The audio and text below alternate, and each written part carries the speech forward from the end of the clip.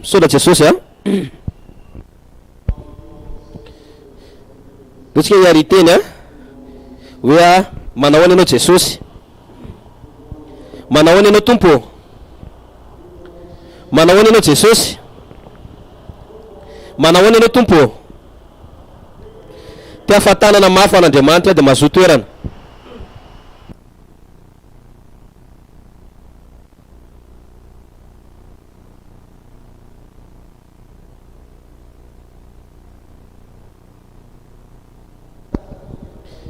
Tiako fantatsika andro amin'ny maraina fa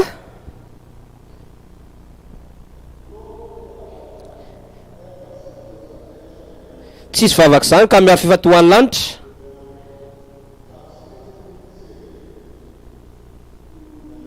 raha tsy lazaina amin'ny anarana. Amin'ny anarana ozy izy mikohaka ny zavatra rehetra, zavatra any an-danitra, zavatra eto an-tany sy ny zavatra any ambanin'ny tany.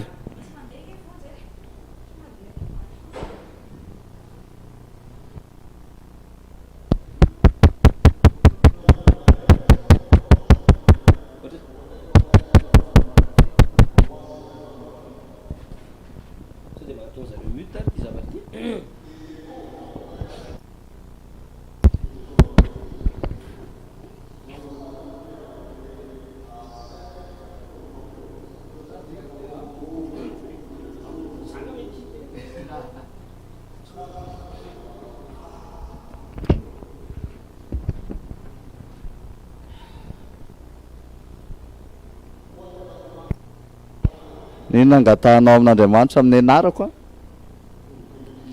dia omeny anao zany ny lanitra seza fiandrianany seza fiandrianany fahasoavana ny Jesosy Kristy ny tena hoe manana mangataka amin'Andriamanitra amin'ny anarako nareo dia ho azonareo le izy, mangataka amin'ny anarako nareo raha te azo valiny. Ina zany le ao amin'le anarana? Le hery sy fahefana an'Andriamanitra. Nomena anarana izy, nomena anazy afahefana. Ny anarany Kristy le voaositra le hery. Jesosy zany a mitondra ny fahefany ray ary voaositra ny fanamasina. Ary amin'ny anarana ny anarana rehetrarehetra mandoalika na zavatra ny danitra eto an-tany sy ambany tany.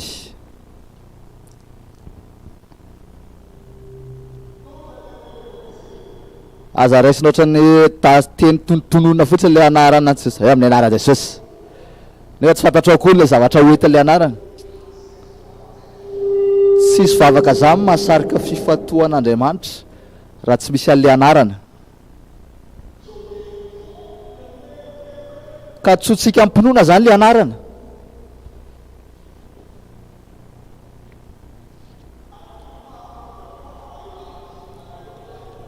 Za tsy manana an'le fahefana sy le hery ananan Jesosy.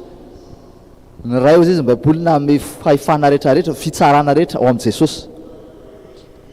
Ka za zany mivavaka amin'ny anaran Jesosy mba hisitona ny fifatohan'ny lanitra sy ny fanelany anarany, mba anakana ny devoly amin'ny fiainako.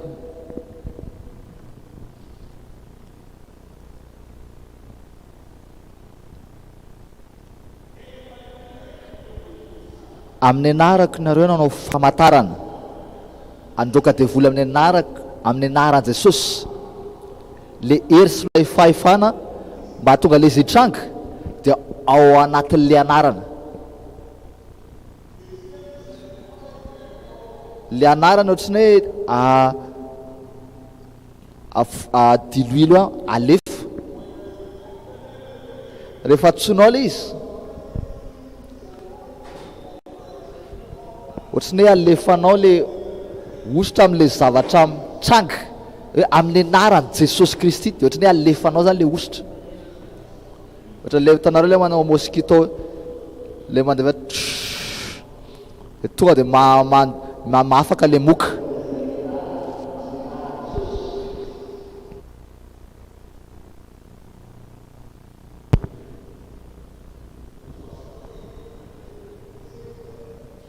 Satria atsoinao amin'ny finoana le anarana, ny ato mahatonga an'le izy tsy mitsanga satria indraindray mila mitaky finoana le izy. Efa maninona reo izy gaga ozy izy petera mahatsy an'le olona mahita nity malemo mitsanga nity ta finoana tamin'ny anaran'i Jesosy ngany io izy nahatonga anazy tsara. Le finoana amin'le anarana zany taky be mihitsy, takina be ka maninina manakana amin'ny lalana anjara vatendry tsiray avy tsy maintsy maikoaka zany fa manantina seza fiandrana fahasoavantsika rehefa mampiasa le fahefana sy le hery ao amin'ny anaran Jesosy.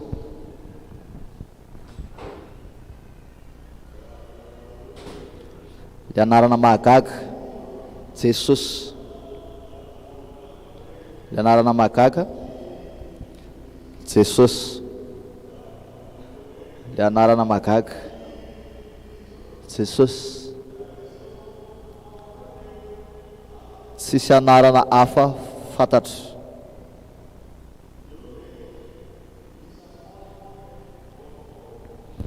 Eny anaranao ohatra ny zavatra manitra alefa ozy izy Jesosy.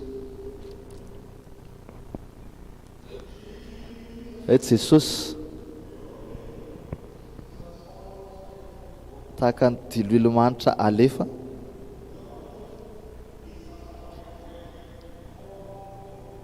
tahaka ny diloilomanitra alefa. Eny anaranao izy tahaka ny diloilomanitra alefa Jesosy. Jesosy, Jesosy, Jesosy. Ny anaranao izy tahaka ny diloilomanitra zay alefa. Ny anaranao izy satsika sy anao retsangana mirazana miaraka amin'le anarana le hery sy le fahefanao amin'le anarana mba anaiky nina mijoro amin'ny lalanao zao. Ataovy ary le izy misaora aloha amin'le anarana, misaora le fanomezana le anarana, le nanomezan'Andriamanitra le anarana. Misaora anao na nanomezan'Andriamanitra anao le anaran Jesosy, le fanomezana le anarana, le anaran Jesosy, le fanomezana, le fahefanao amin'le anarana.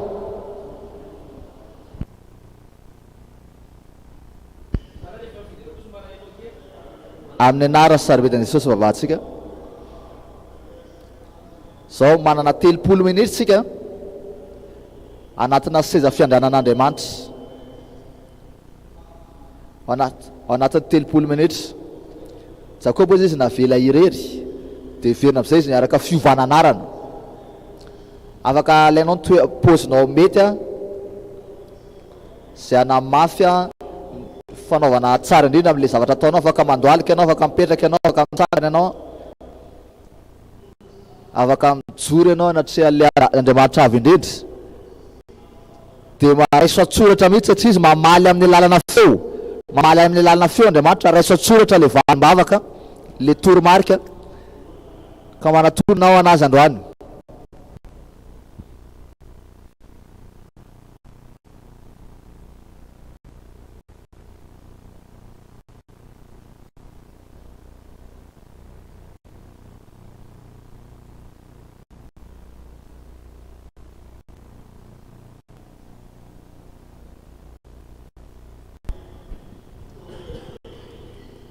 Ampiasao le fanery fonao amin'ny lalana fampiasana ny anaran Jesosy ho amin'ny fandraisana,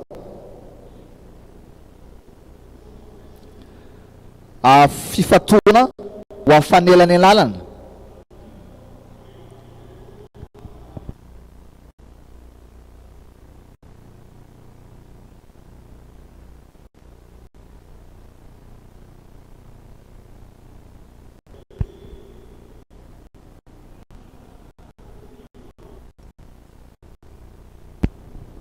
Vavainao rana miresahinao Andriamanitra amin'ny anaran'i Jesosy. Ampihevelana tsara, ampiasaina ny anaran'i Jesosy amin'ny mpinonana, amin'ny alalan'ny finoana ny anarany. Hoe sitrana le olona io zay hitanareo sy fantanareo, finoana le anarana, finoana le anarana. Zaho mino an'le fahefa sy le era zay napetraka amin'le anarana, ary miaraka amin'le za zao mba azo an'le fifatoana sy fanelany analana amin'le zavatra sarotra amin'ny fiainako. Le anarana, le anarana, ny anaran'i Jesosy, anarana, anaran'i Jesosy anaparitaka ny fahaverezan-kevitra rehetrarehetra, anaparitaka fahaverezan-kevitra rehetrarehetra. Ny anaran'i Jesosy, ny anaran'i Jesosy, miantso ny anaran'i Jesosy andro any ampinoana mba hisintona fifatoa ray, fanelany analany ray,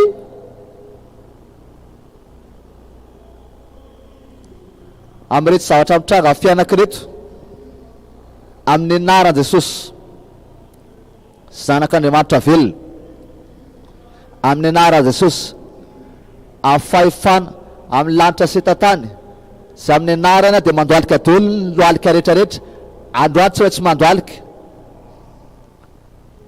raiso amin'ny kely le izy, manana fahefana ianao, mahazo mampiasa le anarana, mampiasa le anarana, mampiasa le anarana.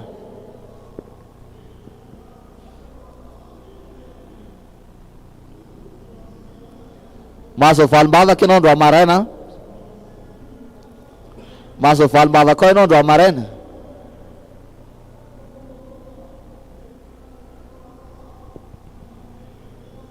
Zao amin'ny anaran'i Jesosy, Satana tsy manana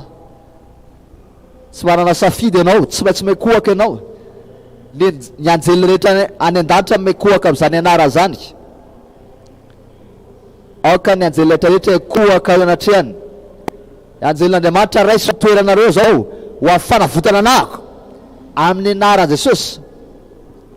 Makany toeranareo anavotra, makany toeranareo ny anjelin'Andriamanitra raiso toeranareo amin'ny fanavotana amin'ny anaran'i Jesosy. Ny anjelin'Andriamanitra raiso toeranao androany amin'ny anaran'i Jesosy.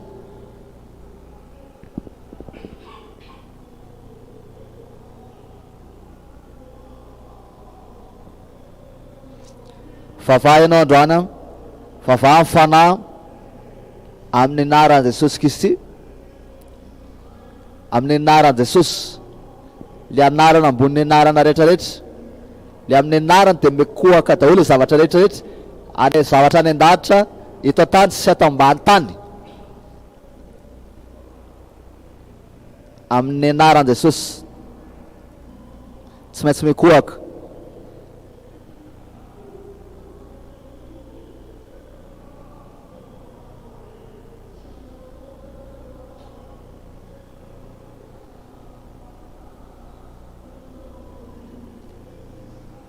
Resahinao amin'Andriamanitra vavahinao androany, ny fivoriana rehetrarehetra manohatra fiainako mekohaka eo anatrehako zany.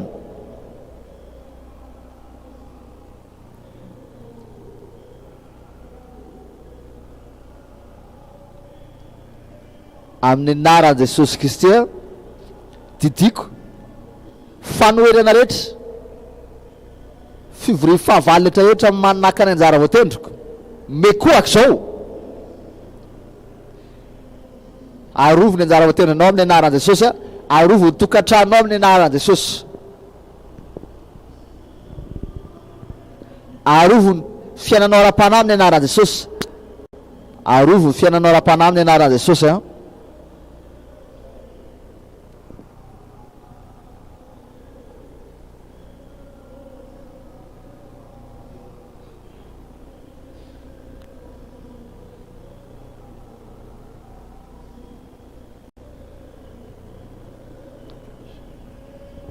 amin'ny anaran Jesosy, amin'ny anaran Jesosy, anarana ambony anarana rehetra, amin'ny anaran Jesosy.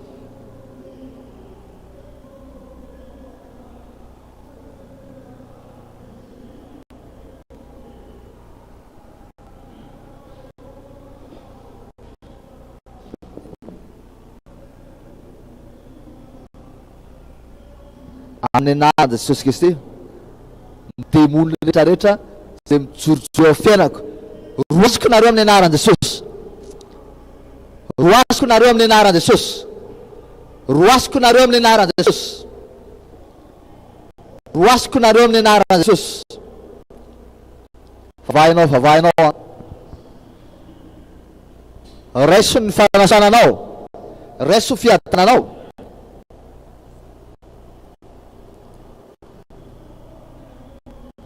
Raiso amilena amizay fifilinao, arena melo fifilinao, melano fakivinio, melano fakivinio amin'ny anaran Jesosy, melano fahotanio amin'ny anaran Jesosy.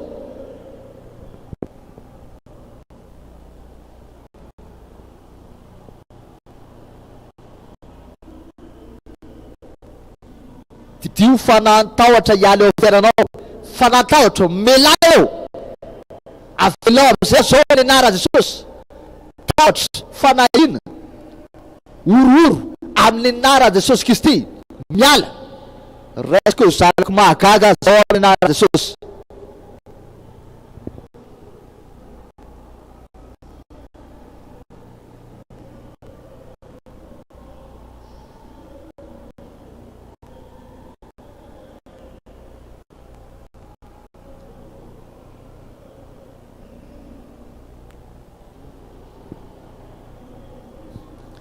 Fiazonany ratsy fanahy rehetrarehetra pitiako nareo, velona amizay lera mpanahiko amin'ny alitara vavaka rehefa hianatra tenin'Andriamanitra amin'ny anaran Jesosy.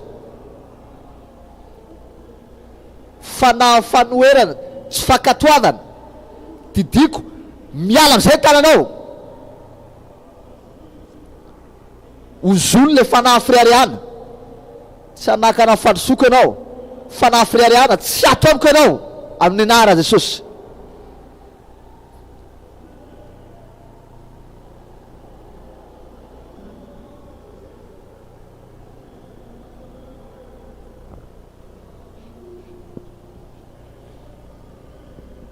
Atseho le izy a, atseho le izy, atseho, atseho le izy makany amin'le lala valim-bavaka, atseho le izy mahatonga amin'ny lakany amin'ny atonga anao amin'ny valim-bavaka.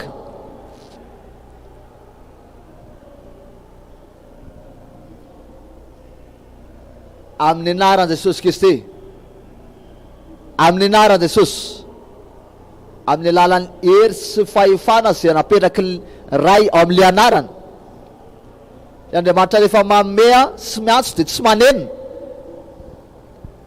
maka fahefana aminao ary heriny maizina. Amin'ny anaran Jesosy miala ianao, amin'ny anaran Jesosy miala, amin'ny anaran Jesosy miala amin'ny lalaka ianao.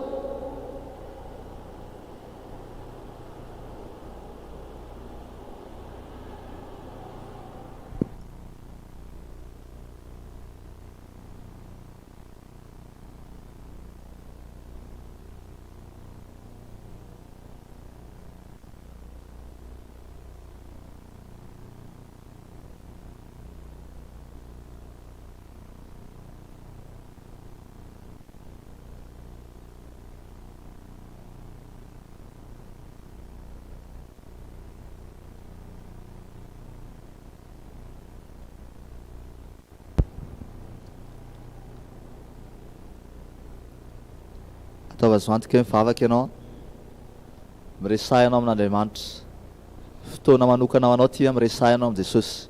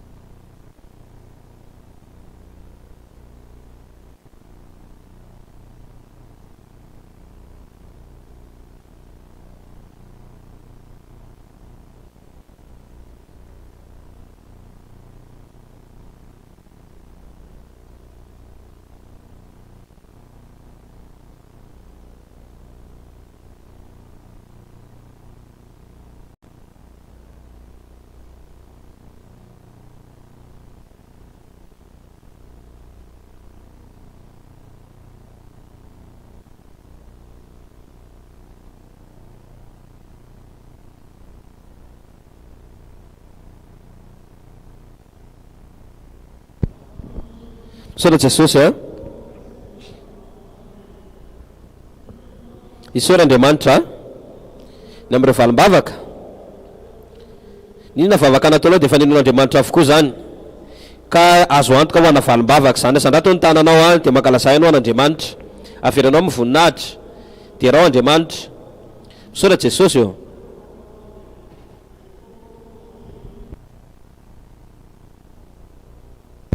Isaor'Andriamanitra ankalazao Andriamanitra ny amin'ireo valim-bavaka. Isaor'Andriamanitra ny amin'ny valim-bavaka tena fifoazam-pana lehibe ny amin'ny fiainam-bavaka ao androany mahita fity ianao. Misaotra Jesosy a maraina vaovao azy ao fiandohana vaovao anazy ao isaorany ny anaranao a. Amen. Vavaka rehetra dia mila faranana amin'ny fiderana fanony ery sy voninahitra mandrakizay ary mandrakizay zay ny lazan'Andriamanitra. Rehefa mivavaka nareo dia mivoninahitra ankalazao a ny amin'ireo valim-bavako.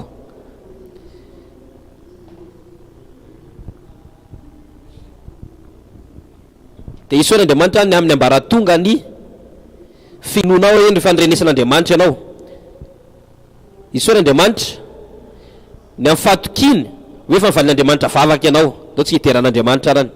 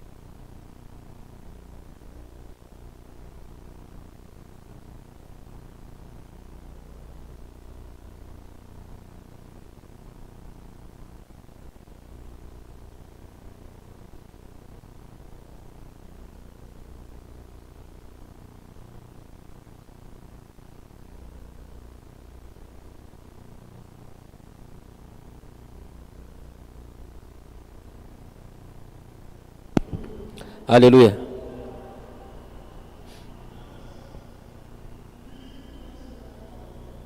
Ndotsika resy lata tanteraka momba an'izy a fa ny Andriamanitra mamaly vavaka mendrika mifidy arako ianao. Andriamanitra mpamaly vavaka mendrika mifidy arako ianao.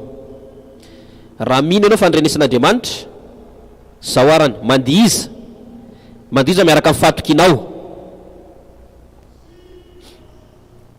Jereo le valim-bavaka efa milatsaka sahady efa mivavaka ianao miaraka amin'le kody tena ilaina. Andriamanitra tsy Andriamanitra mpamotika fanekena fa Andriamanitra mpiazana fanekena ny Andriamanitsika. Andriamanitra mpamaly vavaka mendrika mifidy arako ianao. na ny aratovy zaniry zany dia mandiza.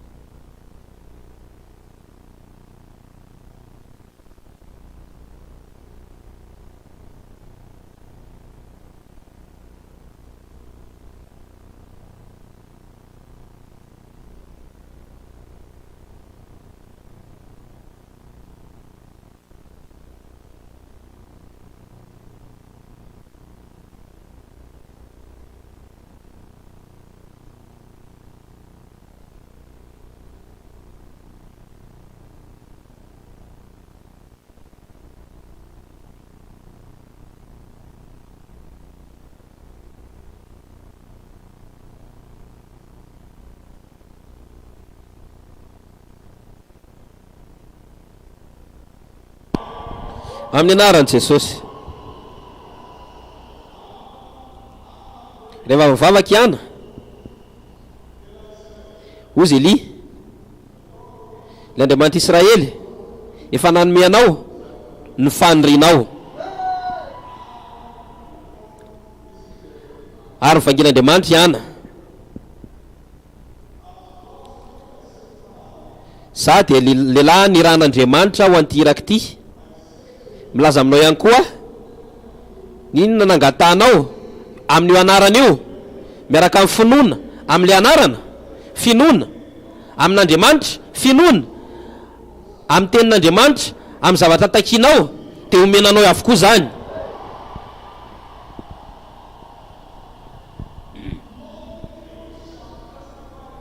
Vahoaka marobe tsy rovavolombelona androany.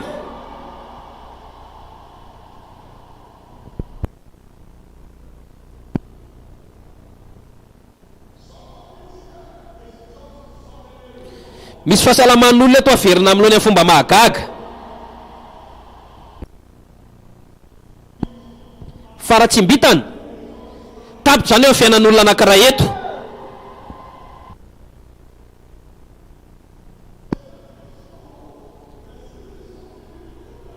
Ninona miazana ny anjara voatendry ny olona eto atapaka koa zany androany.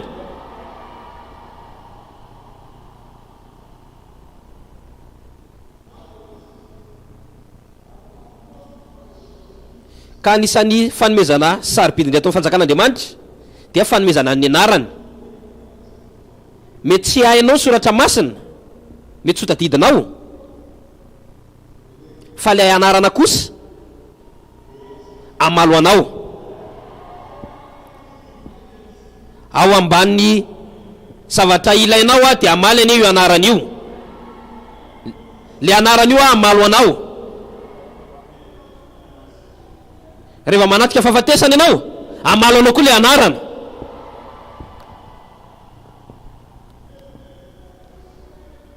Ninina fanafiana tampoka dia amalo anao koa anarany io.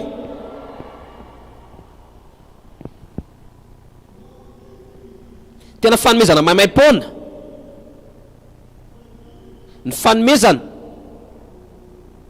sy ny fanomezan'Andriamanitra dia tsisy alahelo. Men'Andriamanitra le anarana.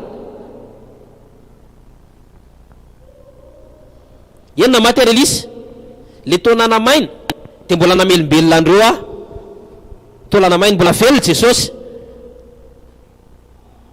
ary izy velona mandrakizay. Noho izany fanomezan'ny ray ao aminazy dia mbola nyteny.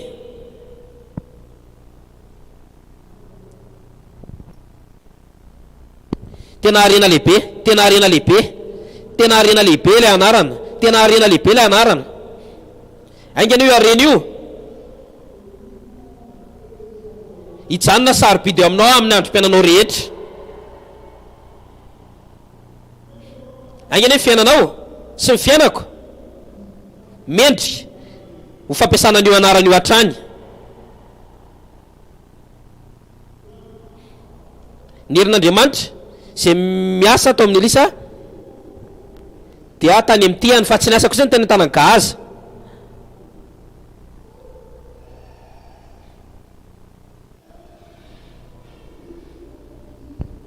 Ka mikatsahatra any zany mba hiaina mendrika an'io anarany io, satria io ny tian'ny tanana famantarana sy fahagagana ny tananao.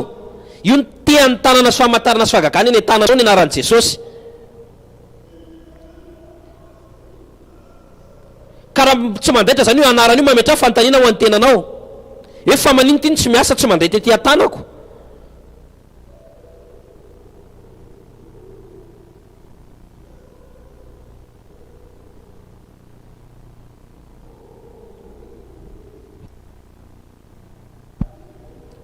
Ny zavatra rehetra momba an'Andriamanitra dia mila fifehezan-tena.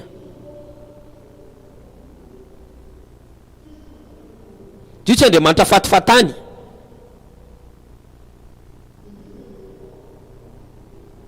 Tsy niasa le tena tanan Giaza, nefa ny teny amin'ny andro aman'alina azony tamin'ny fomba rehetra. Tompo, fahasoavana ho velona mendrika ho amin'ny fampiasana an'io anarany io, ho amin'ny fiantraikany raiso zany. Asa raha tao ny tanana anankiroa dia raiso le izy. Me fahasoavana tompo mba ho mendrika ny anaranao, mba ho mendrika ny fampiasanana ny anaranao.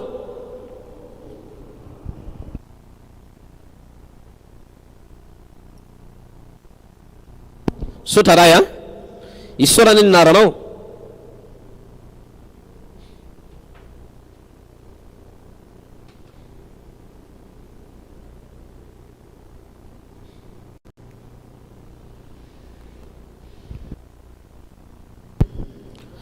Amin'ny anarany sarobidin'i Jesosy. Aingana io anarany io tsy ho lany lanintsika amin'ny tsisy dikany. Aza ampiasaina ilay anarana mba hangalarana, fa fanaovana tsinitsinan'ilay anarana zany. Tsy fantako fa ny fanahy masina miteny hoe lazao zany zavatra zany.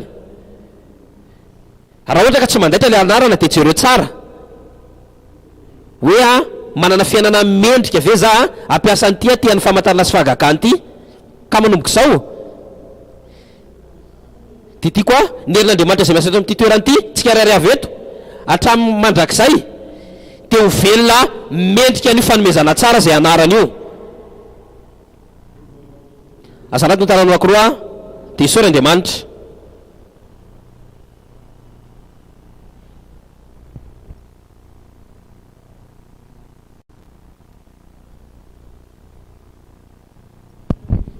Sora Jesosy afa amin'Andriamanitra ny tananao dia isory izy ny amin'ilay anarana mahagaga an'i Jesosy teo. Isory io anarana io, miankofa ianao natrehan'io anarana io, mivoninahitra io anarana io indray.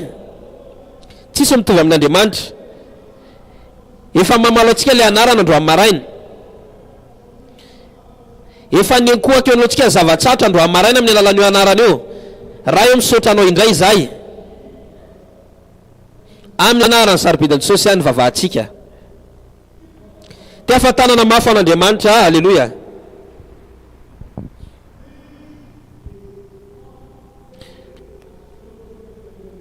Tia dia andro fahatelo amin'ny silo roa amby roapolo sy roa arivo.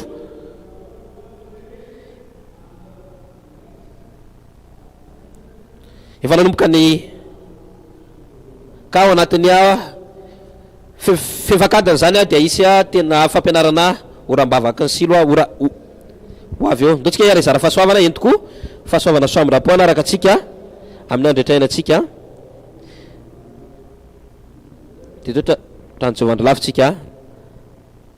Amen. Silo roapolo sy roa arivo ka manahoana zany tsika?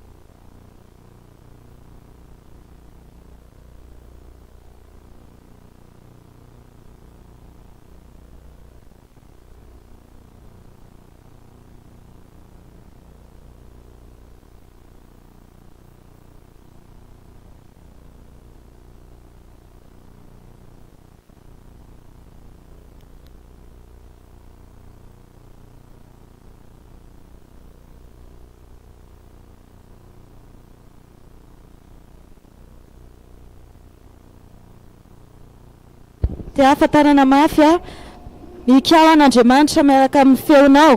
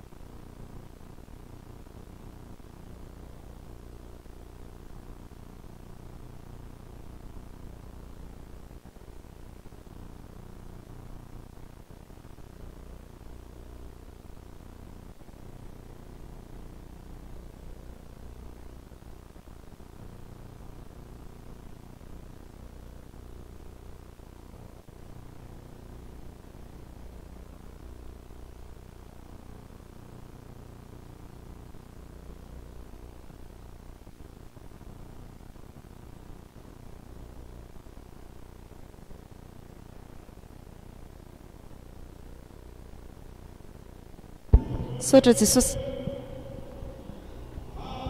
Halleluja. Amen. Alohan'ny azahoana toerana, tenena amin'ny eo akaikinao hoe hamangy anao Andriamanitra andro amin'ny maraina. Hamangy anao Andriamanitra eto andro amin'ny maraina. Te hafa tanana mafy dia mahazaho toerana azafady. Amen. Raha ohatra ka tsy nitenen'ilay olona teo akaikinao tsara ianao dia tenena ary ny tenanao hoe ovangin'Andriamanitra androany. Amen. Tonga sondray amin'ity andro fahatelo ity, amin'ilay silo 2:24, amin'ilay ora famangina amin'ity silo ity. Genesis 1:2. Ary Andriamanitra namangy an'i Sara, afaka ataonao eo ny anaranao.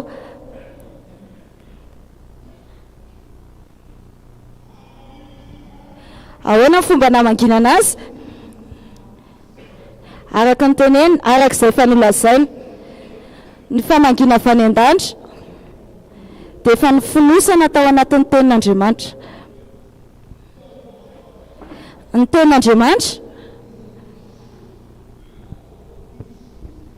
dia fantsona amen'Andriamanitra ho an'izy ireo rehefa mamangy anazy Andriamanitra, araka ny efa teneniny, araka izay efa nolazainy. Ka noho amin'ity ora famangina ity dia ho raisitsika ny tenin'Andriamanitra. Teny anankiray, teny voalohany, teny faharoa dia hatrany hatrany. Amin'ity ora famangina ity tsy hoe famangina anankiray ihany akory, tsy voafetra amin'ny famangina iray, fa ray dia manaraka ny anankiray hafa, dia misy tena fonosana manokana ho anao. Raha ohatra ka vonina dia tenena hoe vonina, Andriamanitra efa vonina foana, ary Andriamanitra hatanteraka an'izany rehefa vonintsika. Andro amin'ny maraina dia ho hitanao ny tanan'Andriamanitra, andro amin'ny maraina dia ho renao ny feon'Andriamanitra, dia andro amin'ny maraina dia ho raisinao ilay fanekena. Raha ohatra ka vonina dia mitsangana ianao dia tenena hoe vonina, vonina, vonina, vonina ho amin'ny famanginao. Teneny mihitsy, teneny mazava hoe vonina, vonina ho amin'ny famanginao. Amin'ny anaran'i Jesosy. Ten'Andriamanitra voalohany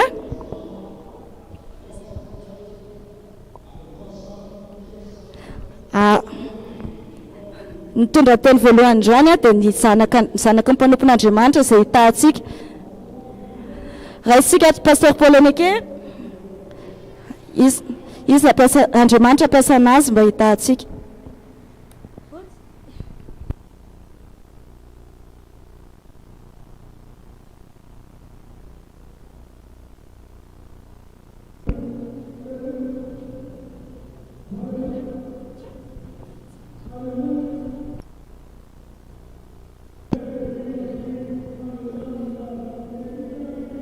Fiafatanana mafy an'Andriamanitra ary mikaikaika fiderana ho an'ny tompony tompo mpanjaka amin'ny mpanjaka.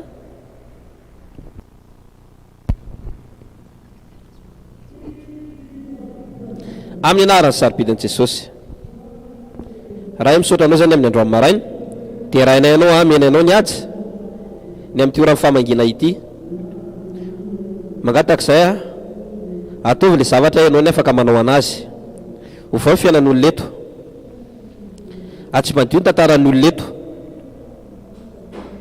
Mifenana tsy adinoana ny olona eto. Saotra tompo satria efa nataonao sady ilay izy.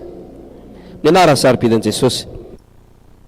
Ty ahafantanana mafy an'Andriamanitra dia mazoto toerana. Alleluia. Raisiko tombotsoa lehibe mitsoreto andro amin'ny maraina. Anao safanipona izay meny raiko ara-panahalalana Bishop David Oedipo. Dia tena andro amin'ny maraina misy era amin'ny finamanana. Hitako fa finamanana dia mamaritra zavatra voaray anao. Finamanana mamaritra ihany koa ny hafainganam-pandeha. finamanana mamaritra ihany koa ny toerana iafaranao. Ny olona iarahanao, ny olona miaraka aminao mamaritra ny mpandrakotra ny anjara voatendrinao, mamaritra ny afandrakofana ny anjara voatendrinao. Tona maro lasa zay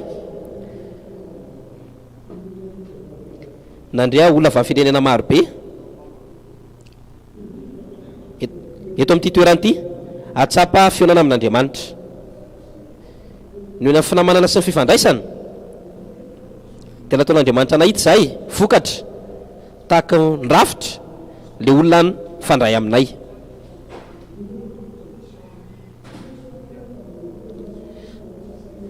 Akoatrany hoe olona tonga te-piangonana manatrika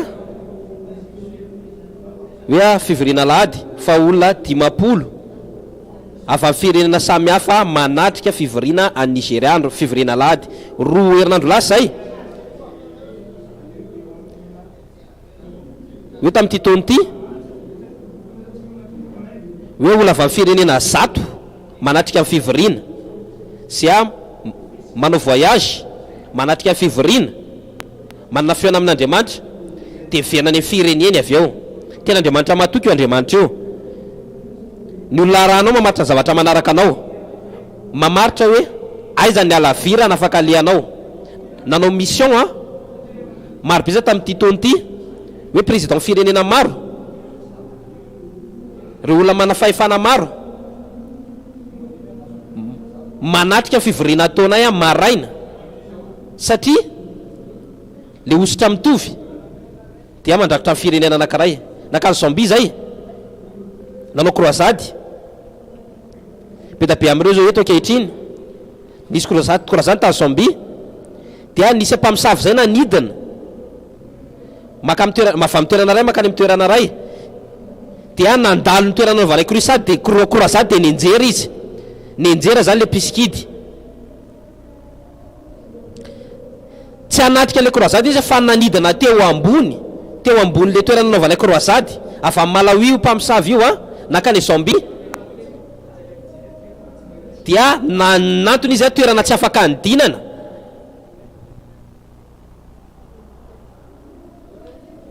dia nenjera izy avy eny amin'ny lanitra, nenjera izy dia nametrahany fanontaniana ina no miseho dia zaho izy tsy tonga anatrika an'ity fivoriana ity fa misy toerana saika alehako fa nandalo tamin'ity toerana ity fotsiny dia tampotampoka teo dia nenjera ny roplanany, nenjera ny roplanany andehanany, nenjera fotsiny.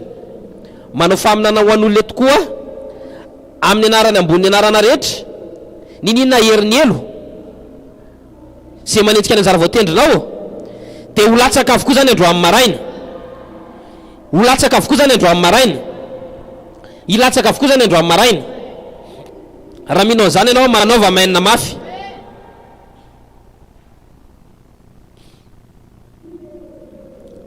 Teva tanana mafy an'Andriamanitra dia mazoto toerana sotra tompoka ny amin'ny ambinapiratra ny fahazavana ary mifetraika andeo fianaretsany anjara voatendrinay andro amin'ny maraina dia resaka momba ny fanekeny fanasitranana, fanekeny fanasitranana. Exodus 15:16, Exodus 15:16, 26 azafady.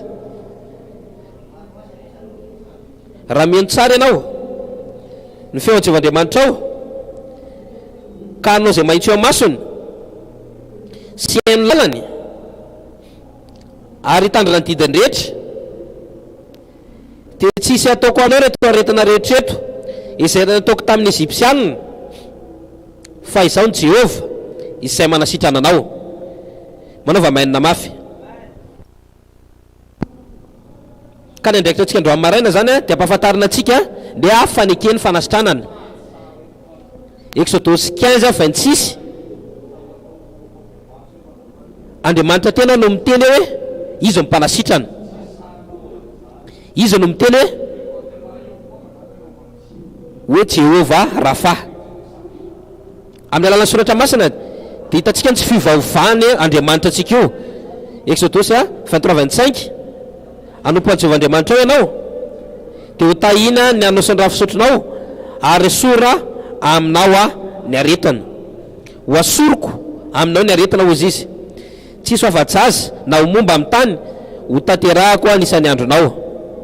Salamo 103 katrankatra amin'ny 3 sorany Jehovah ary fanahiko, sora izay rehetra atao anatiko, sora ny anara-masina, sora Jehovah ary fanahiko, ary aza misy adonona mifitahiany rehetra, izay mamela ny eloko rehetra, izay manasitrana ny aretinao rehetra.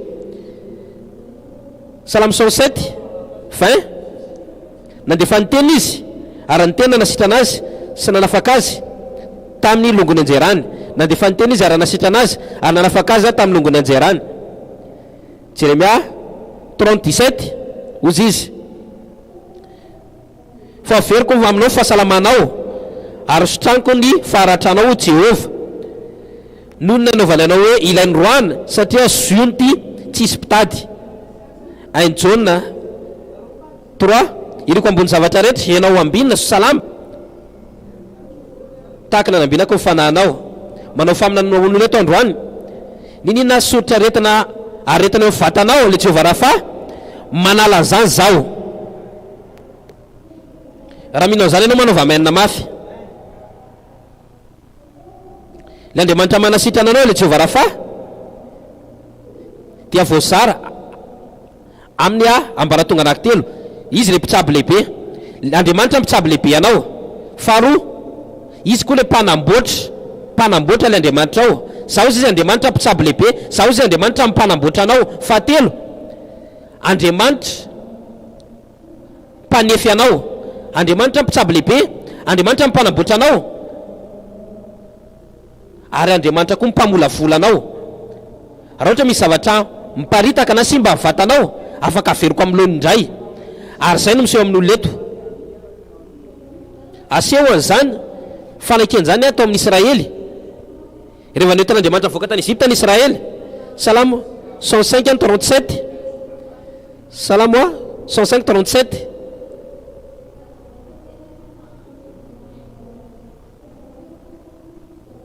ozy ny ten'Andriamanitra hoe ary nitondra olona ny voaka izy ary nampahazo volafotsy volamena. Tsy misy olona narary, tsisy olona nareton-doha, tsisy ny olona nandalo fampahoriana satria Jehovah Rafa ny asa.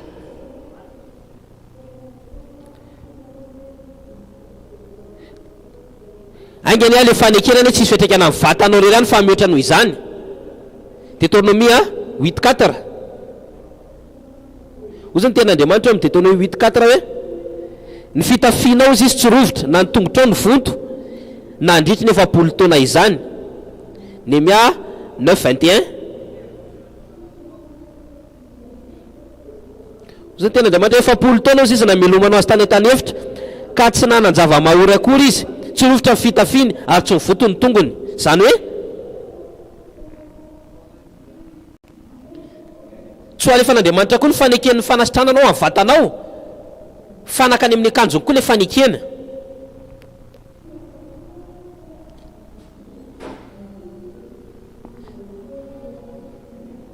Tsisy voakasika ny fahasalamana, tsisy voakasika ny akanjony, tsisy voakasika amin'ny fitaovany, tsisy voakasika ny vatany.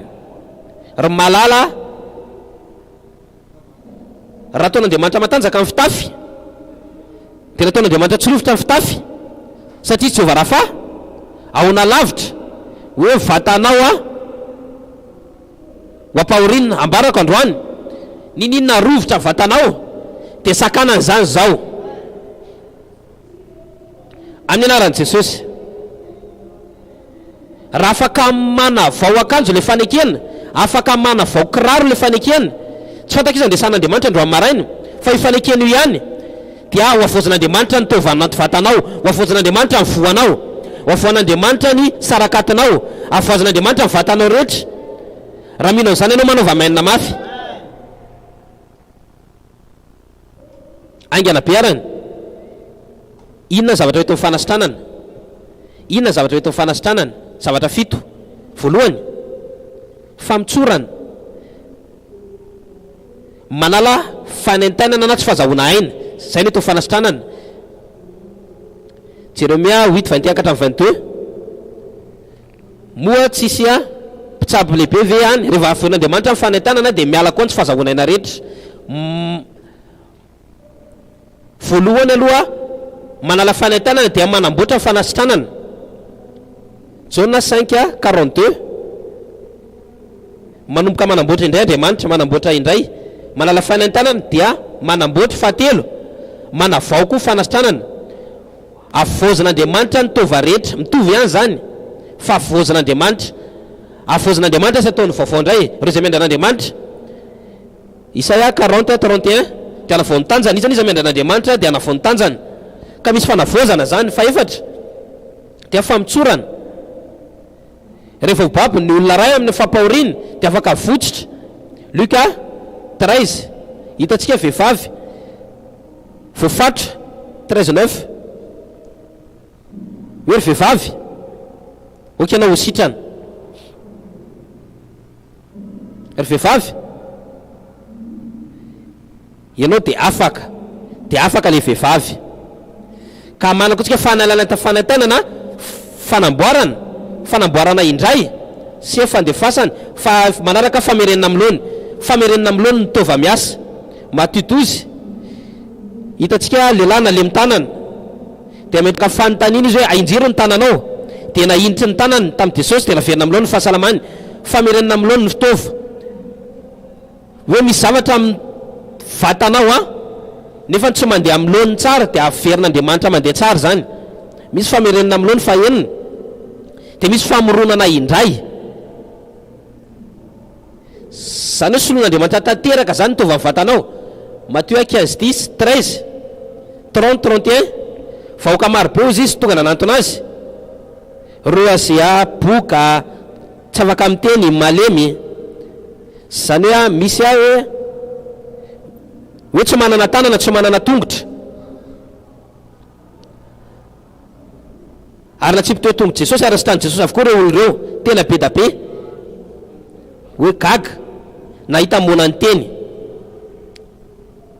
Baiboly ny teny reo zay tsy manana tanana o zay alana tanana vaovao, ary malemy nandeha ary njamba nahita ary name voninahitra ny Andriamanitra Israely zareo. Tsy fantako ina zavatra tsy ampy vatanao andro amin'ny maraina fa amin'ny anarany ambony anarana rehetra le mpanasitrana manombotra an'izany fanasitrana an'izany zao. Raha manao maina anao manaova mainana mafy, ka manana zatsika fanalany fanentanana, fanamboarana indray, fanavozana, fanotsorana, famerenana amlony, famoronana indray na fanamboarana tova banga. Fafito dia fitsanganana hoe ninina zavatra efa maty dia fiain'Andriamanitra velona indray. Tova maty, sely maty, vatana maty. Hitantsika le vavolombelona maly teo Mpanjaka 8:1 hoe nisy vehivavy zanaka vehivavy maty zay teo. Raha misy olona eto ka mila famitsorana fanentanana, mivotra tonga aminao le famitsorana fanentanana aminao zao. Raha misy vatanao ka mila amboarina indray dia ho amboarina zany zao. Raha misy vatanao ka mila vozina dia avozina zany zao. Niza babo eto tidiko famitsorana anao zao. Dininana amin'ny vatanao ka tsy miasa tsara tidiko famerenana amlony zao. Dia niza mila fanovana tova ray manontolo, mila vovaovao anao, mila tova vaovao anaty vatanao ambarako aminao kehitriny fa amenanao zany zao. Ka ninina maty amin'ny fiainanao dia verina velona zany zao. Raha manaova maina ianao ataovy mafy ny amainina anao.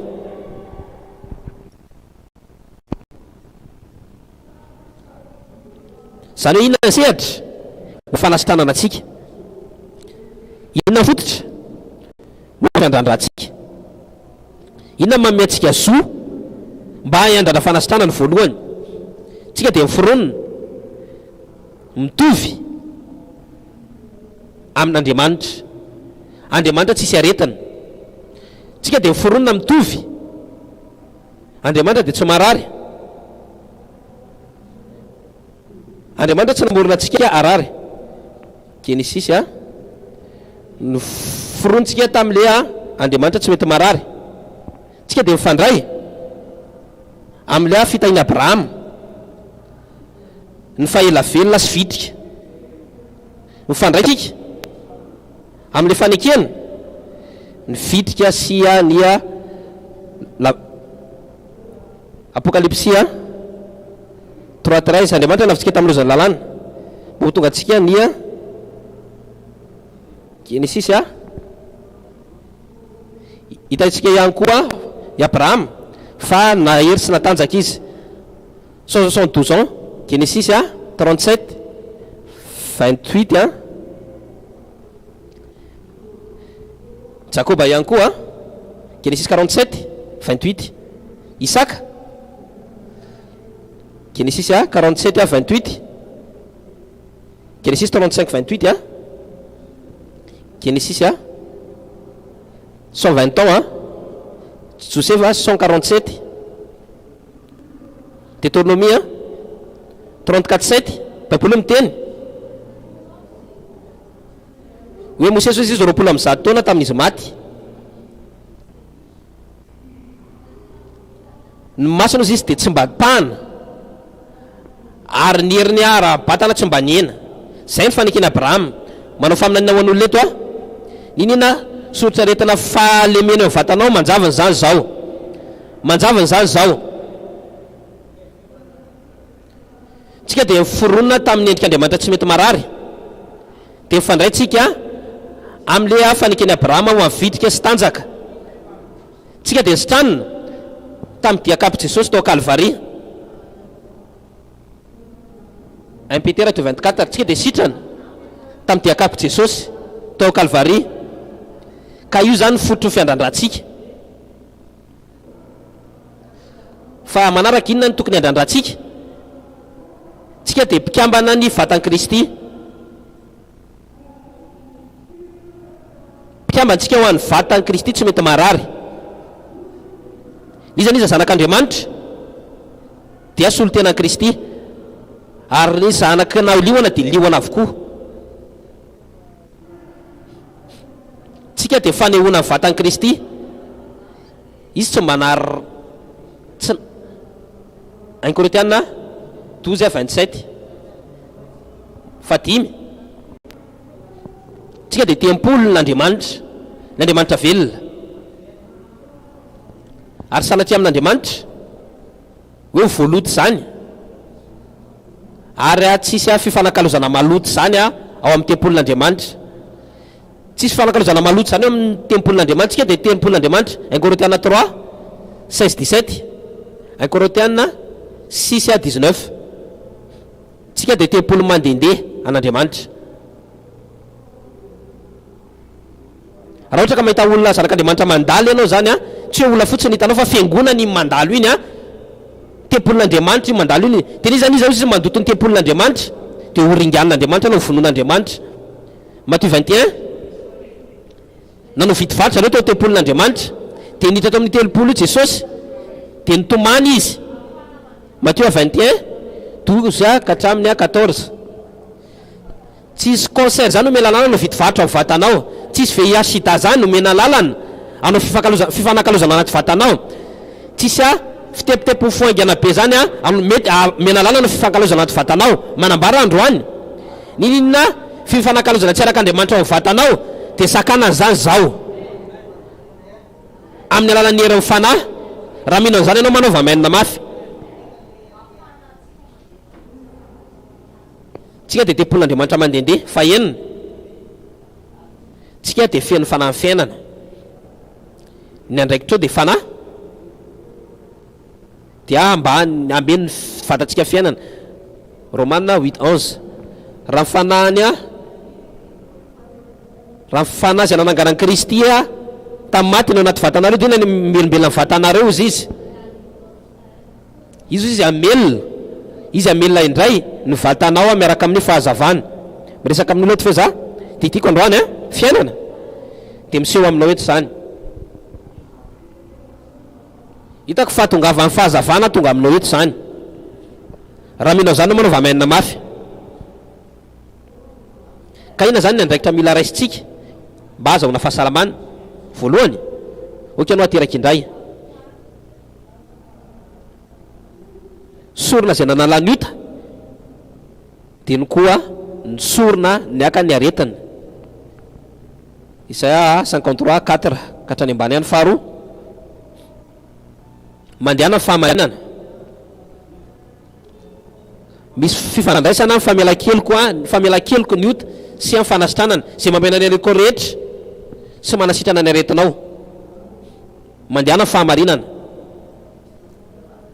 Efa enao ngamany fahifanandrenao aretina mifandray amin'ny ota. Ohatrany hoe foana sigara, hoe amin'ny fisotroana tonga dia malaro ny voanao. Reo aretinao dia mifandray amin'ny ota, mamela ny elontsika izy ary manasitrana ny aretintsika. Oka ianao teraka indray mandehana fahamarinana. Amin'ny faharoa, fahatelo, oka ianao hifahana amin'ny tenin'Andriamanitra. Fahasalamana ho anofitsika ny tenin'Andriamanitra. Oabolana 4:20 ka hatramin'ny 22. Salamo 107:20 dia nandefa ny teny izy ary ny tena nasitrana azy sy nanafaka azy tamin'ny fandringanana azy. Oka ianao hifahana amin'ny tenin'Andriamanitra, mandehana amin'ny fahamarinana. Oka ianao teraka indray mandeha amin'ny fahamarinana, hifahana amin'ny tenin'Andriamanitra. Baiboly miteny Luka 5:17, le olona tonga andre mba ho sitrana, tonga zareo mba andre dia sitrana, mba andre tikany hoe fandrenesana dia sitrana. Nao ny zavatra be satria ny tenin'Andriamanitra ny teny izay lazako aminareo izy dia fanasy fiainana. Jona 6:63. Ary ny tenin'Andriamanitra manetsika amin'ny finoanao, atonga anao hifahana amin'ny tenin'Andriamanitra, atonga anao andeha amin'ny fanekena. Oka ianao teraka indray mandehana amin'ny fahamarinana, mifahana amin'ny tenin'Andriamanitra, manaraka mandehana amin'ny finoana. Ny finoanao any nanasitrana anao. Matthieu 9:22, Marc 10:52. Finoanao nanasitrana anao, finoanao nanasitrana anao. Ianao tsy le olona marary intsony izay mitady fanasitranana, fa ianao le olona sitrana izay tiany devoly atao marary, ka mila finoana zany ianao.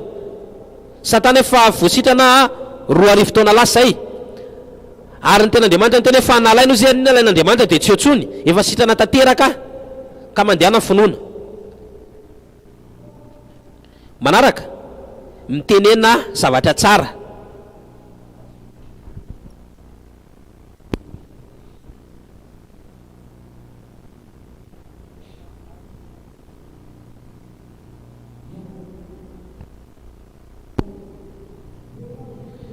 Oabolana 18:21, fiainana soafatesana dia amin'ny herin'ny lela.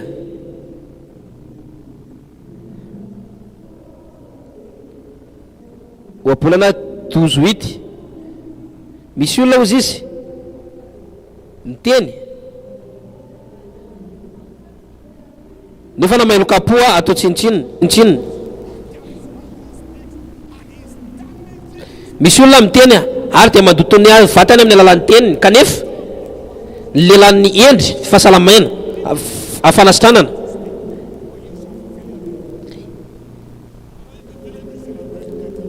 Hitanao ny ambanivohitra ohatrany hoe fety lehibe rehefa misy olona mato. Nisy olo zay namaky tao an-tranoko fotoana efa taona maro lasa zay, dia miresaka fahafatesana foana zareo. Dia ndanateo izy rehefa ianao mody any ambanivohitra, raha ohatra ara-pitsotra eo izy ka tsy maty, zany hoe fomba fiteny normal ny zareo le izy, tsy afaka nofaty zany ianao raha-pitsotra zao. Tia avy teny mafy zao tanterako ny androko, tsy afaka ho faty alohan'ny fotoana koa, fa ho velana tanteraka ny androko amin'ny anaran'i Jesosy. Mitenena tsara manaraka, lavo any menana tahotra dia fanasana ho amin'ny fandringanana. Joba 3:25 miteny, le zavatra natahorako indrindra ny tonga teo amiko, natahoako tia zavatra ty dia tonga le izy. Jona 4:18,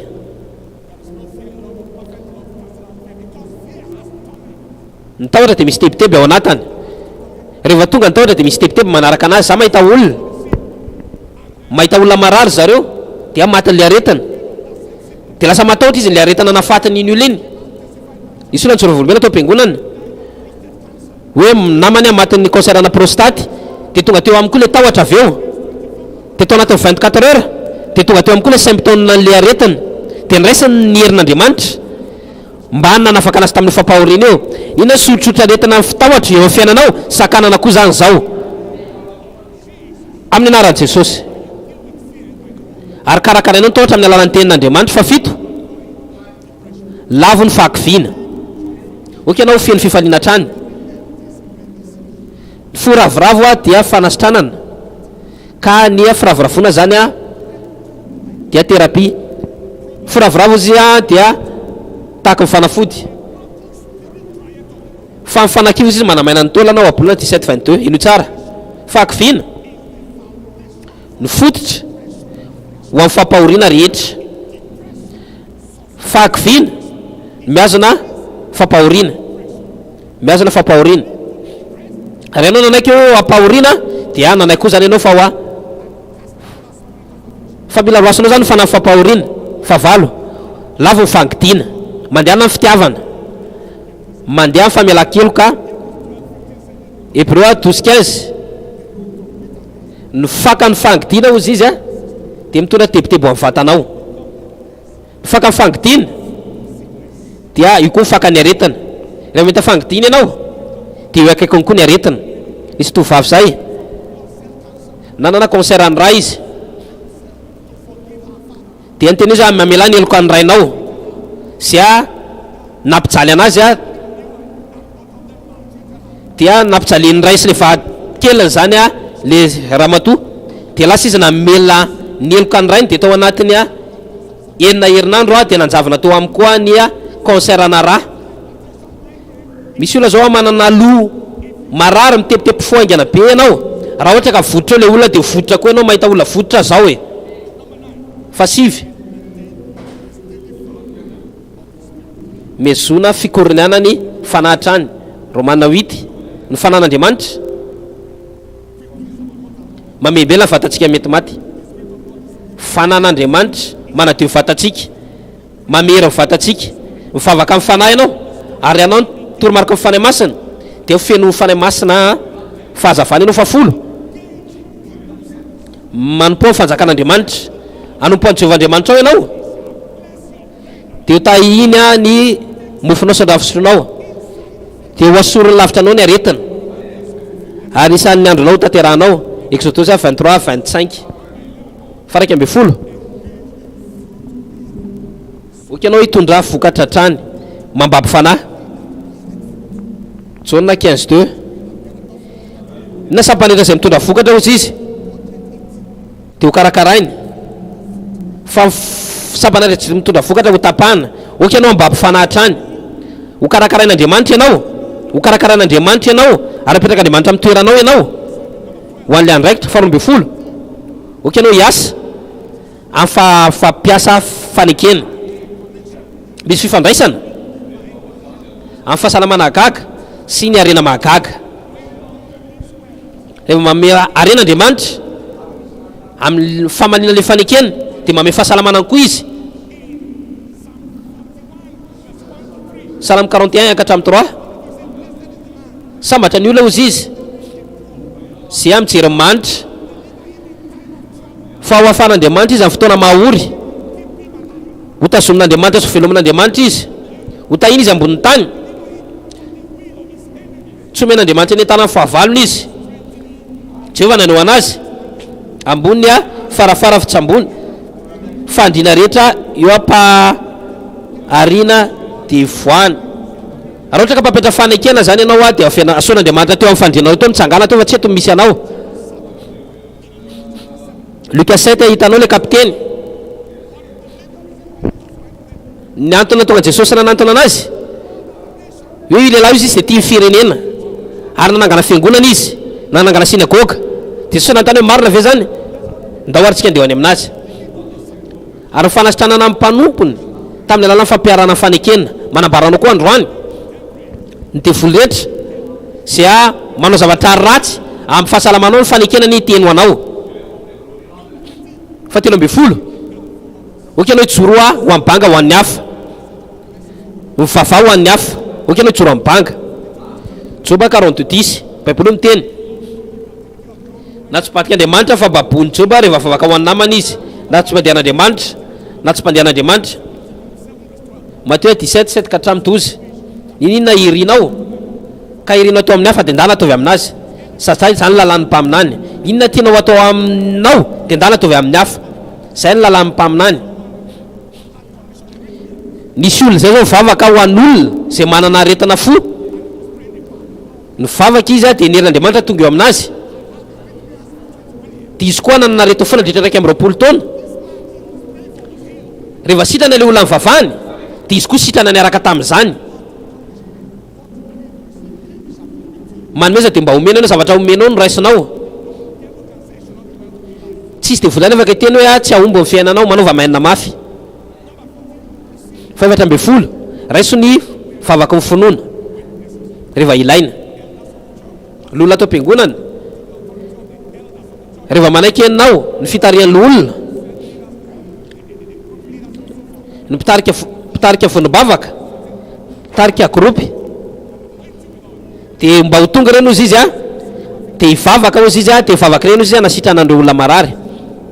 Ampiasao manaraka, ampiasao ny zava-miafy ny dililositra. Jakoba 5:14 miresaka, Marka 6:13 miresaka io ny zava-miafy ny dililo fanosorana sy ny zava-miafy ny lambakasika. Asan'ny apôstôly 19:11 fahinam-befolo ampiasao ny fanasan'ny tompo, fanasan'ny tompo. Jauna 6:56 ka hatramin'ny 57 izy zany izy mihinana nofoko sy misotro ny rahako, nitoetra ato amiko ary zaho aminy tahaka ny nanoray anahy zay koa ny andrahako anareo, dia izy no velona ato amiko. Ampiasao ny fanasan'ny tompo. Fa 17 mandehana ny fahendren'ny fiainana fiainao fanasitranana. Mpitoroteny 7:17 azadaly ianao fa meo tokony maty aloha fotoananao, fa meo tokony maty aloha fotoananao. Fahendrena avy amin'iraika efa nandrea fotoana lasa fotoana malabe hoe misy olona manana diabeta. Tsy diabeta zany anananao fa dia coca, misotra coca be da be loatra ianao, manana tahany siramamy ambony loatra anaty vatanao. Tsisy vavaka zany afaka anavitra olona anankiray rehefa tsy mahafeteny izy amin'ny fahazaran-dratsiny sy zavatra hohaniny. Misy olona mandavaka ny fasana ilevenana amin'ny nifiny, anisy tena mazanaka mimpamineny. Za nanana zavatsara tamin'ny diabeta sy tepitepo foaingana be, dia natriako le olana tamin'ny finoana, dia natriako le lanjako, dia lasa nanao sakafo tsara, dia niaraka tamin'ny hery fanambarana, dia lasa nakany amin'ny elo ny diabeta. Fitepitepo foaingana be koa lasa nakany amin'ny elo. Misy fotoana mila very ny lanjanao mba azahoanao fahasalamana. Ndray andro nahita nisy tavy tonga teo amin'ny vatako, tonga le tavy dia niteneniko vatako hoe hoay zao re tavy reto ny andeha, pitehako ty tavy ty amin'ny alalan'ny telo andro vavaka sy fadikanina. Nampiasaiko le fifadikanina ho amin'ny fampiarana ara-panahy dia niala le tavy. Ero tsara rasarabavy, misy mifahendrena, misy mifahendrena hoe miaina anaty fahendrena. 17 mampiasa le anarany Jesosy tahaka ny teneny raintsika teo. Ny anarany Jesosy dia mamaly amin'ny fotoana rehetra. Marka 16:15-17 ty famantarana teo zay nanaraka an'izay mino amin'ny anarako kosa izy ny androary zareo ny devoly amin'ny anarako kosa izy ny anasitrana zareo amin'ny marary. Philippiens 2:6 ka hatramin'ny 9 numéria raiso le fetraikany, ny fanomezana, ny fanahy, ny fetraikany, ny fanomezana, ny fanahy. 1 Corinthiens 12:9-10 Baiboly miteny resaka ny fanomezana, ny fanahy dia fanomezana ny fanahy fanasitranana, manaovana fahagagana amin'anina. Rehefa mijereto ny raintsika ohatra manao safanimpony izy dia misy fisia fanasitranana eto misy fanomezany fanafinoana eto, misy fahagagana eto, manaiky ianao ho an'le fanomezan'ireo dia fanasitranana zany ny anjeranao. Miresaka aminao eto zao a, io areton'ny vo io amarary eo ambany tratranao io, tiako a sakana zany ary averina any amin'ny elo amin'ny anaran'i Jesosy. Hosoniko ny fanahy ao ambadiky ny tumeur, ao ambadiky ny cancer, manjavona ny fanahy anatin'ny fivitosana rehetra zany. Misy aretina manjavony zao, ninona olana amin'ony manjavony zany zao. Niza marenina amin'ny sofiny havanana manomboka maheno io sofiny io zao, maso tsy mahita tsara manomboka mahita tsara zany zao, ary tirahita sitrany zany zao. Dia tiako androany ny fanahy ao ambadiky fitepitepofoangana be, diabeta mialy zany zao, ulcère mialy zany zao. Raha manao maina ianao manaova mainina mafy.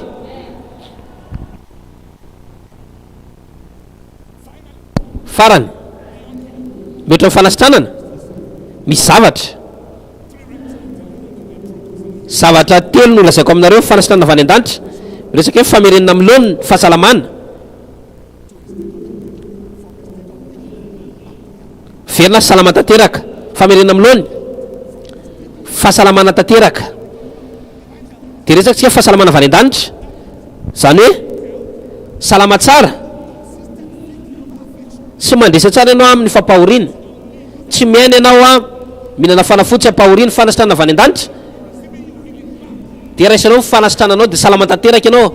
Fahasalamana tanteraka ny tiako zany fa salama tsara ianao, atsoka hoe ery avy any an-danitra io. Tsy sitrana fotsiny ianao, tsy mianana ty fahasalamana fotsiny ianao, fa ianao mpandefa ihany koa ny herim-panasitranana. Ty famantarany ty izy nanaraka an'izay mino, tsy hoe ty famantarany tena nanaraka amin'ny pastera, so famantarany zao nanaraka an'izay mino. Ny teneniko anao tsara, ny fanasitranao izy fetraka ny tany amin'ny akanjo nanaovany. Raha Andriamanitra afaka manasitrana akanjo, raha lasa rana bavy malala afaka mandizy amin'ny alalanao, dia manasitrana ny olona rehetra izay ampahoriana. Nisy an'izay mpanompon'Andriamanitra hoe mivavaka tamin'olona dia sitrany olona io, nareo ry malala dia tokony isy fetraka eny amin'ny fianakavianareo, amin'ny taranakareo ka mitsangana ary amin'ny tongotrao. Dia asa nataony an-danitra ny tananao reo koa dia teneny hoe tompo misotranao a ny amin'ny herim-panasitrananao eo amin'ny fiainako, raisiko le izy eo amin'ny fiainako, dia avotro le izy makany amin'ny taranako. Sokafo vavanao dia vavahinao, raisiko ny herim-panasitranana eo amin'ny fiainako, dia avotro le izy makany amin'ny taranako. Raisiko a ny herim-panasitranana. Mianara sarobidan'i Jesosy a, izay tokoa no tanteraka. Ndany ianao miaraba-olo anankifito dia arabao izy arabainy ianao dia mahazo toerana.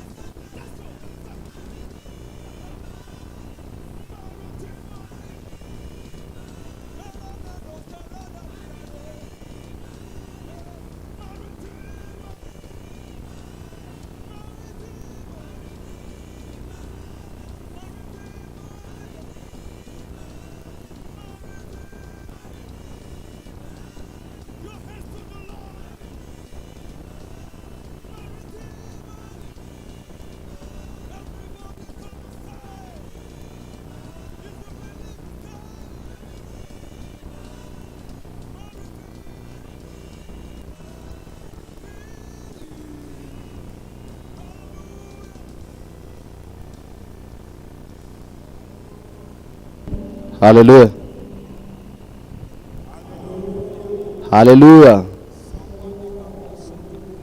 Raha misy olona tena tahina be mihitsy a tamin'le fanomezana le fanekefana sotranana. Mika halleluja. Ty afatanana ho an'ny tompo a dia mahazaho toerana. Mbola misy vaty fisaka ny fanekena indray mbola omena atsika tandoana. Andriamanitra ame toromarika atsika tokony atao oabolana toko favalo 32 33 miteny amintsika mikasika zavatra tokony ataontsika amin'izao vaty fisaka vaovaon'ny fanekena zao. Mo anao ry zanako a eno tsara sambatra zay olona mitandrina ny teny mila tandremina zany le tena de enozy izy le toromarika ok anao endry ary aza lavina le izy sa manana antoka fa tsisy olona anda le toromarika mena am'za le latabatra fanekena zay ho avy zao ka me atsika le latabatra fanekena le vaty fisaka fanekena retsika amin'ny tompo a tonga ty izy miaraka amin'ny osotra vaovao aza mifavony anao ny andray a teneny hoe vonina ny andray tsangana ary anao a de aseho mihitsy le fahavononanao aseho mihitsy le fahavononanao le fahavononanao andray a le teny ambarao le izy teny miaraka amiko misokatra foko hoe vonina ao an'le teny vonina tsy anda toromarika fa fikiriky daholo ny toromarika terisiko ny teninao tompo sotra tompo sarobidy ty afatanana ho an'ny tompo raisitsika izy a ty afatanana ho an Jesosy a raisitsika pasteur madame fefa oe dépôt a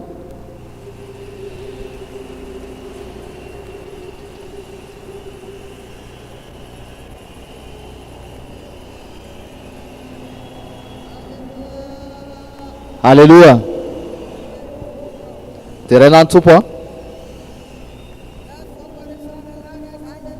mika halleluja mafy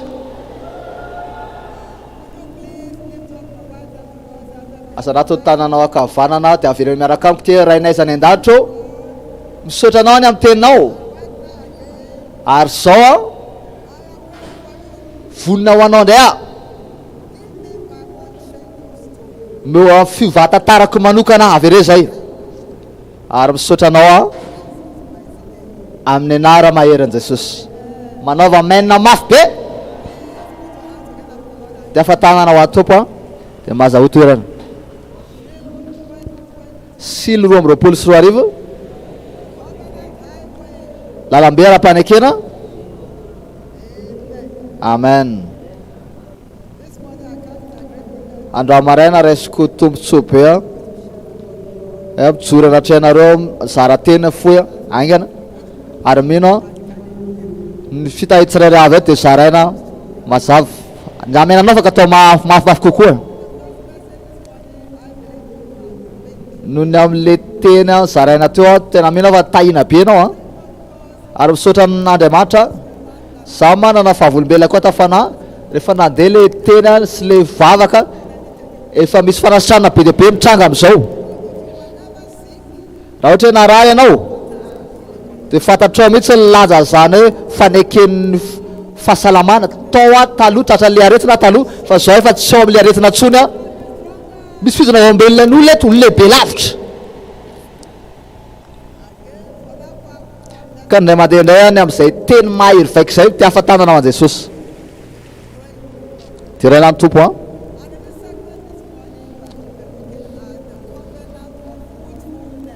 am'ty manaraky ty tsika hijery le fanekeny fahavokarana hitako ny endrika famombana rehetrarehetra farana am'izay ho fianan'izan'izy eto endrika na fampidirana tika pa tsy ivina ianao le hoe Andriamanitra manana fanekenana fahavokarana ho an'ny zanany rehetra Baiboly zany mazava mihitsy mikasika zay Genesis toko voalohany andy fahavalo amby roapolo tiako be soratra masina rehetra revaka le teneny tena Andriamanitra 1:28 izy izy Andriamanitra nitsodrano azy resaka le lahy sy le vehivavy io de Andriamanitra nyteny hoe zavatra tenen'Andriamanitra voalohany tamin'ny olombelona tamin'ny namorona zao tontolo zao de inona hoe ahoana tsara hoe maro fara ahoana tsara hoe maro fara sy miabetsa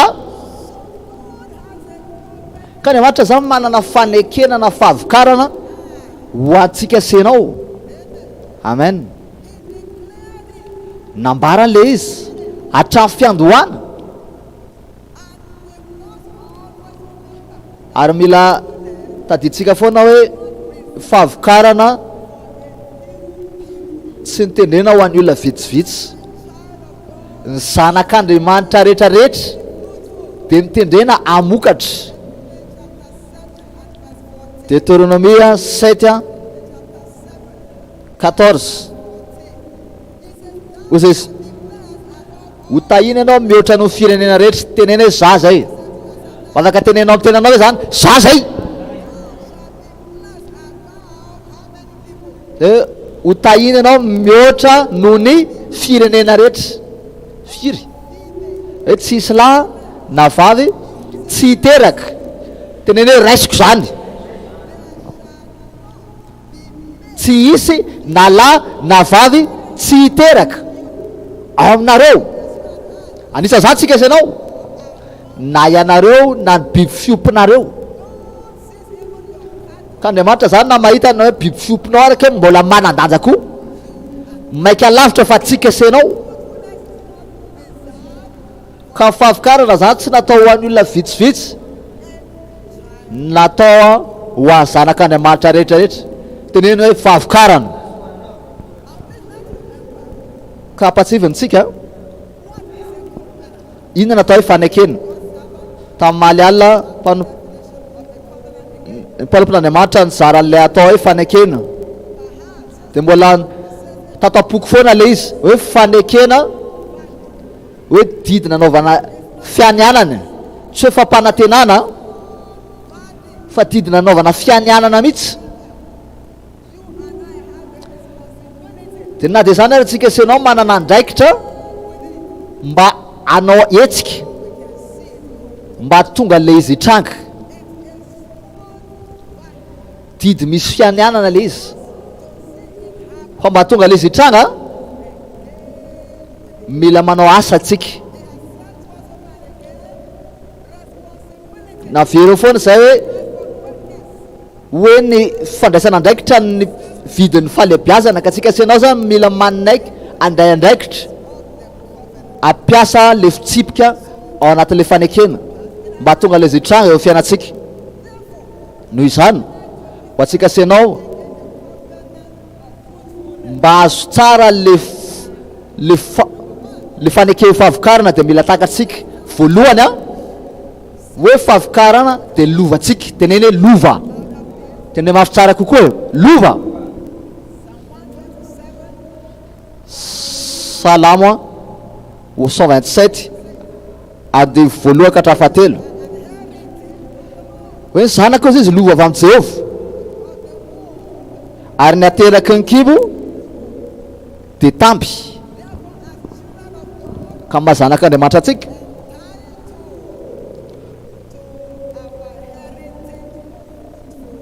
tsika zany mendrika azo ale lovatsika amin'ilay ateraky ny kibo na hoe fahavokarana ka fahavokarana zany a de lova avy amin'Andriamanitra asan'apôstôly 20:32 atolotrareo izy amin'Andriamanitra sy amin'ny teny fahasoavana zay afaka manangana anareo sy mamaimanareo lova ho anareo zay no amasinina ka anisan'ny lovatsika zany le izy fahavokarana de ao anatin'ny lovatsika ao amin'ny Kristy Jesosy ka noho izany mila mandatsika hoe anaika hoe fitahany fahavalo alay fahavalo zay lovatsika fahavokarana zay manaova amen zanakay vavy a le voateraka voavetivetika le amin'le zanany voalohany tamin'izy nanambady a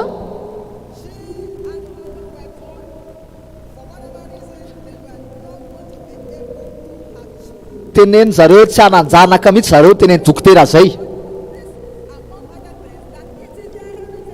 fa fantatrey nefa fa lovanay le izy rainay ara-panahy renay ara-panahy mamokatra raiko ara-batana sy ara-panahy reko ara-batana de mamokatra noho izany za kosa tokony amokatra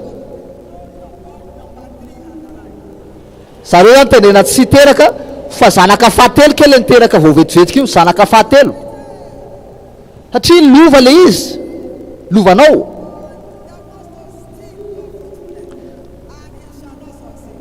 le zavatra le sady angalatra lovanao am favokarana io tsy ahomby io eto am'ty tendrombohatra ity le lovantsika favokarana de omenatsika zany te andre amena mafy ah ary lazaina matetika fa zanakana mpanao gâteau zany a mpanao mofo zany a tsy mila maingafy zay vao mahazo mofo ka noho izany zay olona miandranan'Andriamanitra mba azo ateraky ny kibo rehetrarehetra androaly le andronao de misy sasa zao teny hoe za efa mana zanaka be dehibe za tsy mila zanaka tsony tsara za ka fa inao mety mifanena taman'olona de tia n'Andriamanitra enao no asa fanompoana n'iny olona iny am'izay zay olo zay azo ny zanany ka ho ary rehetra le izy mantsy favokarana lovatsika zoatsika ka tsisy na de rara ho lavina eto faharoa zava-dehibe zany a le resantsika teo lovatsika le favokarana tena mafy zay lovatsika de faharoa ndray tsika zao hoe valipiti amin'ny fanompona io valipiti amin'ny fanompona asan'ny apôstoly 23 25 26 anompa-jeo Andriamanitra ao ianao de hitany anao sy ny ranonao izy ary soroko aminao ny aretina andio fahinana amby roapolo tsisy ho afa-jaza na ho momba ao amin'ny taninao zany le afa-jaza zay olona rehetra mandeha feoka androany mety nandeha alo fahafanjaza ianao taloha manana vaovao tsara ho anao za iny le farany iny zay olona zay zaza rehetra ao kibo am'izao de reky teraka somatsara zany zaza zany tsisy fahaverezany jaza zany tsony raha ho sy olona mandeha feoka zany matsapa fanalana zaza arabaiko ianao le farany iny ny farany manak'izay ka didiko sambarako zao amin'ny anaran Jesosy Kristy le zaza ao kibonao ina voatahiry amin'ny fomba mahagaga iny ary fiterahany salama tsara le zaza sy le mamana afaka mandre amen ve ahy tsisy momba ozy izy tsisy afa-jaza tenena tsisy tsoza fahafanjaza tsisy momba ozy amin'le tany tsika sanao raha manompo an'Andriamanitra favokarana zany a de valipiti atsika ka mpanompon'Andriamanitra rehetrarehetra de mendrika anazy valipiti azo tombontsoa azo karama ka tsy ho lavina ianao ka tadio fanompona an'Andriamanitra arak'izay de le hoe manaova asa fampandrosoana fanjakan'Andriamanitra araka izay vitanao any amin'ny endrika maro amin'ny alalana vavaka amin'ny alitaram-bavaka famonjena fanahy toro filazantsara misy fomba be dehibe zany ahafahanao manompo an'Andriamanitra araka izay vitanao tadio olon'Andriamanitra fa Andriamanitra tsy mpampiasa ratsy fanahy izy mame karama zay olona manompo anazy mazoto tsara ka ho azo karamanao ianao hoy zany azo valipitianao ianao nisy silo maromaro zay mpanompon'Andriamanitra nijory teto tamin'ny alitara tena angataka izy ary be dia be mihitsy hoe Andriamanitra izy tsy mpandroba olona. Be dia be ny olona tamin'ity firenena maro manao asa fampandrosoana fanjakan'Andriamanitra ka tadio Andriamanitra tsy mpandroba olona, Andriamanitra mpamaly fity olona ary azo valim-pity ianao. Afaka mandray amena mafy a. Manana ohatra maro tsika amin'ny Baiboly a. Mpanjaka faharoa toko faha-efatra hitantsika le tantara le vehivavy le Tsunamita nazo valim-pity izy, ianao koa azo valim-pity.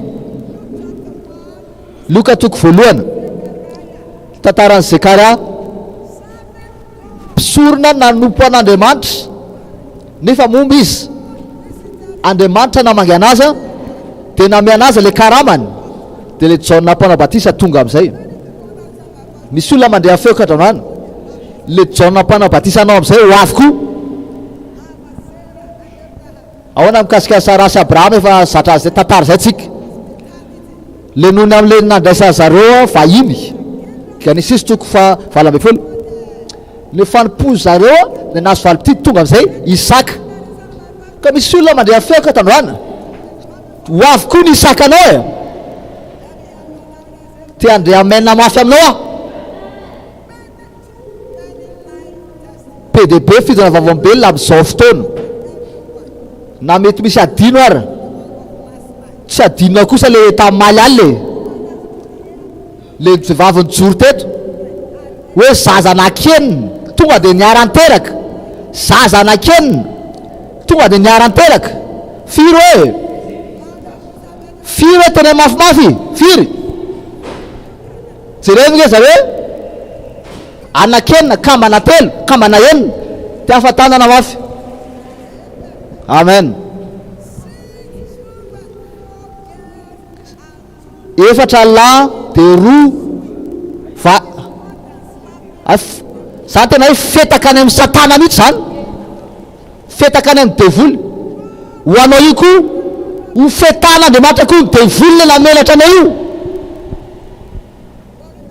Fa tadio a araka le fidina vavolombelona nanao asa fampandrosoana fanjakan'Andriamanitra zareo, nitory filazantsara mamonjy fanahy, nanao vavaka zareo, lasa zareo makany amin'ny trano olona le tsy manan-janaka ireny mampahery dia jereo zavatra nataon'Andriamanitra. Ho avy koa fidina vavolombelona le be lavitra afaka mandray amena ve a. Ka zavatra resantsika aloha lova, inona le izy tena mafy lova. Faharoa inona le izy valim-pity, tenene hoe valim-pity. Fahatelontsika izao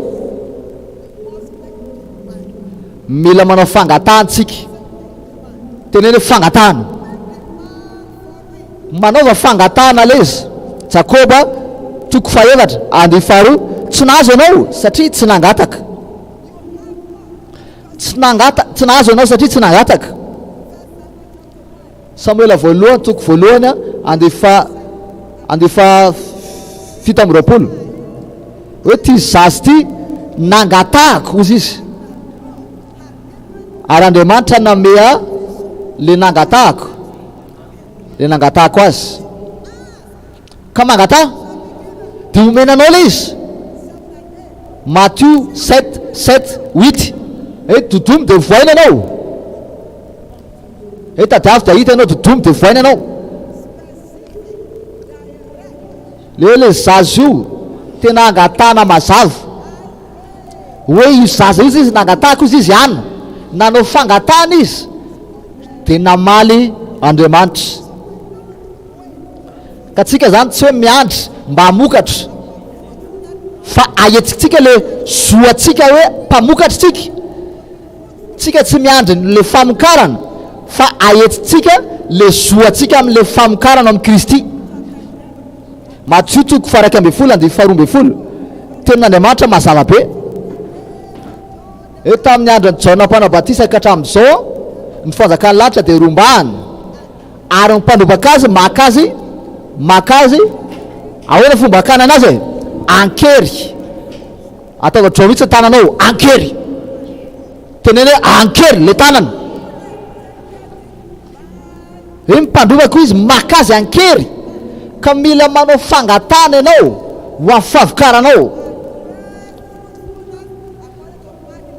Tenenao mihitsy le favikaranao araka le marika toko faraka be folo de fa 3 ka 5 tenenao le tenibohatra de hiala aminao le tenibohatra. Anao azava satria Andriamanitra manoka tena mamaly an'le izy le zavatra nangatanao manaova maina mafy. Raha itsika amin'ny tompo Bishop David Depona merimberina an'izay foana hoe zavatra tsy tianao atao tsy jerena fotsiny. Le zavatra tsy toerinao manana zo hijanona. Zavatra tsy tianao tsy tokony jerenao fotsiny. Zavatra tsy toerinao manana zo hijanona. Koka izay le mijery le famombana fotsiny toery le izy de rehefa ataonao le zay de iseho amin'izay favikaranao manaova maina mafy. Baiboly manana ohatra maro tsika kahaka izany. Isaka Genesis 27 andiny 1:20 nangataka favikarana izy tamin'ny alitara vavaka tomena Andriamanitra kambana izy. Isaka nangataka tamin'Andriamanitra kasika vatana satria momba le vatana de Rebeka vatana bevoka ka zany kasika ny Isaka. Ahoana koa kasika ny Ana. Iana fetenentsika teo de pitsara koa toko 13 vadiny Manoa de mivavaka izy de nomen'Andriamanitra Samson. Enao koa manaraka ijoroavolombelona afaka mandriamaina avy ary fahefatritsika zao. Voalohany olo tenentsika teo voalohany inona lova, faharoa inona le faharoa, valipity, fahatelo inona le fahatelo, de fahefana ndraitsika zao mila mintsika. Mila mintsika na de eo ara le takitra ratsy ny dokotera tsy maintsy mino. Mpanompon'Andriamanitra efa nyteny mikasika loha hevitra le finoana teo tsy hijanona ela be amin'io tsika dika le mino de hoe manana finoana, manana finoana. Hébreu toko 1:10 de 1:10 Marka 11:23 mila manana finoana. 9:23 Sarao bevoka raha vao tsy misy ny finoana de tsy misy inina azonao avy amin'Andriamanitra. Koka finoanao an'Andriamanitra tsy hozongozana. Aoka tsy afaka alefasy le finoanao malialina mpanompon'Andriamanitra tena hoe finoana akoatra zavatra hafa hoe finoana de fidiranao amin'le tontolony tsy hay atao. Finoana de le fidiranao amin'le tontolony hay atao daholo ny zavatra rehetra tsy soetra. Fidiranao amina tontolona hoe tsy soetra zavatra rehetra hay atao ka velary foana finoanao de ho hitanao fa tsy hitanao tsony io famombana io. Anisy olona teny ary za mifamarina mihitsy zay hoe finoana tsy hoe pilule hoaninao fa ozatra mila ampitombonao. Mila ahetsika ao zany ampitombonao io finoana tsy zay tsy mahasitraka avy amin'Andriamanitra ianao. Ka androany ato amin'ity tenibohatra ity za famomba zany ho paritaka zany. Fa dimitsika zao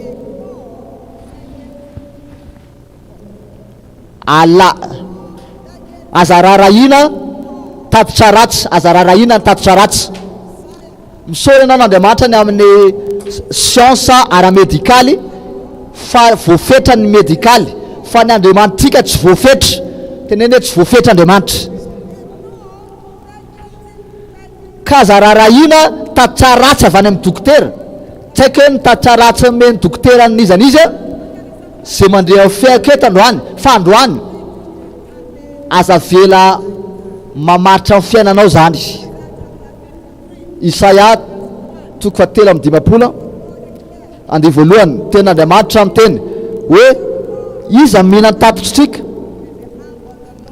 fa amin'izay olo zay izy nisehon'ny sandrin'Andriamanitra. Teneny hoe za mino tatitr'Andriamanitra manaova maina mafy.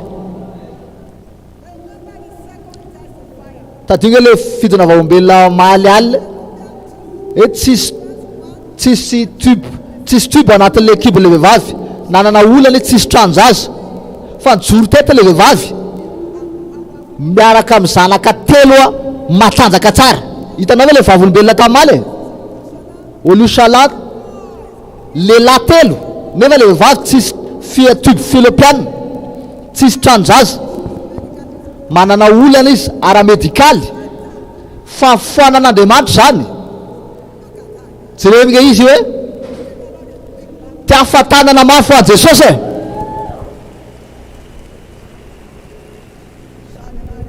manaova maina mafy tsisy tube ao amin'le kibon-draza nefa lehilahy telo miteraka vao aminy misy fidona vaombelona lehibe lavitra hitranga aminao io e.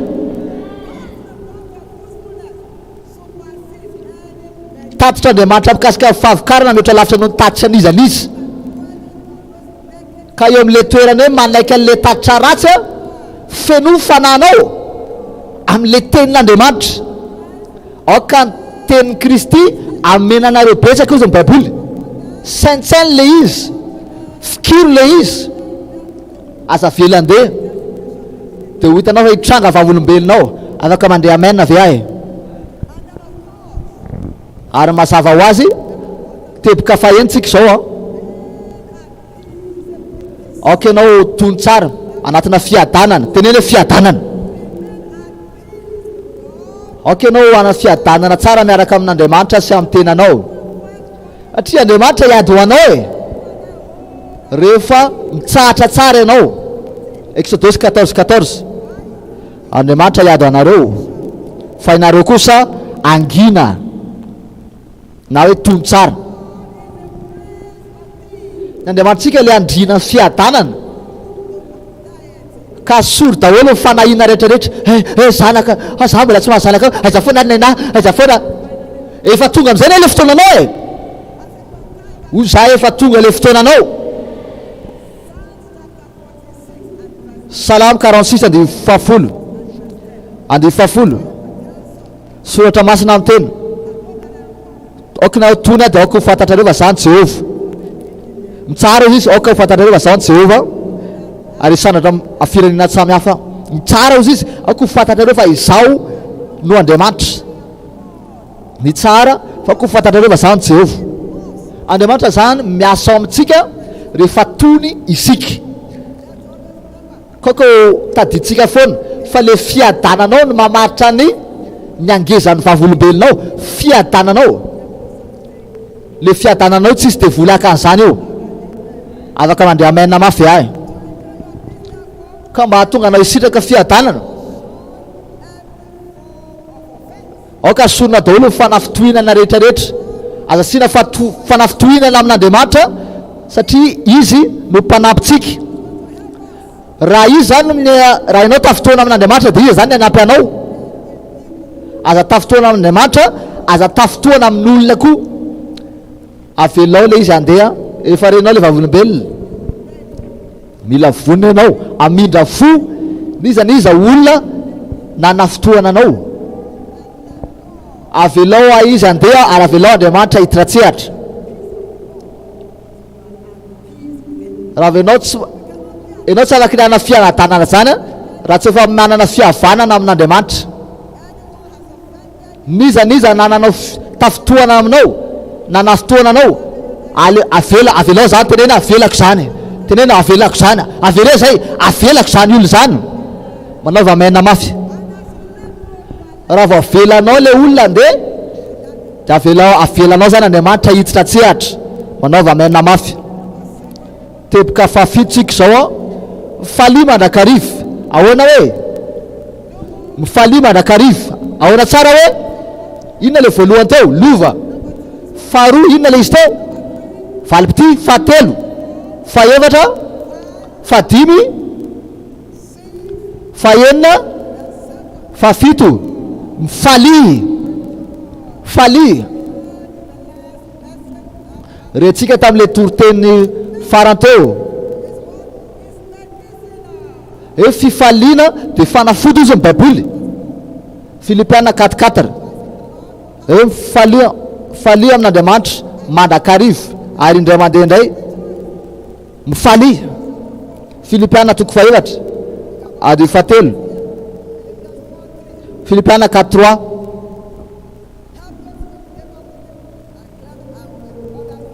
eny mangataka aminao koa ry lay teny mpiara-miasa amiko mpanampy azy roa vavy ray miara-miasa tratraka fatratra tamiko de mifalia mandrakarivo. Samuela voalohany 1:18 hoe rehefa avovavaka izy de tsy nalahelo tsony ny tarehany. Rehefa miala amin'ity tendrombohitra ty ianao tsisy alahelo tsony tarehanao afaka mandeha maina avy ahy hoy za hoe tsisy alahelo tsony. Baiboly miteny mazava hoe fifalian'i Jehova tanjakao ka le fahasoavana hifaly foana amin'ny fotoana rehetra amin'ny zavatra rehetra amin'ny andro rehetra raiso vaovao zay fahasoavana zay amin'ny anaran'i Jesosy afaka mandeha maina avy ahy. Takina fifaliana mba ho atsika azo ale fahavokaratsika ka noho izany manomboka izao fifaliantsika tsy sangalatra zany. Ka raha misy olona mandeha feo ka tandrana mety tratry ny alahelo ianao noho ny amin'ny antony maro samihafa arabaiko ianao satria aoriana ty andro ty fifalian'i Jehova anjaranao zany. Mila faly foantsika mila manina hoe mila faly foantsika satria ao ny tanjakitsika ho amin'ny fahavokarana. Tenena hifaly aho ao amin'ny tompo mandrakariva manaova amen. Amaranako anazy aho tiako ho takatritsika rehetra fa fahavokarana tsy voafetra amin'le fiterahana ny ateraky ny kibo fotsiny hoe zanaka. Fahavokarana tsy any amin'le fahazona zanaka fotsiny. Ka misy maka sasany hoe tsy zaza resaha zany tsy toriteno anazy zany zany neritretra hoe le lehilahy sy le vehivavy io zao mba eo. Fahavokarana zany a tendrenao zanak'Andriamanitra rehetrarehetra amin'ny lafim-piainatsika rehetra amin'ina hoe lafim-piainatsika rehetra. Fa 70 taona taty aoriana ary namokatra ahoana renao ara-panahy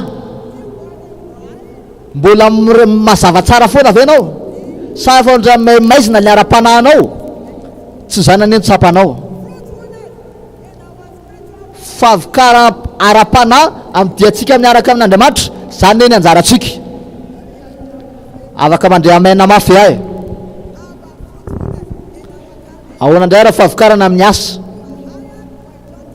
mena asa ianao androany 2 volana taty aoriana nyroasina ianao mahazo hafa ndray ianao de vavahana mpanompon'Andriamanitra voroasina ndray ianao taty aoriana 2 taona toerana fito ny tetetezinao fa maninona dika zany ianao tsy mamokatra amin'ny asa ka manomboka androany zay olona rehetra mandreha feoko a ny endrika famombana rehetrarehetra farany zany any eo fiainatsika ka takary le izy azafady mitovy any le fitsipika tahaka le fahavokarana ara-batana de mitovy amin'izay koa fahavokarana amin'ny lafim-piainana hafa rehetrarehetra ampiasana ihany le fitsipika mitovy. Fahavokarana ara-batana de afaka ampiasaina koa fahavokarana amin'ny asa amin'ny asan-tanana. Ahoana ny amin'ny fiarahanao man'olona ary amin'ny groupe fanompona ataonao ahoana fifandraisanao aman'olona amin'ny mpiara-mivavaka aminao mpiara-groupe aminao raisin'olona ohatran'ny papahory ve anao ny olona rehetra mitsoka anao daholy iny le liona ny taranaky ny groupe ny fanompona iny tsoka daholy ny olona vao mahita anao. Ahoana fifandraisanao man'olona amin'ny fanambadiana ahoana amin'ny vadinao amin'ny zanakao le olona miaraka aminao miara-miasa aminao sy le mba fifezanao ahoana fifandraisanareo. Le olona miandrandra anambady aty aoriana ahoana fifandraisanareo. hoe matahotra an'Andriamanitra ve nareo, mivoatra ve le fifandraisanareo, sa io fampisitana sy mifampiritina be nareo vao manao asan'Andriamanitra. Raha vao baiboly mitena raha vao mila fandinika ny tena tsikitsika ary mila mitsara ny tena tsikitsika, satria tsika ihany no afaka mahay mandika tsara indrindra ny tena tsika, ka ny endrika tsy mamokatra rehetrarehetra anatina fiarahana faran'izany. Miaraka man'olona ianao androany dia roa volana tiarina dia mifarana sady le fiarahana.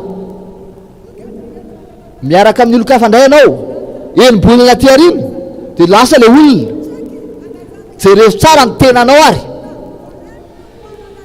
ho azay olona rehetra mandeha feoko.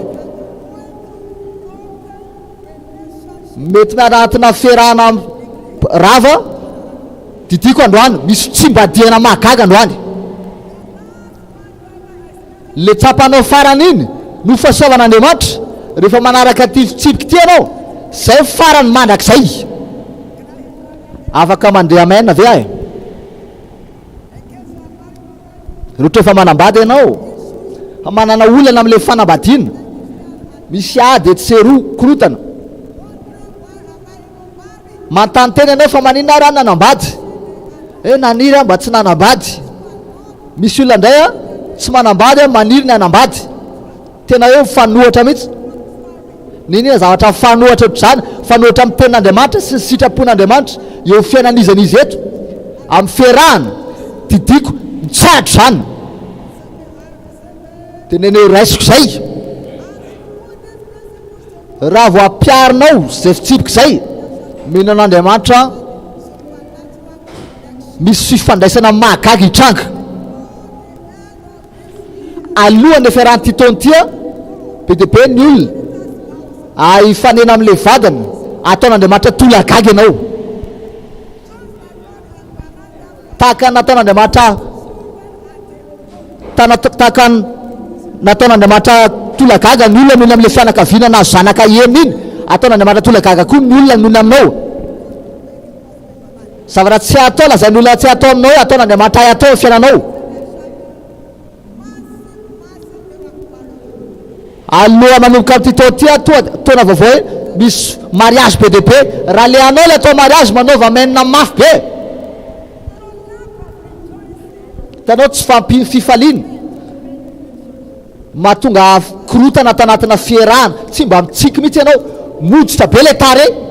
Iza ny anambady olona ohatr'izany, iza ny anambady vehivavy ohatr'izany, be fanahina be ho ahoana ny anambady ovina ihany ary, tsy mbola hita le lahy kory ianao, dia maninona ianao dia be fanahina ohatran'io.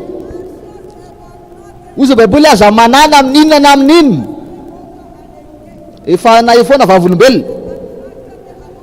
Zavatra nahasarika anahy amin'ny mpanompon'Andriamanitra dia izy le mientanetana foana, feno fifaliana izy.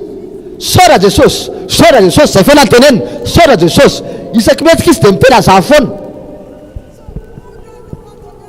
Iza moa tsy anambady lehilahy ohatr'izany e, fa raha ianao le moditra be foana ny tarehanao, ohatra mampitsaitsoaka zany, ohatra malahelo tare zany, fa manomboka androany tsisy azantsony tarehanao. Hoy za manomboka androany tsisy azantsony. Fahasalamana tian'Andriamanitra mokatra koa tsika renao le vavolombelona teo. Za vavaka mahazo vavolombelonareo daholo nareo amin'ny arabola sy ny arabola koa, tian'Andriamanitra anao koa amokatra tsika, tsisy posy momba zantsony. Te andrea menina mafy aho ka sy kely le posinao aloha e, na dia tsisy ariary ary ao anatiny ao, dia tenene tsisy momba le posy ataovy mafy be, tsy momba le posy tenene amin'le nara Jesosy didiko fabetsahana amin'ny arabola ho anao, didiko fabetsahana tobaka amin'ny arabola ho anao. Amin'izay ny olona rehefa miteny hoe misy fahalavona, enao indray miteny hoe misy fisandrantana. aleony ferantito ty ataon'Andriamanitra tolagaga ianao arabola.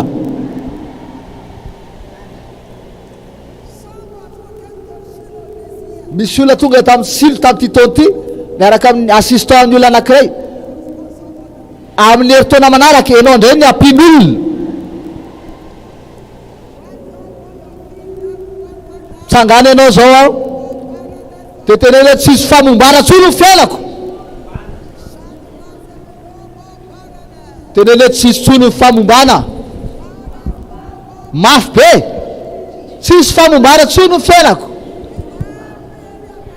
amin'ny lafim-piainako rehetra avereo zay farana am'izay famombana manaova maina mino mafy ka mitovy ihany le fitsipika le miasa am'le famombana amin'ny ara-batana fiterana zaza de mitovy am'izay koa le fitsipika amin'ny famombana amin'ny lafim-piainatsika rehetra. Inona le voalohany teo hoe lova, faharoa inona le izy teo valipiti, fahatelo inona le izy teo faefatra, fadimy, oatra memiena le feo, oatra memiena, faenina inona izy teo, fafito. Asa anatin'ny tananao ankavanan'Andriamanitra teneny hoe rainay zany an-dahatra ô, alleluia. Asa anatin'ny tananao ankavanana de teneny hoe ray ô amin'ny anaran'i Jesosy, teneny zay androany mietrika famombana rehetrarehetra farany zany manomboka zao mandeha amin'le fanekeny favokarany zay ijoro vavolombelona ianao hoy zay ijoro vavolombelona ianao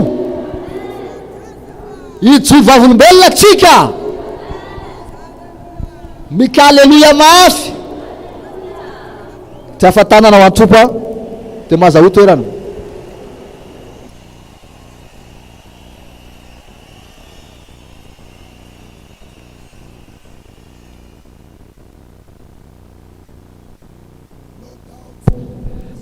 Tsisy fisalasalana mihitsy a fa nitahinana tamin'le teny teo teneny hoe sotra Jesosy mazaho toerana de ty afatanana fideran'Andriamanitra.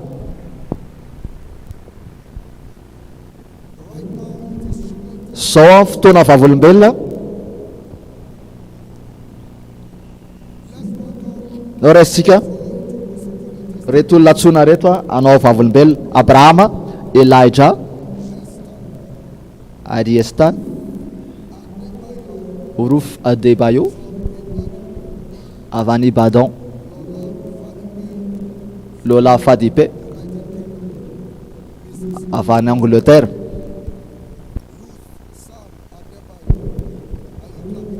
tiaka ho an Jesosy ve anao e?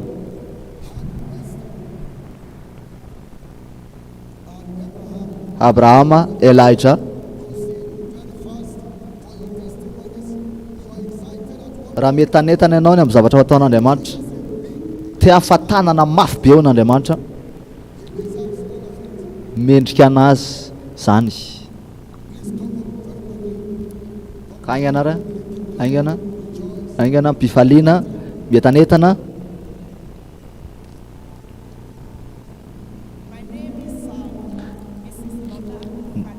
Ny anarako a Lola Fadipe avy any Angleterre, Winner Chapelle any Darford, mpamonjy fanahy nanomboka tany Benin City a, namonjy fanahy ho an'ny raiko a tamin'ny 2015 tamin'le oram-bavaka ara-panekena nanomboka tany a de nanao an'le izy a de aoriana ny oram-bavaka ara-panekena de apetrako ny fiarako a lasa makany amin'ny toerana ambavoatra ville makany amin'ny ville hafa mamonjy fanahy ho an'Andriamanitra ny raiko Bishop David Odepo io tamin'ny 2018 a de nomenana seza fiandrianana ho any États-Unis a miaraka vadiko a miaraka amin'ny visa tsara be, visa tsara indrindra de rehefa tonga tany a nahazo asa miaraka tamin'ny vehivavy Britannique avy any Akera akany Apie avy any Pie de nazo tamin'ty avril aty a 19 avril.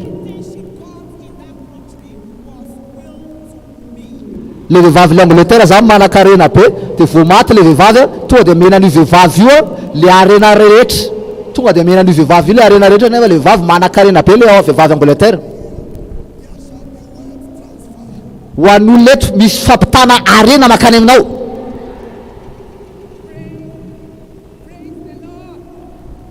De ray tsopo ny anarako rota fanemona chapelle Ibadan, songeta ame voninahitra raiko afaka mamangina kely azafady. Silo 2024 tonga eto merina voninahitra n'Andriamanitra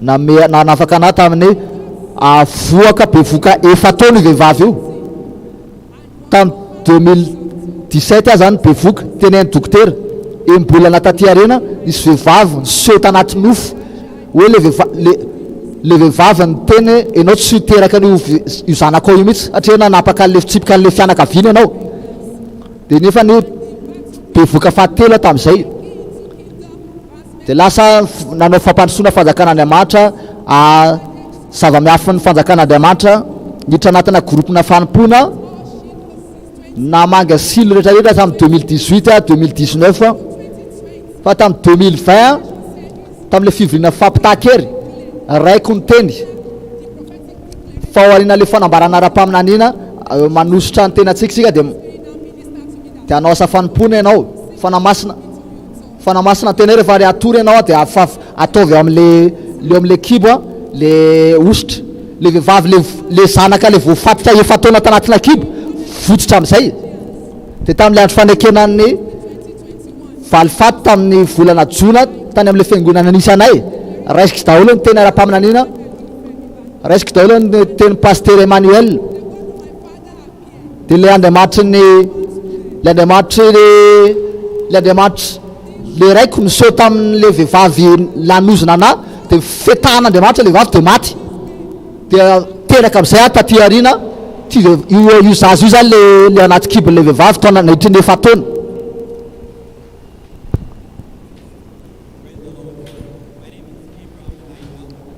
Abraham Eladra ny anarako tamin'ny 2017 nanatrika asilo meky daholo zavatra rehetra tonga any am'le tepika tsy nanany ninona mihitsy nody fa novain'Andriamanitra tantarako. Tamin'ny 2017 nahazo asa de nampitomboky ny fanimpoko an'Andriamanitra, nameo amahantra, nameo an'ny fananganana fiangonana any ambanivohitra, nanokatra volombavaka any tranay niditra nao groupen'ny mpanadio, nanao le fitorina filazantsara fampandrosoana fanjakan'Andriamanitra sy vavaka fampandrosoana fanjakan'Andriamanitra 2019 men'Andriamanitra asa vaovao indray asa multinational. De tamin'ny 2021 men'Andriamanitra asa international hafa indray iresa-pirenena hafa amin'ny zavatra rehetrarehetra zany men'Andriamanitra tany men'Andriamanitra fiara, men'Andriamanitra vehivavy manja kely vady mika alleluia.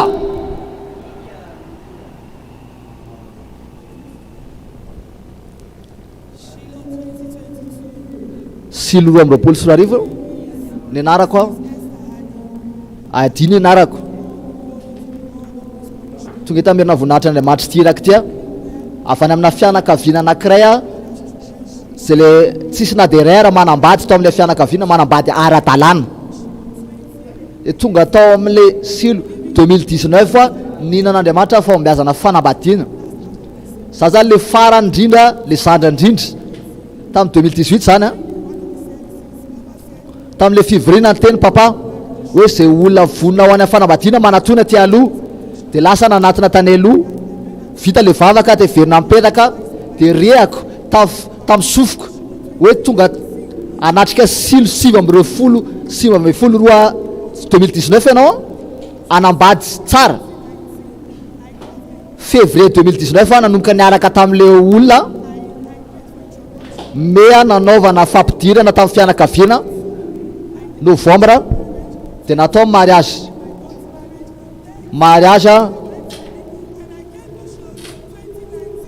2019 zany a décembre vita mariage soma tsara tamin'ny fomba endrika tsara indrindra ho an'Andriamanitra tiraky ty voninahitra zao a amin'ity silo ty enao koa izy vavolombelona ty afatanana fideran'Andriamanitra.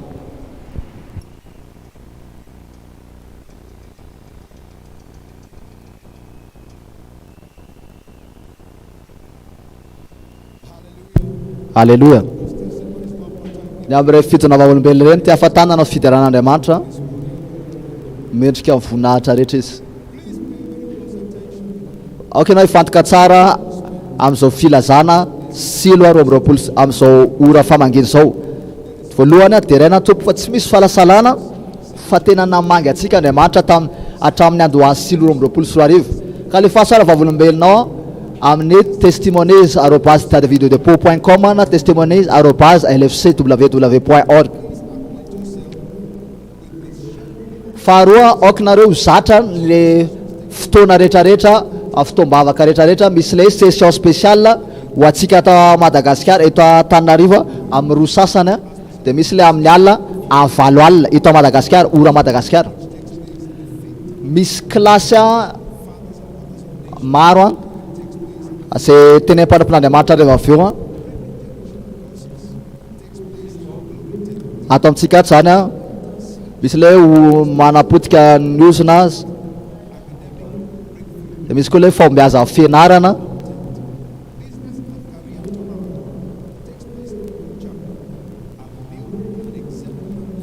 de misy koa le hoe manapotika niosina fanambadiana de raina ny tompo. Fahatelo arao tsara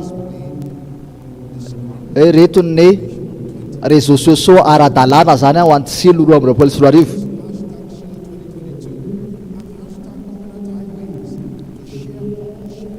Raha ohatra misy fizarana tianao atao zany de sivy hoe hashtag silo 2022 na hashtag convenant aways zany rehefa misy teny tianao zaraina amin'ny Facebook na hafa.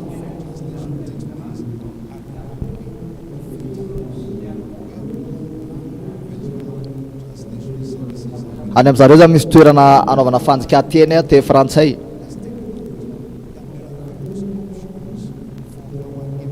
Misy endrika telo zany fanaovana fanatitra any mena espèce na hoe vola taratasy na faharoa na chèque soratanao amin'ny anaran'ny fiangonana. Raha sorona zany de soratanao mihitsy hoe sorona le izy ao amin'le valopinao.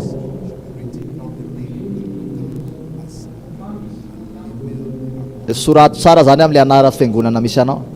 Le teboka fahatelo fandefasana fanatitra de amin'le lalana telefona ohatra hoe mivola sy ohatr'izany. Any amin'zareo moa zany efa misy efa mandeha be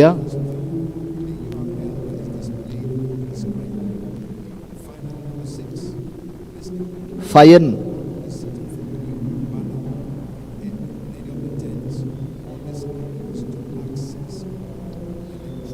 Raha ohatra misy fanomezana ty zareo atao zany de efa misy kody efa mipetraka amin'le seza sy amin'le de misy taratasy koa zany afaka alaina amin'ny sitiny silo 2020 Jesosy ny tompo de afatanana fideranan'Andriamanitra.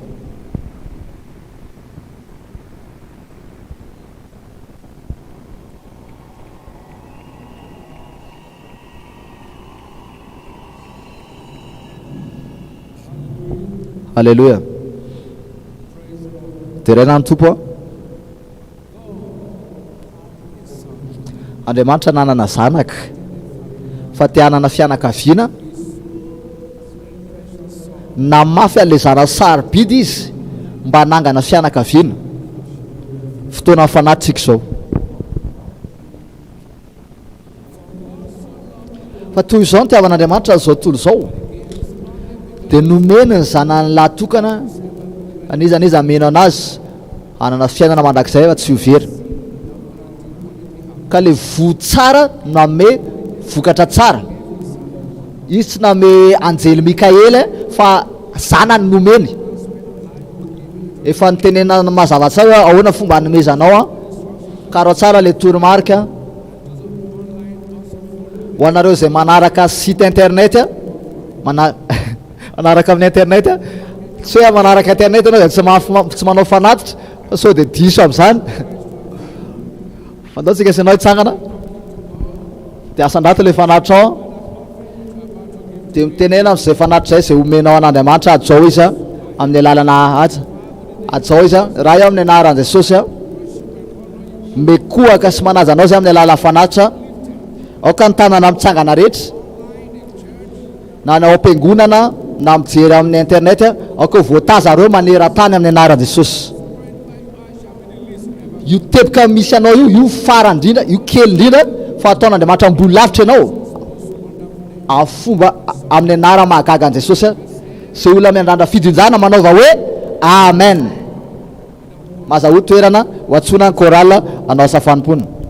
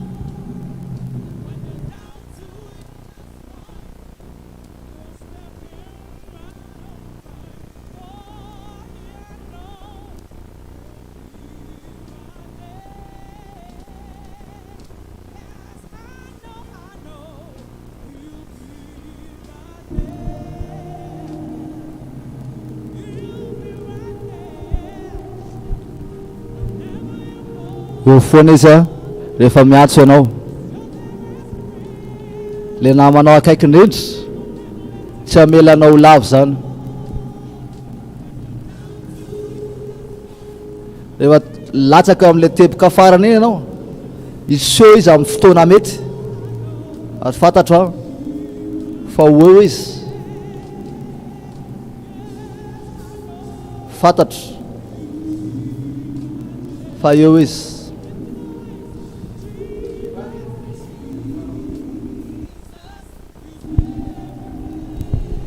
naizanaiza Jesosy a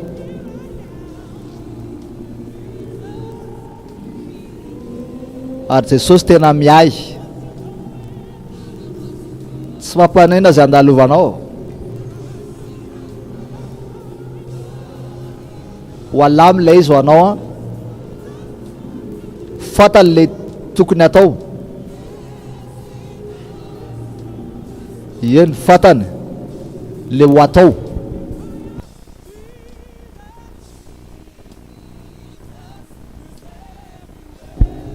Jesosy any amin'ny toerana rehetra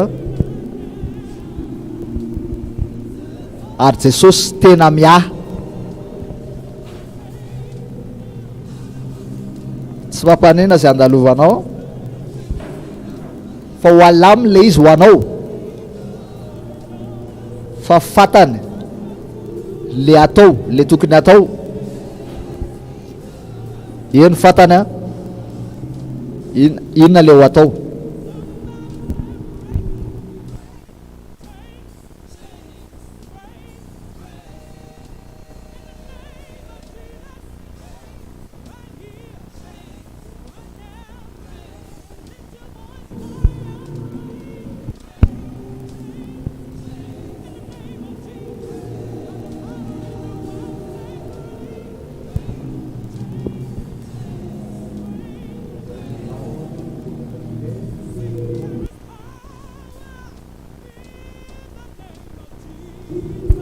Misery amin'ny anaran'i Jesosy a.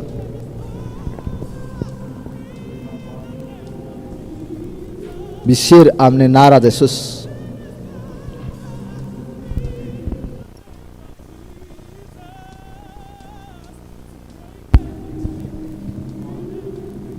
Anapotika fatotra, anasitrana ny fanaintainana.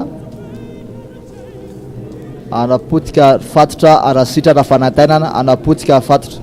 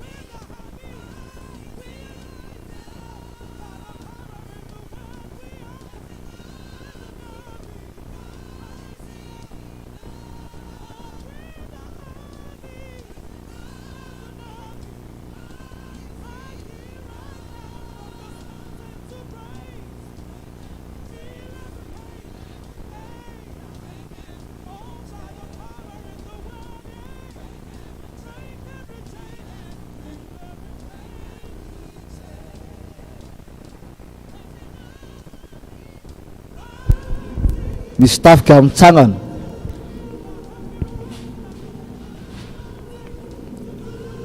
Misy tafika mitsangana.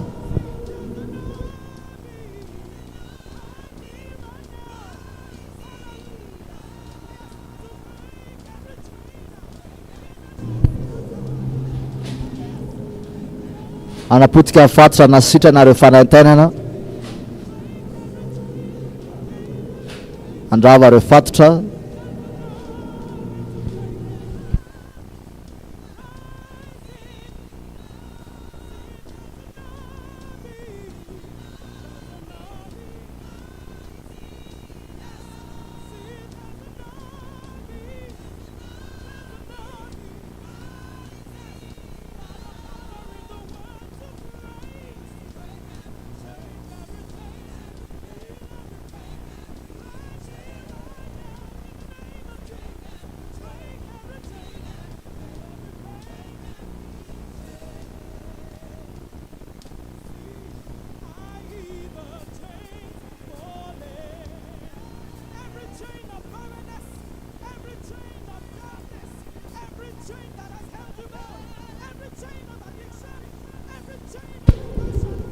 Fatotra fahazaran-dratsy, fahatratotra fahaverezan-kevitra, fatotry ny aretina.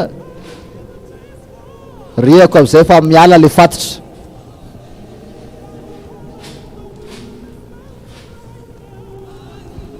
Amin'ny alalan'ny herin'ny tenin'Andriamanitra eto androany, miala daholo fatotra.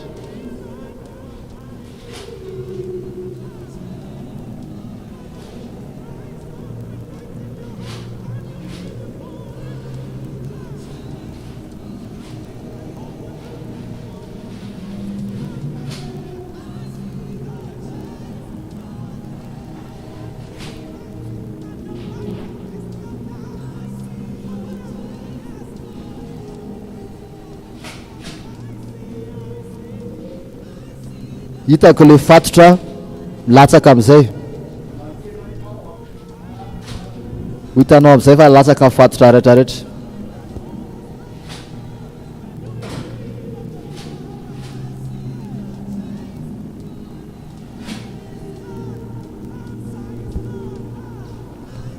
Hitako milatsaka amin'ny fatotra.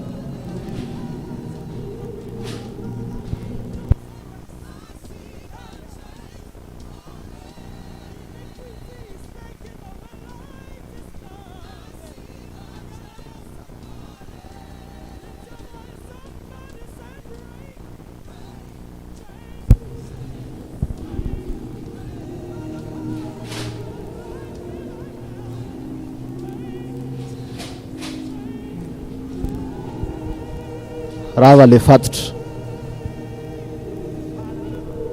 Alleluia. Sora Jesosy. Manaova orakoraka. Tiavan-tanana an' Jesosy mahazaho toerana tsara. Tenelo akaikinao hitako amin'izay fa miala le fatotra. Tenena zay hitako amin'izay fa latsaka le fatotra amin'ny fiainanao hoe. Zay tokoa ny tranga amin'ny fiainanao. Le asa fanompoana mahery vaika natao chorale teo tena tiavan-tanana an' Jesosy.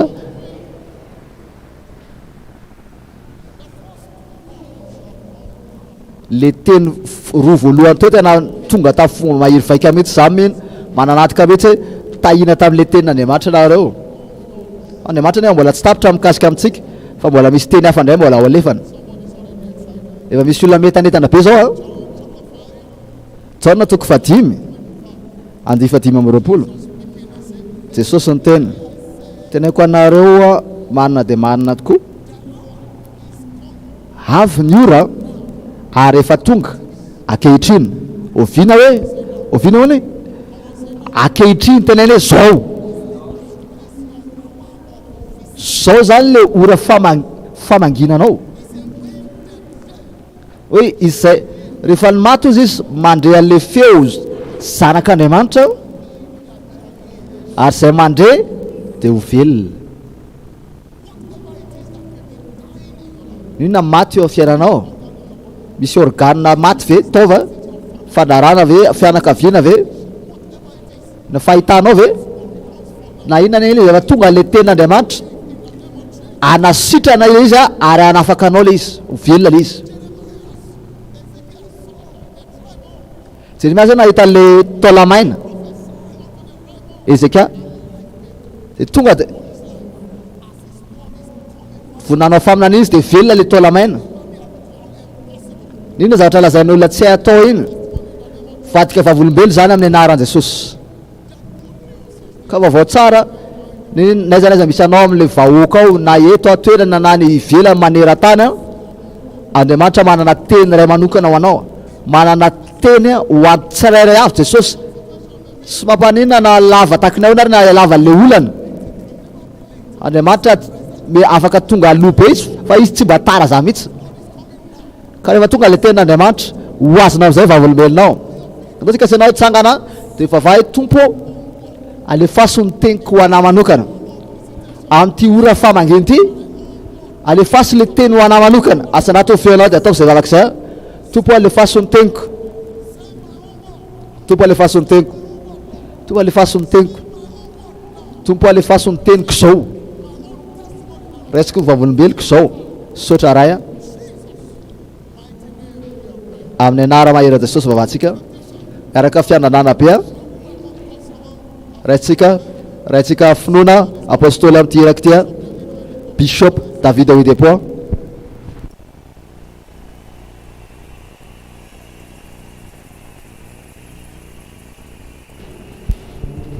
Alléluia. Terrain tompo afaka atao hoe ty raha fiankofana ty hoe mijoro amin'ilay tany masina zay, hoe mijoro amin'ny tany masina, mijoro amin'ny tany masina zay. Tiako ampidirina vaovao amin'ny fanatrehana tsika iraina tompo. raha za mijoro a mitaka vahoaka n'Andriamanitra noho ny amin'ny atona amin'inona de tsy ahomby ahito atany. Ianao tsy afaka ny hoe mandainga de tsy ho fantatra ty aoriana, ianao tsy afaka ny hoe mamitaka de tsy ho fantatra ty aoriana. Faly ava le teny men'Andriamanitra hoe ampianarina tsy hoe na isy fetraika tamin'ny fiainako koa fa fiainan'olona maro. Ny olona rehetra miezaka ny hamono anahy lany fotoana fotsiny izy, be de be loatra leo fampitana fahasoavana avy aty am no fahasoavan'Andriamanitra no fahasoavana. Hitako le tafika efa mitsangana novembre 19 novembre 1983 tany Kadona azy tamin'izany. Andriamanitra ny teny tamiko Joela toko faharoa rehefa nanao fiankofa zay 19 novembre 1983 hitako nisy tafika mitsangana le karazana le mbola tsy hitany zao tontolo zao.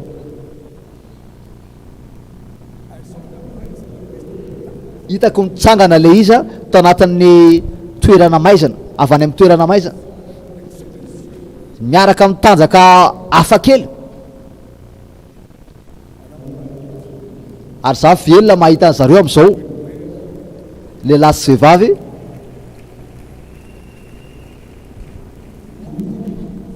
vahoaka be, mpanao safanim-pona ka manao amin'ny tenan Kristy.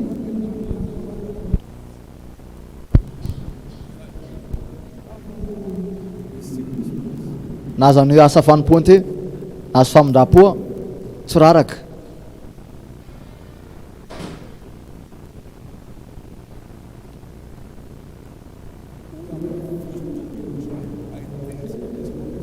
Tsy nanaiky zay tratra le fandrika ny tsy mandeha amin'ny fahitsina zay, tsy mandeha amin'ny lalana fitapitaka.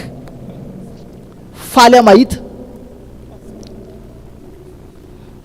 tena hoe fampitana fahasoavana be de be mitovy.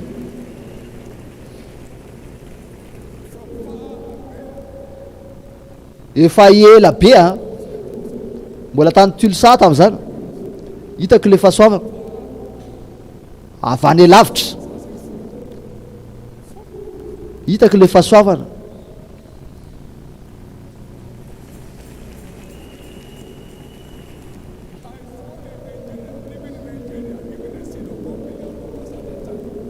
Hoe mahita Nigeria manao ka fanatitra 1 million naira ao anatin'ny fotoana anankiray.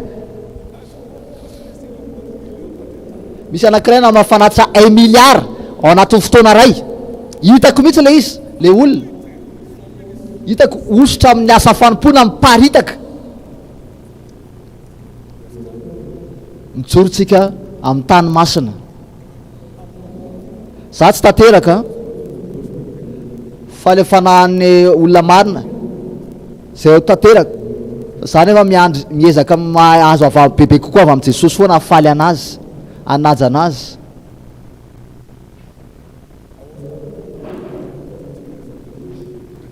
Hoy za atao amin'ny lefitra any na eno vadiko mampianatra tena hoe fahasoavana zany ao. Izy nandre voalohany kasika le fahitana.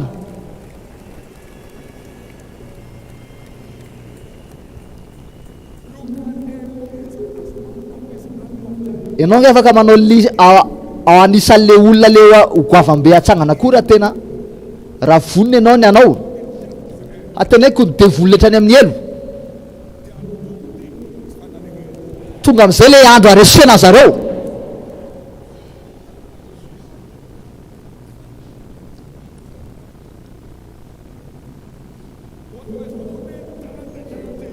Ninona manakana le goavam-be aminao tsy maintsy mialy zany.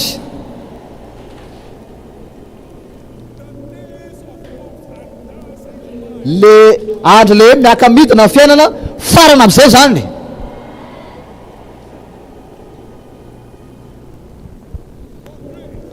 Fa fahasoavana hitongo hatrany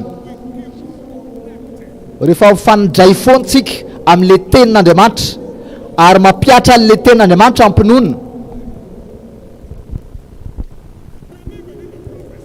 Mihina le mpaminany alefa ho atsika.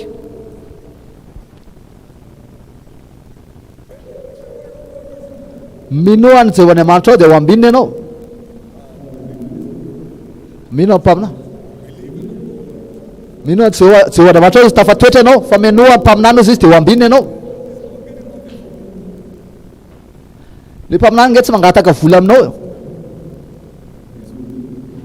mijoro amin'ny toerana masina izy.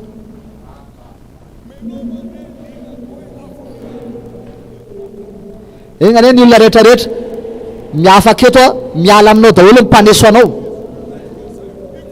Raha endry ianao dia tena endry tokoa, fa raha mpaneso eto ianao dia ho hitanao. Mahita tena koa le fahasoavana ato amiko miasa ao fiainan'olo-kafa, tena hoe mitovy, tena hoe mamokatra, mazo tombontsoa zareo, hitako mihitsy le izy.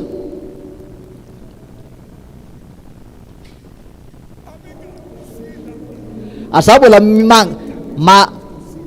mangetaheta lalina mahita ao aminao koa le izy, zay tsy mpamitako olona. Fijona vavolombelona, Koritana voalohany, Koritana faharoa, atoko faharoa dia faharoa ambin'ny folo. Eny fijona vavolombelon'ny feo fieritreretanay ozy izy. Zay tsy hoe alao eritreretranao fika mba mitana reto olona reto, zay tsy manao an'izany. Mijoro izay ao amin'le tany masina. Andronao androany e, misy zavatra efa miampita, ary mbola misy zavatra be dia be mbola hiampitany aminao. Tsy mialeta anao, tsy tahaka le nidiranao teto.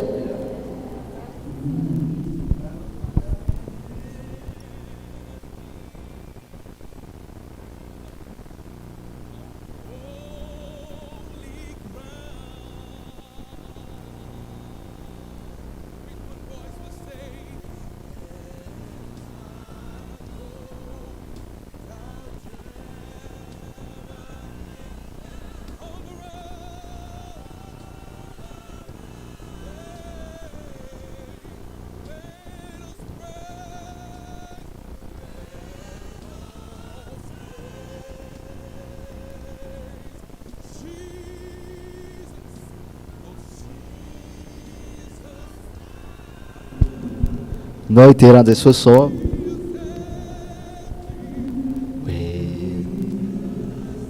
satria mijoro eo amin'ny fanatrehantsika ao amin'le tany masina.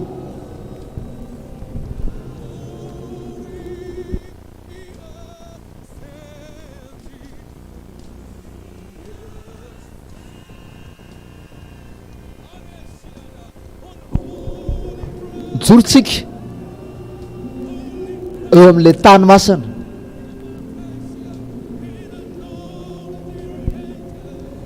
Ary fantatra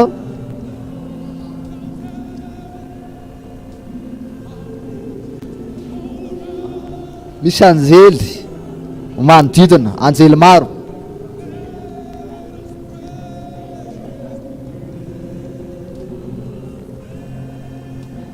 Ndao hideran'i Jesosy zao.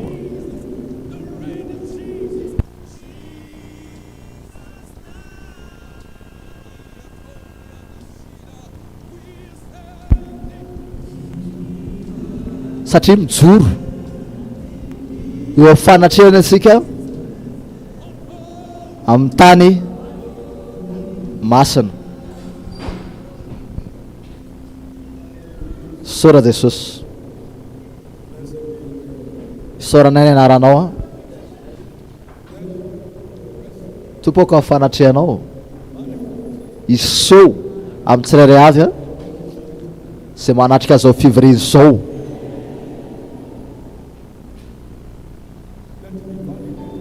Aoka ho amarinina amin'ny lala fanehoana anay a, le lala fiainana, le fitahino fanatrehan'Andriamanitra dia le fidirany ao amin'le lala fiainana. Eo fanatrehanao izy izy fahavokisam-pifaliana, aneo aly lala-piainana ianao, fahavokisam-pifaliana ny eo fanatrehanao. Fanatrehanao ho asehoanao lala fiainana eo amin'ny fanatrehanao. aza manangana vola ry zanako, manangana olona, zay ny tena fanahy masina tamiko, zay le lala fiainana mankao fanatrehan'Andriamanitra.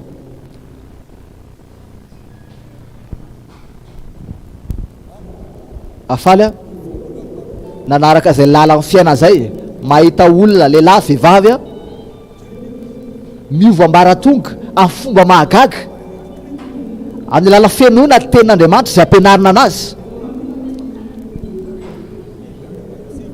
Naiza naiza ahitanao finoana miasa de midika za fa nekena le feo fietreretana, nekena finoana tsy mandaitra miaraka amin'ny feo fietreretana maty. Ozy zay fikiry ozy izy le zava-miafo finoana miaraka amin'ny fietreretana madio tsara. Ny sasany ozy izy tsy raharaha le izy ka hankaraha ohatra vaky sambo, finoana tsy miasa raha tsy manana feo fietreretana madio le olona. Rehefa mahita feo finoana mandaitra ianao, dika za manana feo fietreretana madio tsara le olona, feo fietreretana tsara ao ambadika le izy, feo fietreretana tsara ao ambadika zay, feo fietreretana tsara ao ambadika zay. Raha vao tsy mandaitra le finoana de dika za mampanontany tena le feo fietreretana.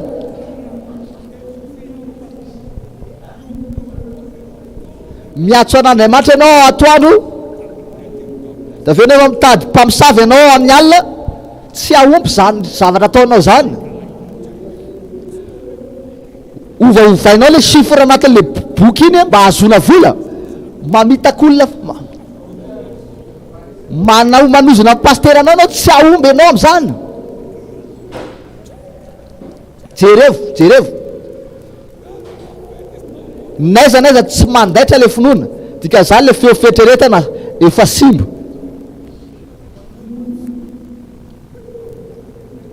Be de be ny olona efa nandratra nezaky nandratra anao, fa za tena nanao voady tsy hamaly azareo. Be de be ny olona namitaka anahako, fa za voady, za tsy hamitaka an'izanizy. Ny finoana tsy mandaitra raha vao feo fietreretana tsy mety. Finoana tsy mandaitra raha vao ratsy le feo fietreretana.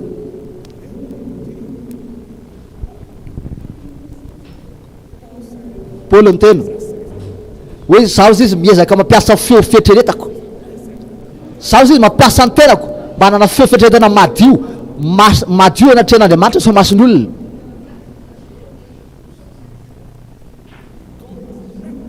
Andriamanitra tsy antantanina zany tsony, ianao no tokony antanina.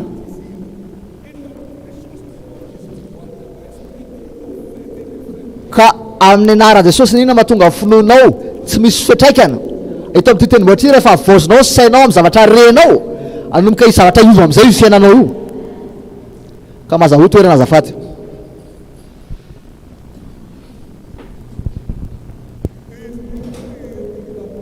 Noentiny tao amin'le finoana apostolika, tao amin'le antsoko za, ka ny missionko zany de hiaro amin'ny filazantsara an' Jesosy Kristy manabatonga manabandehako any lanitra.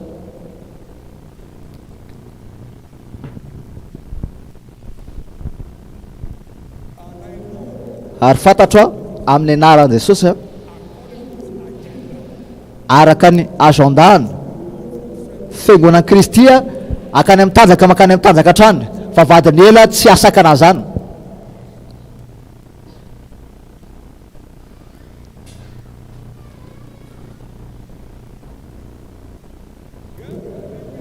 Ka miomana fa amin'le androtsika fitsanganany goavambe ao amin'ny tenan'i Kristy amin'ny lafim-piainana rehetra.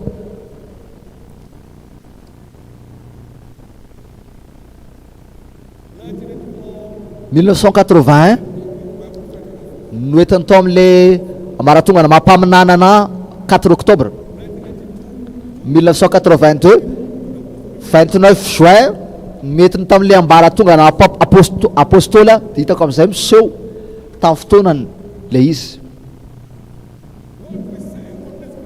Zavatra hitantsika eto amin'ity tany tia de fa maneno etseroa maneran-tany amin'ny fotoana ray.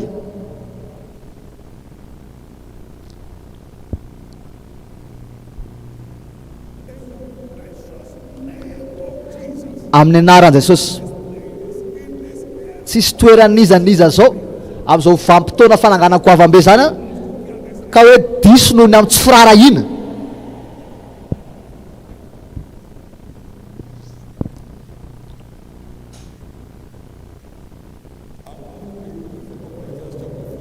Mahastaridalana amaky an'ity Korintiana faharoa toko fahaefatra andiny voalohany ary an'izany satria manana fanimpona izany zahay araka nahazonay famindrapo dia katsiketraka na dia io ara fanesoana fanambanina fa efa nolavinay ny zavatra takona mahamenatra ka tsy mandeha amin'ny fiendrena na manatsatso ny tenina fa manatsatso ny tenin'Andriamanitra zahay fa fanehoana ny marina no derainay tena amin'ny fietreretan'ny olona rehetrarehetra eo mason'Andriamanitra. Manana zay vavolombelona zay koa za no fahasoavan'Andriamanitra tsy hoe fitapitahana ny olona tsy hoe lainganaingana ny olona fa noho ny hafahasoavana fa fahasoavana tsy nararotana hozy izy Paoly hoe tsy nararotiko le fahefako tao amin'ny filazantsara.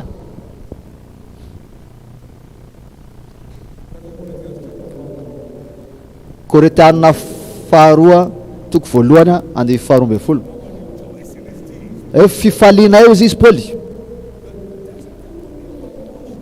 ny fijona vavolombelona feo fietreretanay vavolombelona fa tsy tafaindren'ny olombelona fa ny fahasoavan'Andriamanitra dia manana fanadiovan'Andriamanitra teo amasin'Andriamanitra sy teo amasinareo ihany koa maika fa teo aminareo. Ava foko lala maniry fa ninina zavatra tsara ty amiko ho an'ny olona rehetra zay mandre feoko maniry anana le izy mba ampitana amin'zareo ny zany maimaipona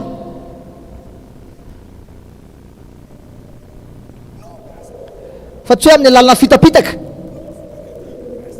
tsy hoe miteny mba taizesy tamin'ny hafa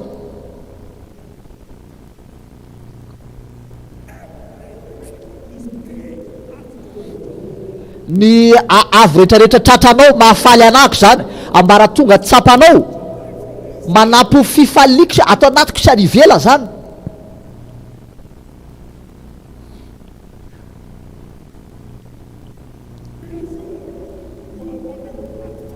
manana antoka ianao fa anatina sehatra marina ianao eto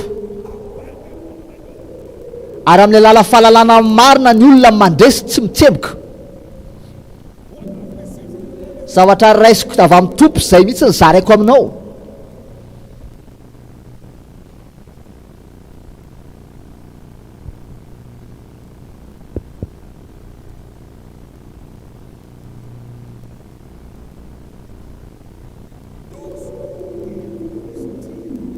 Reo zay mamea reny tsy mangalatra zany, reo zay mangalatra reny tsy mame zany mihitsy.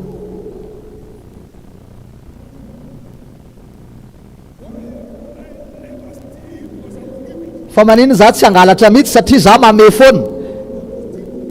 Enao manko raha mangalatra tika zany ianao te hanangona.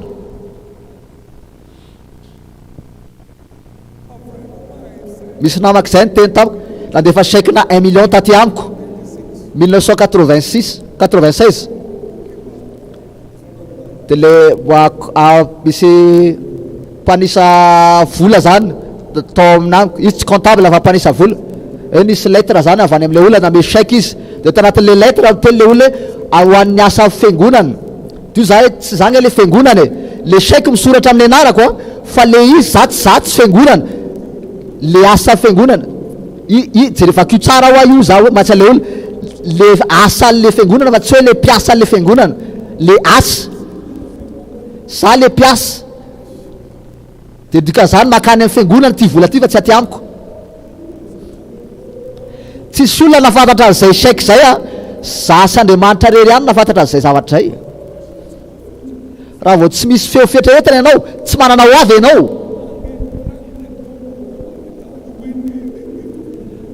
Mila mahay an'le amin'izao vampitao zao mila mahay an'le famezam-pahasoavana me mandika teny ty tsy fantatra ianao manaraka zavatra amin'ny fanahy.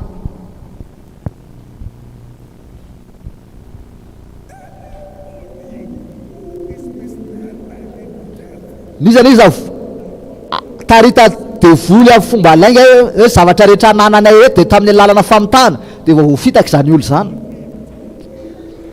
zavatra nyteneny tamiko 2 mai de tsy mbola novaiko hatramin'izao hoe tonga ny orana fana zao tontolo zao afampaoriny devoly rehetra rehetra tsy mbola novaiko zay teny zay amandraky ty ny androany zavatra nyteneniko teneny tamiko tamin'ny marsa 1982 de tsy novaiko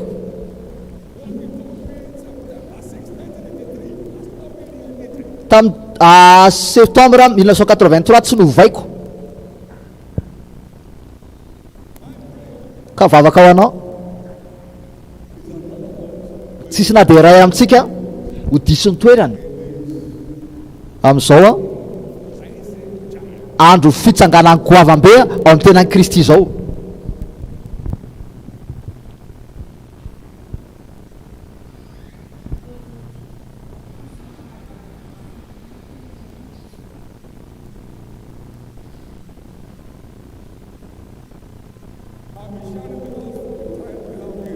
izara ao atsika amin'le fotoana manoe le fampianarana le manokatra le lalambe ara-panekena amin'ny fiainana ijeritsika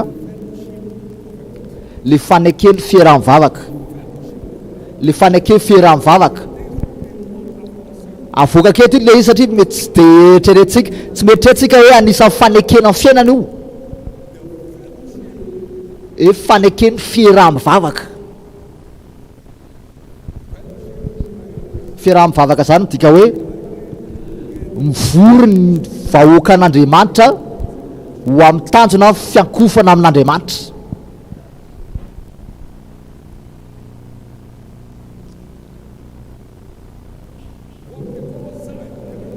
le tenena ziona amin'ny testamenta taloha zay le fiangonana le lamato ao amin'ny testamenta vaovao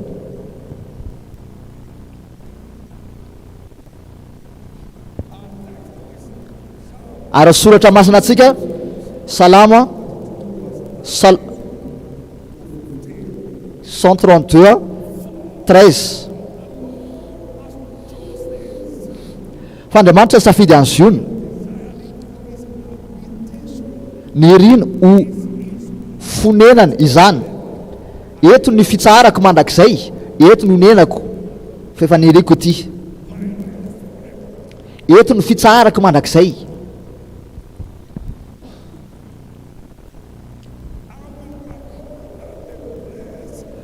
ho tahiko tokoa ny fihinanao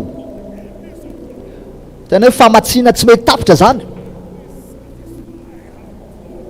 hovokisako anina ny malahelo ao hovaiko zany tantaran'le olona ao le olona anisan'ny fianakaviako ao Ziona ampitafiko a famonjena ampisoronao ary ny olona masinao a iobo foana ampifaliana noho ny amin'ny fisehoana amin'ny endrika maro samihafa ho fanatrehako fiovatantaraka mitranga maro samihafa za rehetraretra zany ao Ziona daholo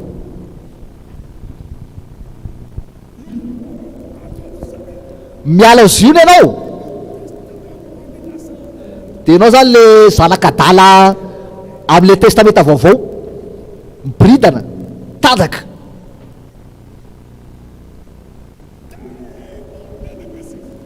maty foana isan'andro fa ao Ziona ozy izy hovokisako anina ny olona ao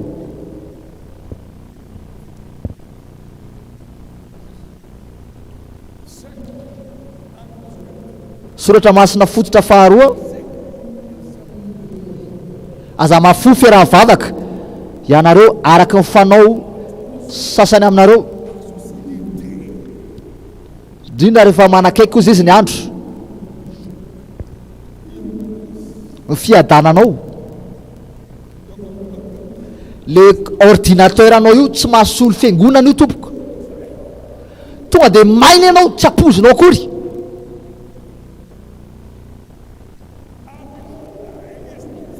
Enao le naraka tamin'ny internet tsy fiangona zany, tsy ferahavavaka zany. Andriamanitra tsy mijanona raha tsy ao amin'ny zona ihany, tsy vokisany ny olona raha tsy ao zona ihany.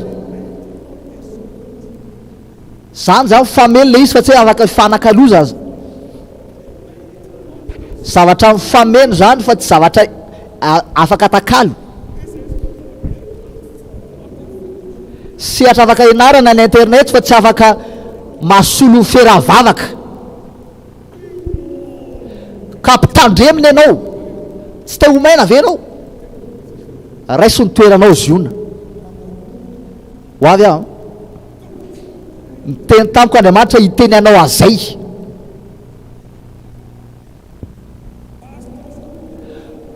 Paster, manamafy le paster hoe amin'ny internet mijery tsy manao sitrapon'Andriamanitra nareo paster reny. Aza mafo izy izy ny baiboly, aza mafo ferahavavaka tahaka fanao sasany fa efa manakaiky izy ny andro.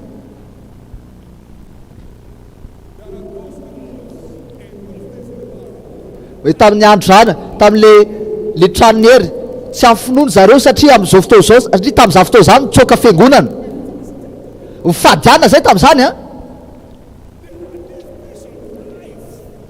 Fa misy fahitana mazava nataoko daholo ny fampianarana rehetrarehetra tao amin'ny tranony hery. Za ihany afaka mahita an'le zavatra tamin'izany.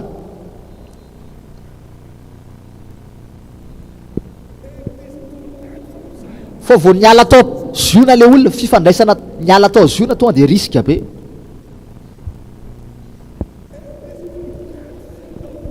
Fitapahana fifandraisana amin'ny ferahavavaka amin'ny olona masina mampidoza ho an'izany izy na be osotra takin'ina ary ianao.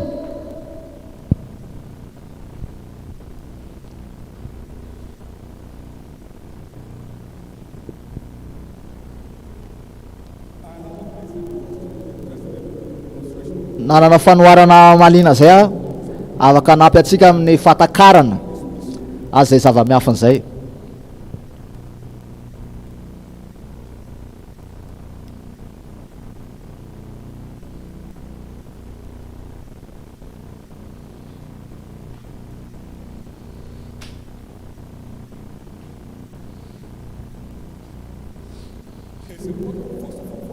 Zava-dehibe voalohany indrindra aloha ny ahafantarantsika hoe ny fiangonan'ny Kristia zay ny tena mamparara ny dohan'ny vavadiny elo. Zany angana fiangonako ary vavadiny elo oliana ary anohatra le izy a fa tsy andresy azy.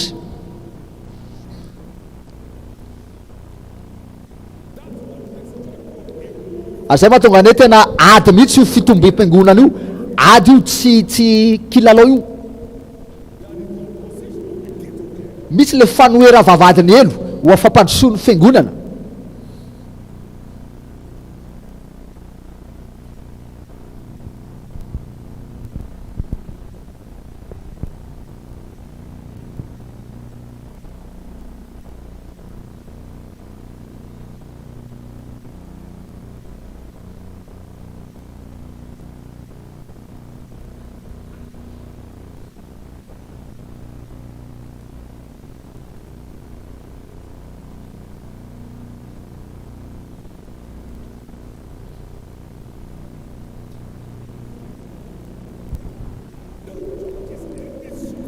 Fiangonana tsy azo potehana hatram'izay mihitsy fiangonana tafian'ny vavadiny elo foana. Nareo hoe gaga hoe tamin'le Covid-19 tonga zavatra toerana voalohany hidina de tsy hoe tsena ny hidina tamin'ny Covid-19 fa fiangonana hono ny hidina. Efa paikadiny avy any vavadiny elo zany hoe nitsangana am'izay Jesosy de mipiteha Jesosy zay.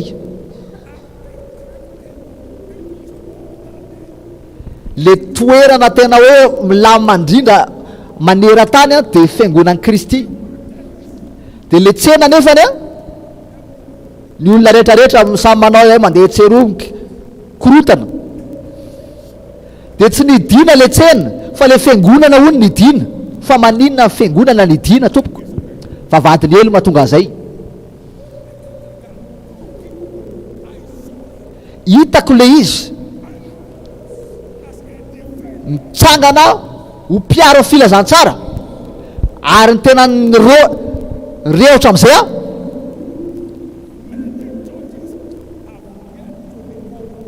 be de be fiangonana zao tsy tafitsangana ntsony. Be de be ary nidy, hainao tsara za zavatra tena haiko zany. Be de be fiangonana am'izao midy, zay am'izao mahavita lasa voatery mividy fiangonana pentecoste am'izay mba averinao ny olona hivavaka.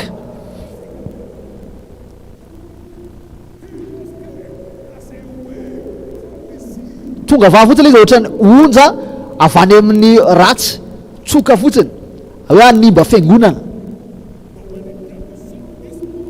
Fa rehefa hita devoly am'izay le vahoaka rehetrarehetra to de fa raraka ao izy devoly.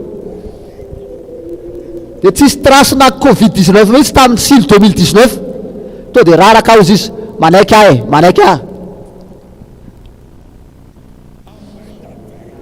Tamin'ny lala zay finoa zay zanak'Andriamanitra nanana fahasahina am'izay de tena Satana tsy manana toerana eto tokoa ianao, tsy manana toerana eto ianao. Enao tsy afaka mandresy amin'ny ady io amin'ny lalana marimaritra iraisana e. Lehibe loatra Andriamanitra ka tsy mila manao marimaritra iraisana amin'ny devoly sy olombelona.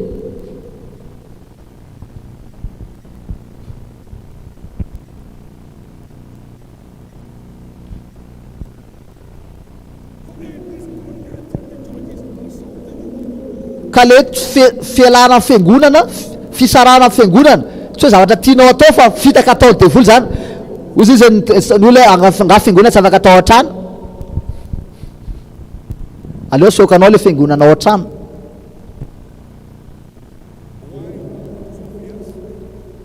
Maninona le ady tena hoe ngeza be mihitsy satria fiangonan'i Kristy a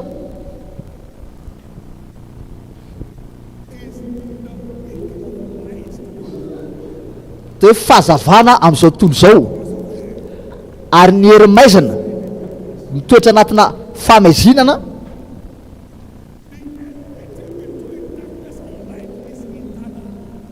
le ady amin'ny aizina sy fahazavana mandrakizay zany.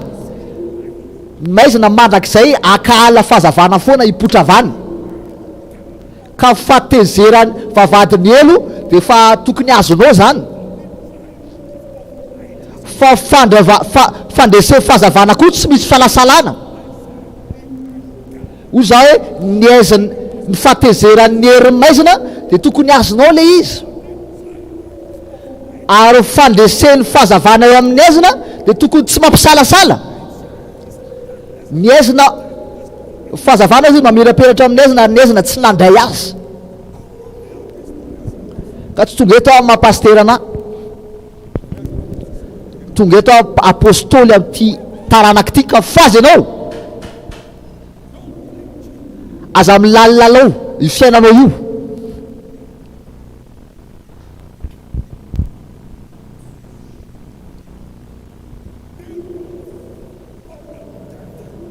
Anao tezitra amin'ny zavatra atao devoly amin'ny fiangonana, le fatezera devoly amin'ny fiangonana de fa tokony azo zany. Fa fandreseny fiangonana amin'ny devoly kosa tsy mampisalasala, raha maka ny toera tsara fiangonana.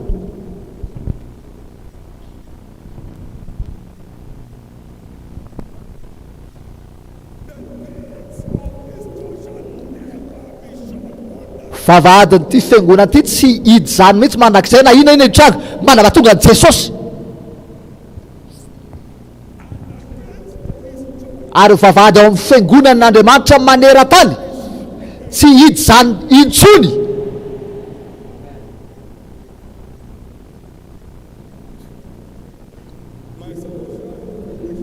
Zanako na zara le hoe mpamosavy latsaka zany hoe le avao amin'ny latsaka zany le mpamosavy Erinareo le vavolombelona tantaraina teo le teny amin'ny Paul teo hoe avy ao latsaka le mpamosavy zany nanidina de nitsingidina tamin'ny tany izy raha aveo io le mpamosavy ny latsaka zany izy toana nahita vorona milatsaka ho azy fotsiny milatsaka ho azy vorona latsaka ho azy zay koa nahita biby a de tarihan'le biby olona tarihan'olona eo amin'le biby amin'ny alina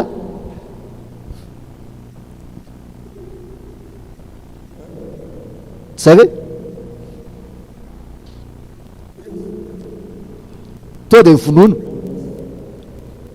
vononony le mpiaza le izy za manko rehefa miteny tonga de maty le mpamosavy rehefa miteny a tonga de maty ka afaka miteny aminao Satana efa resy tsika zao fa am'le andro ny hery tsika zao andro ny hery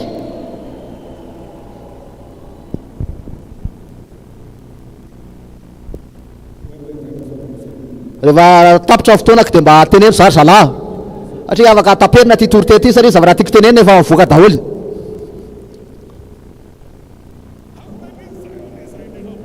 i firy ny olona tazona ato hoe atsangano tanana manao vaorakoraka firy ny olona zina manera tany am'izao ty afatanana mafy an'Andriamanitra ty afatanana fiderana an'Andriamanitra miara orakora mpandresena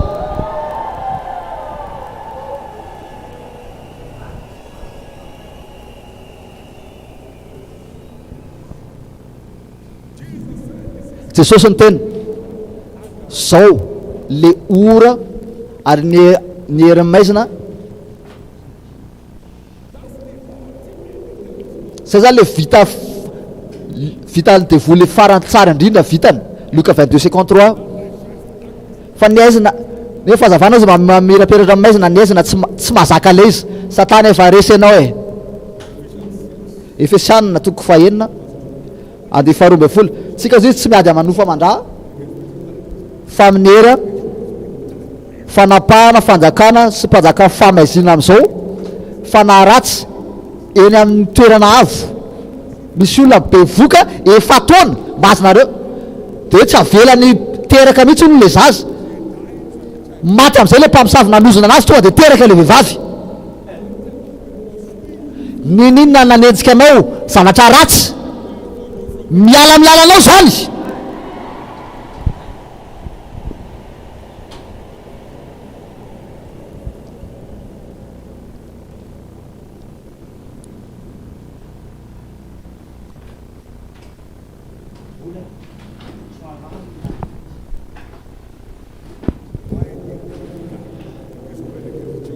ny fahatezeran'ny elo amin'ny fiangonana zay ny antony be de be ny olona afahana amin'ny fanjakany maizina de makany fanjakany fahazavana very olona manko Satana de makany fahazavana daholo izy de zay mahatonga izy tezitra ahena isan'andro manko ny fanjakany devoly de tezitra izy de makahaly izy fa vadiny ely tsy mandresy zany e tsy andresy ny fahatezerany de tokony ho azonao ny antony fa fandresentsika aminazy koa tsisy salasalana le izy tsy hoe tsy ho azo fa fandresentsika amin'ny devoly sy ny ekipa rehetrarehetra efa tokony tsisy salasalana ntsona Covid-19 tonga avany Covid-19 de Andriamanitra te tamiko hoe manaova fiangonana 5,000 tamin'ny fotoana iny na de eo ara le Covid-19 na de eo ara le izy zay rehefa mbola tsy nanao fiangonana 5,000 zany hatramin'izay le fiangonana nge le vata ao ziona miady amin'izany ianao tonga de resy ianao tonga de lavo ianao raha miady amin'ny ziona misy fiangonana tsy tafaharina nefa zay nanangana fiangonana 5,000 Covid-19 izy ianao de izy efa tsoka Satana laisa izy ianao efa resy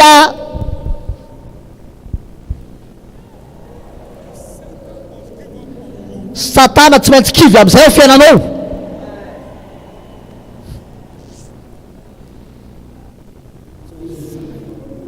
ka ziona zany a le tanàna fahazavana de tsy afaka tafiditra ao ny herin'ny maizana, alefa fahazavana tonga de mitsoka maizana, tsy misy ady, tsy misy dievitra fa tonga de mitsoka maizana.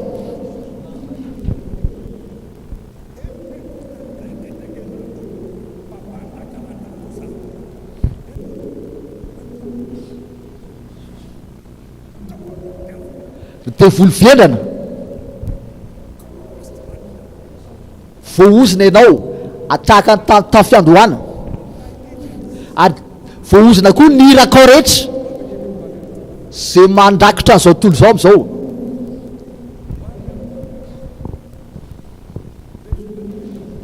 Tokony mba hampinjareo za mandika zany tena am'tetsy fantatro zany.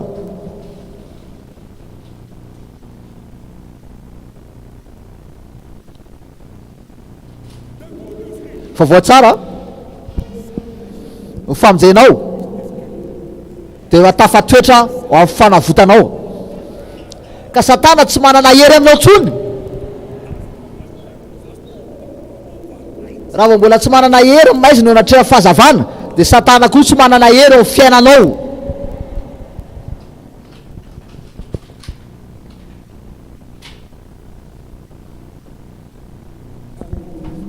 Saotra Jesosy,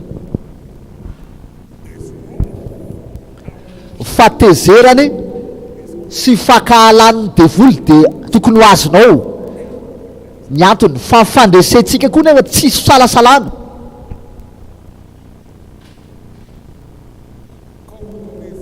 Makanesa ty amiko izy izy ianareo zay mitotototo ho afo fivelomana je Andriamanitra aiza nefa misy an'Andriamanitra. Andriamanitra izy safidy aziona, ziona le toera fitsaharako aona ny toetra. Ianao zany mila manatin'Andriamanitra ao ziona de omeny fitsaharana. Makanesa ty amiko ampiangonana de makanesa ty amiko eto misy anahy, ao misy fitsaharako mandrakizay, ao any toetra mandrakizay dory.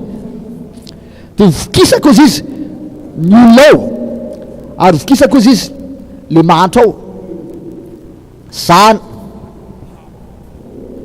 le olona mahantra ao izy vokisako sakafo. Makanesa ampy zay le ranomaso manatona.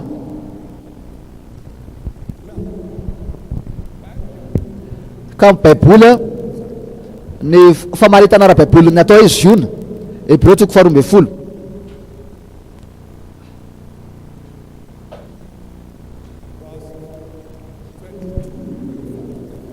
Any 2 ka hatrafa 5.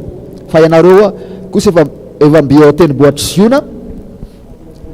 Voalohany inona le ziona? Tanàna n'Andriamanitra velona. Tena hoe fandikana mihitsy io le Salame 132 à 13 ka hatramin'ny 15 iny. De izy atoy de Jerusalema avy any an-danitra. De izy ziona zany any amin'ny toerana any an-danitra misy anazy, de any nefa misy atsika rehefa avotantsika. Aitsika misy anazy, aiza misy atsika ao any an-danitra. Tsy resaka club social ity, tsy manam-potoana fa ao amin'le tanàna fialokalofana ianao. Makanesa eto ziona.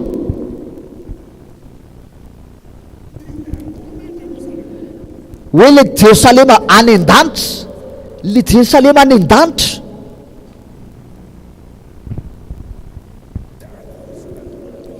Nisy devoly zay saika ako ampiangonana misy atsika, fiangonatsika, saika metraka bomba de tsy nety mipoka le bomba, fa maninona? Atria ny bomba any an-danitra tsy mipoka, ny bomba tsy mipoka any an-danitra.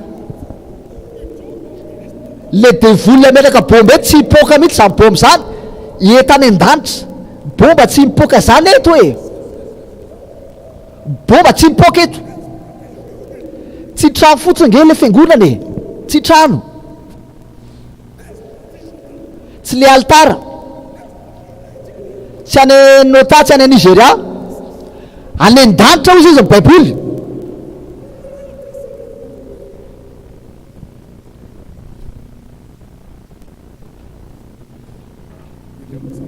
Efa matahotra ny devoly e. Miezaka hoe okzay za tsy anajanona zany toizako ty. Ny fiangonan'ny olona masina da ny an-danitra no misy anazy izy ny baiboly.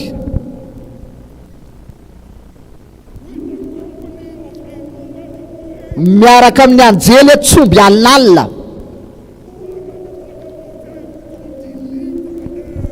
zay ame azy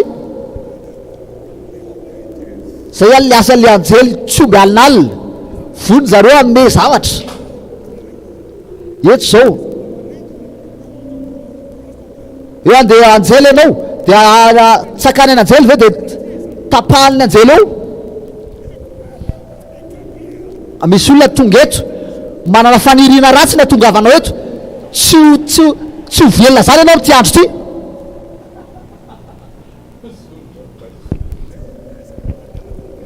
Ny anjely nge tsy tonga eto ilalalao Salamo 34:7 ny anjely Jehova izy mitombo manodidina zay matahotra anazy ary manafaka azy.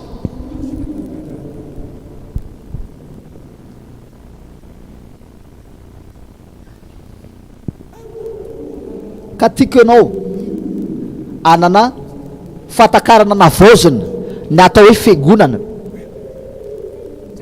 Le olona mitetite foana mikasika fiangonana reny tsy tafatsoko zany tsy za tsy miresaka le fiangonan'olombelona le fiangonana le fiangonan'i Kristy resahako. Hitanao tsara ao Andriamanitra.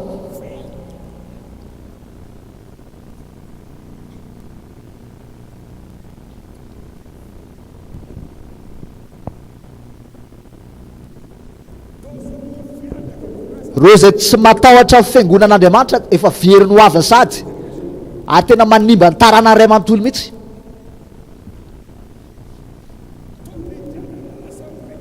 Hoe fiangonan'olona masina lanitra sy ny tany zany miara-vory.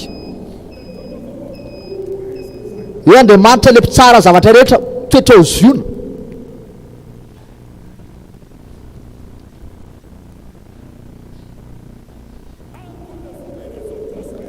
Ary fanahiny olona masina atao tanteraka. Misy karazan'olona ohatrany Eli zao eto zareo am'izao.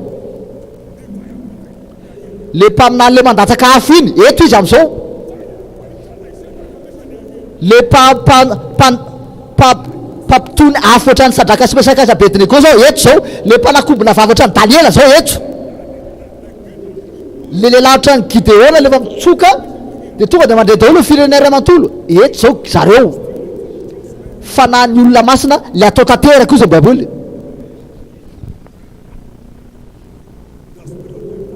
Fanahiny raiko Kenetegina eto izy am'izao.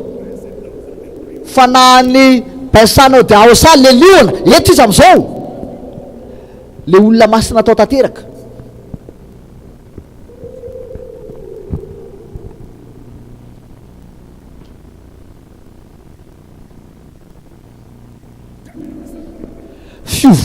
Fivoriana olona masina. Fanahiny olona masina atao tanteraka.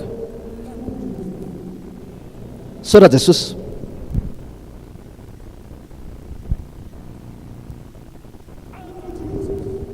Ary hoan'i Jesosy le mpanalalala fanekena vaovao, le mijery tsara le fanekena zany izy. Mame antoka izy tsisy hery hafa any ambany lanitra eto ka manapotika le fanekena. Izy zany le mpanalala noho izy ny baiboly. Izy le nalatsaka le raha fanekena mandrakizay mba tonga le fanekena mandrakizay za Jesosy eto. Manatona anay nareo le mpanalalana le fanekena, le tompony le fanekena, le anakireo tsy amelany devoly ikitika le fanekena.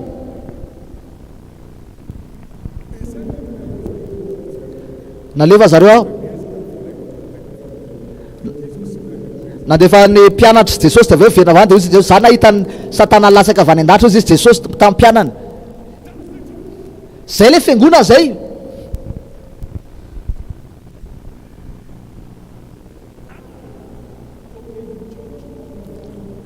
Ary amin'ny fiangonan'ny Lamatoa zay voasoratra any an-danitra.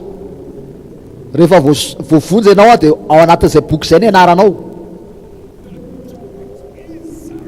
Le fiangonana ao ziona zay le famtinana azy.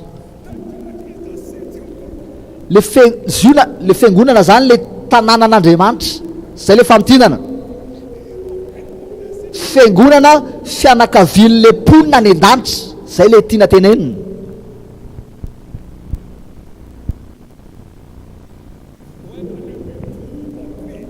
Na roa zareo na telo, na misy roa na telo vola amin'ny anarako, eo zaho izy eo ampovoany. Tsy hoe fiangonana le satria ngeza be. Tamin'ny fiangonantsika mitombo zao dia tsy afaka potehana le izy. Roso tapan'le olona tamin'izany fa tsy afaka sakanana. Anankiroa ny olona mpiandraikitra tamin'izany. Dia firy ny olona tamin'izany, nantaniky le olona, firy ny olona tany amin'ny fiangonanareo? Lehibe mihitsy le izy, firy nareo? Telo zay a, za de Steve a, de Fanamasina. Za miteny a, de le anankiray miteny amen, de tsy voasakany devoly zany. Na misy roa na telo vory amin'ny anarako, eo za, eo voany, eo nivinareo. Koka ninaka devoly rehetra andrea zay. Fanaratsiana fiangonana rehetrarehetra manapotika ny taranaka ny devoly rehetrarehetra zany.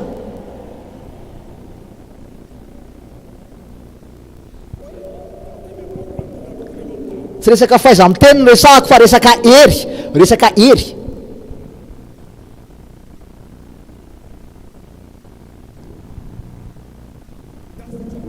Zay le fiangonana. Le fanekeny fiaraha-mivavaka. Le fiangonana abevoka amin'ny Kristy eto an-tany. Ale raha famafazana le miteny hoe tsisy lalana ho afampitehana fa mandalova ianao mpanapotika. Vao mahita raha izy andalo aminareo fotsiny. Za tsy amela le mpamotika hiditra ao aminareo. Le anjely tsy afaka niditra, le mpamotika tsy afaka niditra. Le anjely mpamotika tsy tafiditra, le olona mpamotika koa tsy afaka tafiditra. Misy raha famafazana tsy hita maso ao ziona. Io zany olona amin'ny raha famafazana zay miteny tsara lavitra no raha ny Abel. Hébreux 12:24. Io raha io miteny valifaty. Io zany tsy hoe miteny ampahory. Io tsy hoe manohatra anao. Fa potika le fahavalo. Valifaty. Hoe Andriamanitra ile tompo valifaty. Mitsangana ianao dia misoa amin'izay izy. Aiza izy zareo kapohany amin'izay, kapohany. Tonga dia mekohaka daholo fahavalo. Raha famafazana, raha valifaty. Raha valifaty. Le raha miteny valifaty.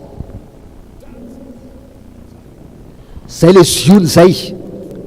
Zay le tsy tia devoly fatatsika. Tsy le trano le fiangonana. Le trano tsara be atsika ty tsy tia le fiangonana, fa le olona le fiangonana, le olona.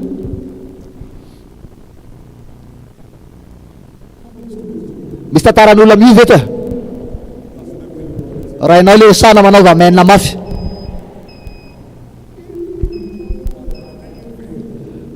Raha sakanana fiangonana azony harena firenena.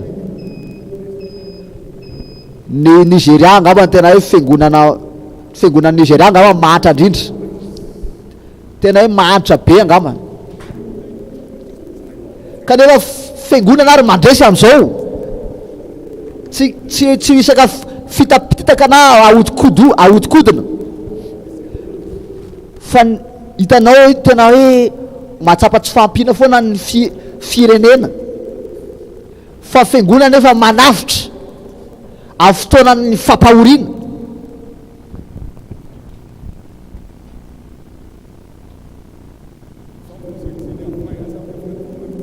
Misy olona tere mandeha avy ao zareo mandeha avion zareo, ka za mandeha avion talohany ianao nandeha hiditra tao am-pianarana ka za miresaka magnodikodin-dresaka eo, tene zareo raha misy ariary avy any amin'ny fanjakana ato niditra tato tenenao amiko tsisy,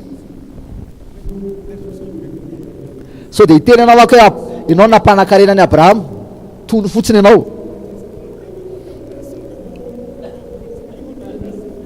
Ny fiangonana tsy arakaraky ny fanjakana za fa fanjakana ny arakaraky ny fiangonana.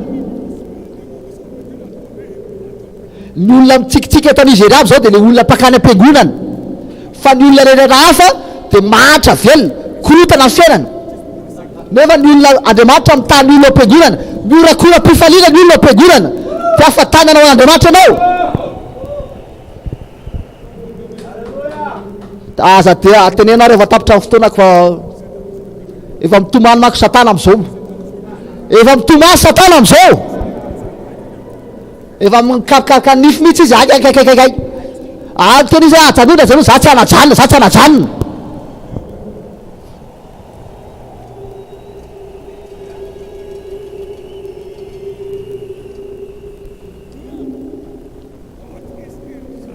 Ka inona zany ny aoziona?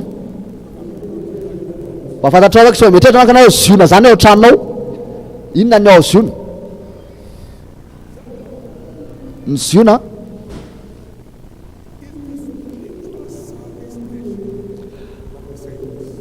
station service ara-panahy, tanareo lefa misy tomobile amboarina, raha misy olona za na tsara takinina fiara anankiray raha vao tsy hoentina any amin'ny garage fanamboarana anazy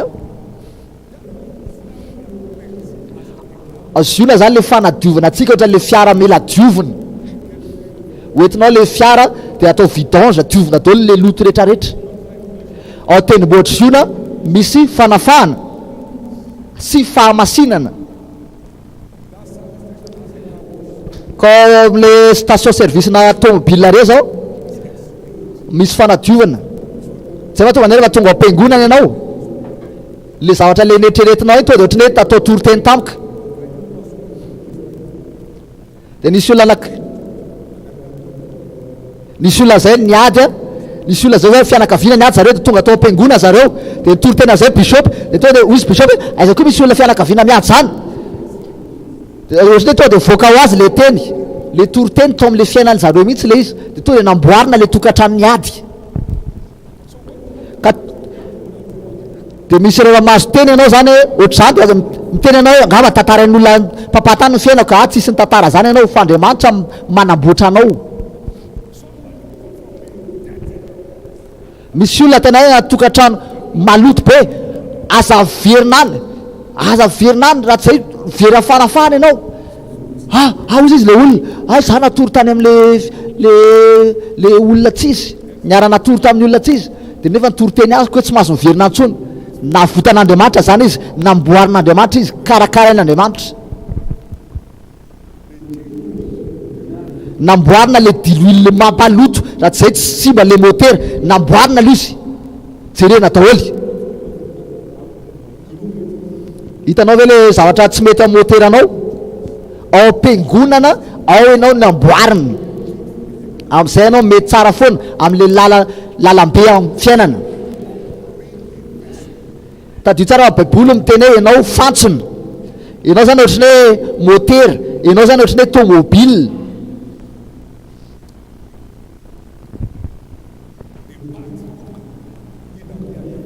Melay amiko nareo izy le fantsona, nareo zay fantsona niady no masinina ho am'le asa tsara any tompo, tsika zany fantsona ka makao am-piangonana tsika tahaka am'le station service fanamboarana atsika.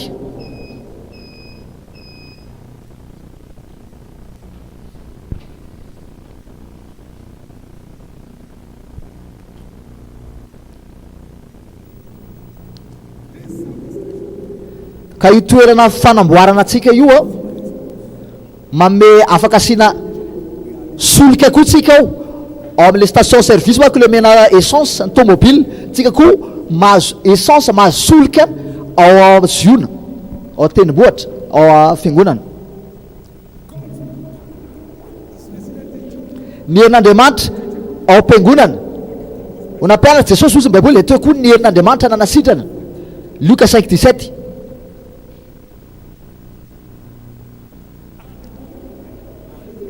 Ary fanahy niditra tao amiko rehefa niteny tamiko izy, tsika zany velomina le afatanatsika ao am-piangonana, mena solika tsika ao am-piangonana. Me solika zay ozy izy le Virginia Tall me solika zay, de le ozy le endro hoe tsy afaka mame solika zay, andanonareo vidy ao am-piangonana fakana le solika, ao zany ny azonao solika vaovao. Ka raha vao mitapaka fifandraisana fiangonana anao de efa manimba fiainanao, tsy ampy solika ianao zay, iny am'izay anao mangataka fisandatana, iny am'izay anao miezaka mandroso fa tsy mety. Vao miala am-piangonana anao de efa tsy ampy solika ianao zay, milagny ianao fiangonana de io tsy ampy solika ianao zay.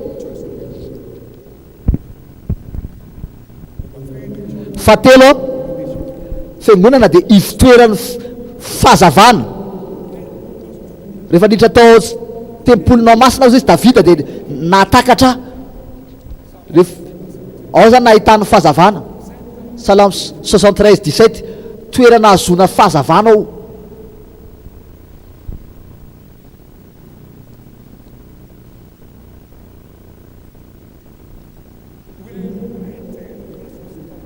Mahazo fahazavantsika rehefa mianatra, mahazo fahazavana, taka fahazavana miposaka ao ziona.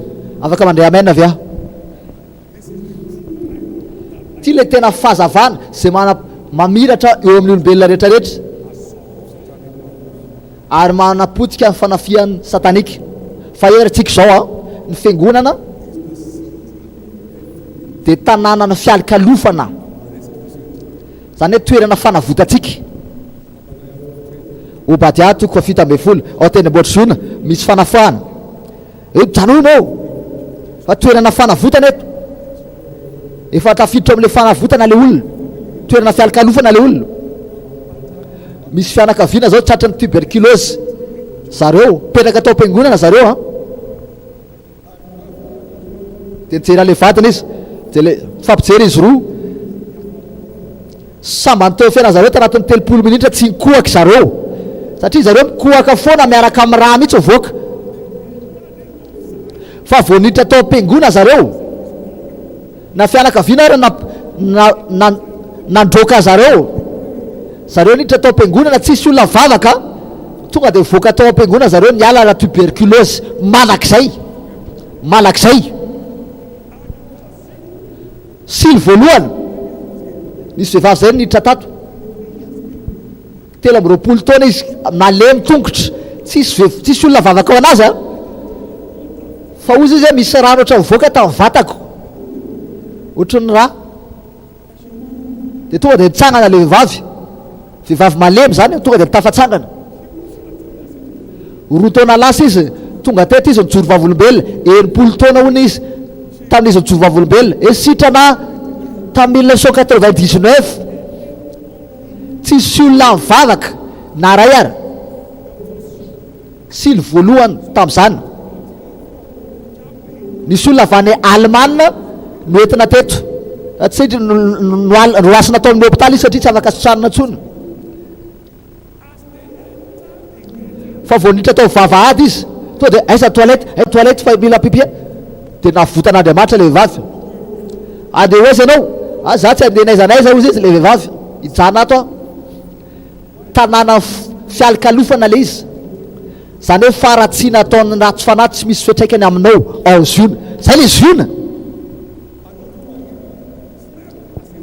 Misy vehivavy zay natory tato jambo tamin'ny silo, fo am'izay maraina izy to de mahiratra, mahita tsisy olona nametra tanana anazy.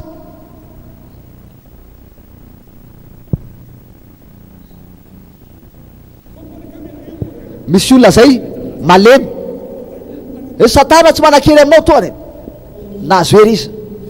Eo tena mboziona misy fanapahana, dia afatananao fideranan'Andriamanitra zay mahatonga ny hoe le mpamibabo tsy namela le babo ho tafatsoka satria izy tonga eto ho avotana amin'izay le babo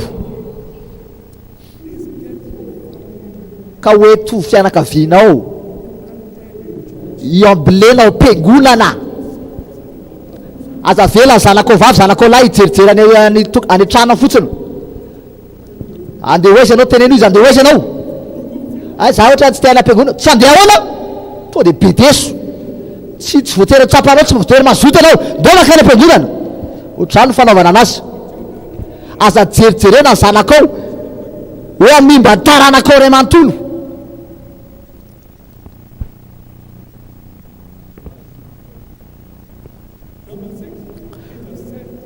fahenontsika izao toerany fahazona hery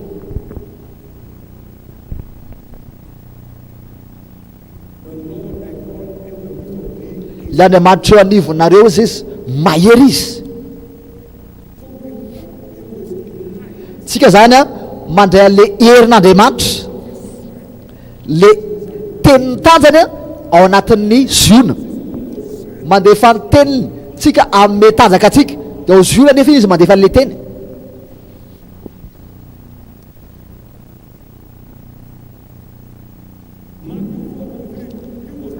Matthieu 4:23 nampianatra izy de teoko amin'izay ny herin'Andriamanitra nanao fagagana maro ary Jesosy nandeha tena amin'ny Galilea ka nampianatra tao amin'ny senagogany ny olona teo nitory sy filazantsara sy fadakan'Andriamanitra ary nanasitrana ny aretina rehetra zany hoe fiangonana zany toerana fanasitrana fanehoana ny heriny mahazo hery ianao ao am-piangonana mitombo amin'ny tatraka ny olona makao ziona zay miseho ao anatrehan'Andriamanitra makany amin'ny tanjaka Salame 84:7 makany amin'ny tanjaka raha tianao anao fandrakandramana de ataovy ary mitsoka fiangonana ianao telo volana fa hitanao fa enao io tonga de olatra lasa tsy lambody kely mandehandeha kely de ahoana lesy ianao de ahoana lesy lahy zay rehetrarehetra mijaly lesy am'izao ainao tahakany fanahy vatana tsisy fanahy de tahaka izany koa ianao tonga de maty ianao raha vao miala ao am-piangonana papanay mampianatra faelavelona fa za ohatra tsy meny hoe misy za faelavelona zany mino zany amin'ny fahakelezan'ny fahavelemanao miala le fanahy aza atao fananakandramana ny tenanao a be de be ny olona tena hoe mirehatra be tao am-piangonana any Nigeria am'izao fotoana zao rehatra be zareo taloha fa zao zareo glasy fombafomba mpivavana fotsiny am-piangonana le ray any an-danitra ao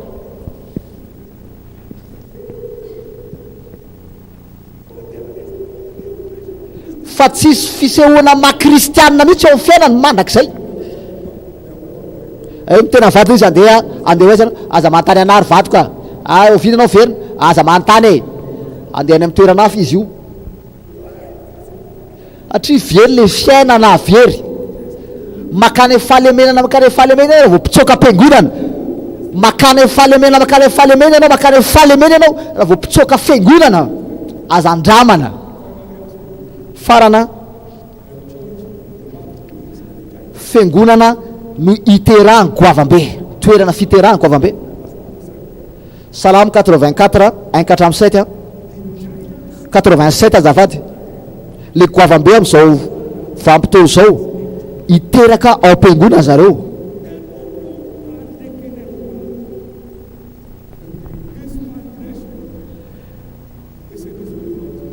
ny fonenany ao amin'ny tendrombohitra masina vavadiny ziona de tiany Jehova mihoatra no fonena rehetra any Jakoba zava-malaza no ambaranao ry tanànan'Andriamanitra anonona andrahaba Babilôna ao ho isan'izay mahalala ahy iny Filistia sy Tiro mba amin'ny Ethiopia ity no efa teraka tao, ary ziona ilazana hoe reto sy re roa samy efa teraka teo. Raha za ena mirakoy ampifaliana be.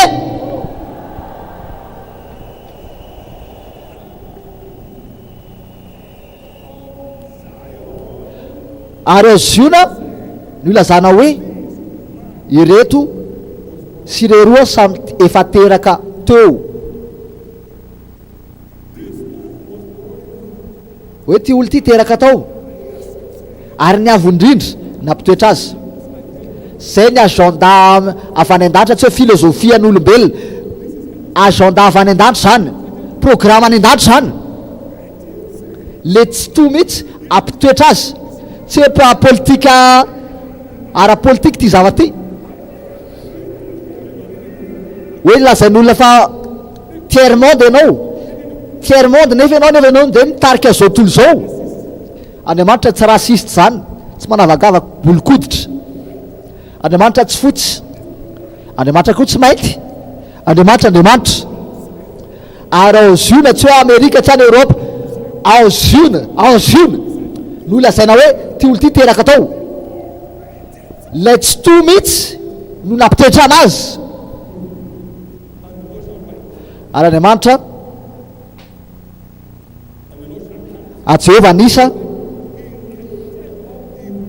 raha manoratra ny firenena zay manakanja eto amin'ity tany ity izy hoe ity efa teraka tao.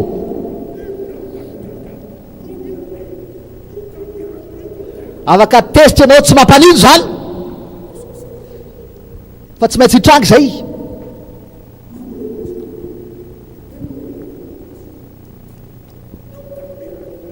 Afaka no tezitra be anao, afaka nohatra anao hoe hatrany fahafatezana fa tsy voasaka zany. Aza manohatra, aza miezaka mandaka vato na may baolina takin'iny ary anao, aza mandaka vato.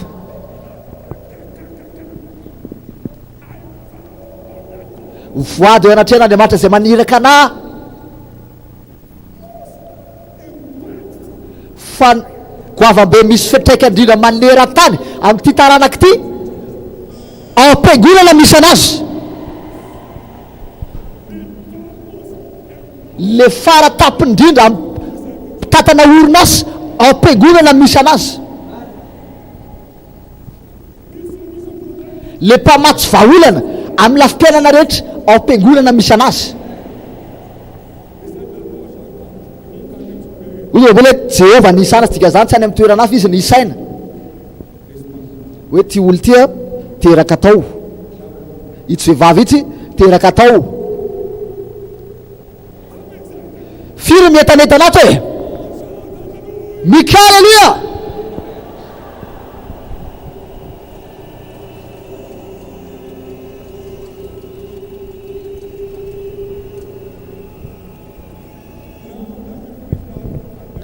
Lao farana koa de hivavaka tsika.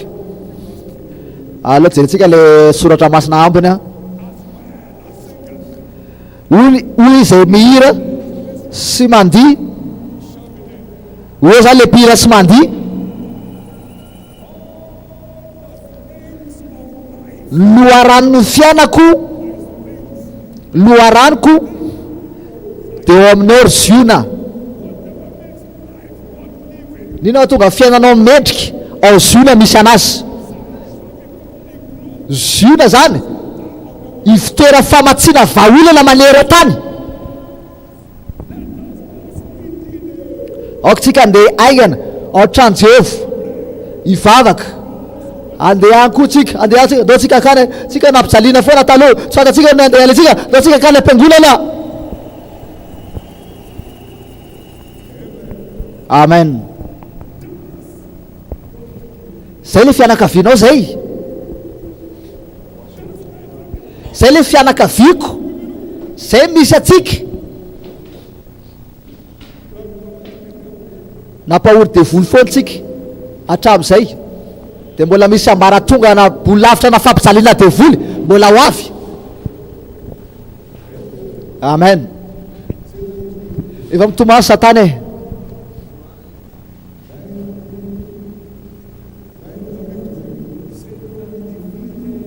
Eo anao fiderana, ho anao fandraisena, satana efa resy, ho anao Andriamanitra fiderana.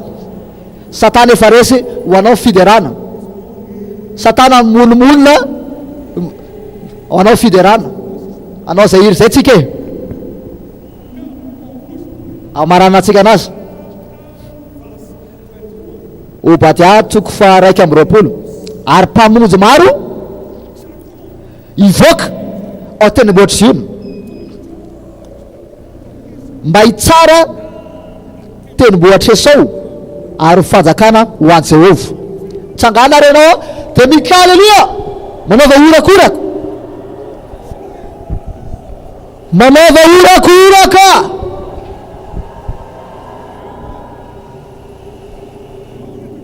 Dia raha nany tompo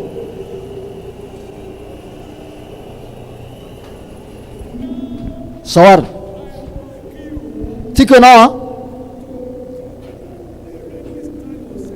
ametraka ny tenanao raha fomba ampanekena ao Ziona, reo zay ambolena ao trano Jehova amin'olona eo tendrombohitry ny Andriamanitsika, amin'olona foana izy na dia faharitra azy, amin'olona sady mamokatra izy mba ilazana fa marina Jehova ary tsy misy tsy fahamarinana. Vatolampika izy ary tsy misy fahamarinana ao aminy. Amin'olona taka azo rofy izy isandaka taka sederan'ny Lebanona, zany hoe tsy misy fetra fisandatanao.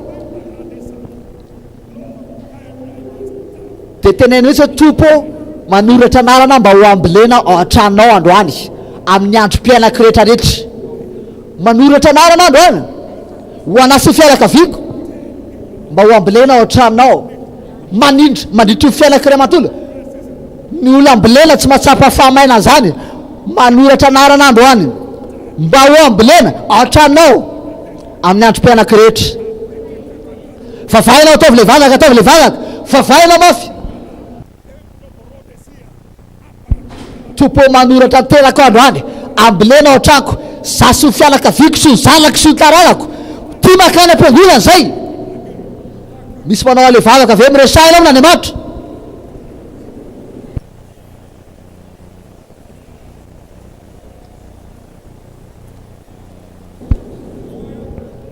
Korala ataovy le hery ho aza fiderana, ho aza fandraisena. Enio tsara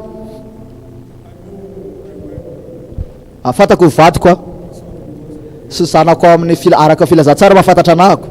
Nisy fotoana zay nanana olana fahasalamana, nanandratra ny tanako ara tsy vitako tamin'izay. Toy zay satana aronge zaho Ziona e, aronge zaho Ziona za tamin'ny satana. Vao tonga ao am-piangonanao dia hitako hoe zay ataonao. Vao niditra tao amin'ilay fotoana mavaka ozy izy le olona hoe ianao mitarika vavaka raha laha Davida. Kenetegina nampianatra anahy hiteny hoe aza miteny mihitsy hoe marary a, zay nampianara Kenetegina anahako. Dia raisiko le micro, olona ray tamin'izany fotoana zany hoe olona ray mitarika vavaka voalohaka hatramin'ny farany, fa tsy ohatran'ny antsika amin'izao hoe olona samihafa mitarika vavaka. Hoy za tamin'ny satana, jereko ny lisitra ny olona avela mipetraka ao Ziona ao, ohatra tsy hitako ny anaranao satana.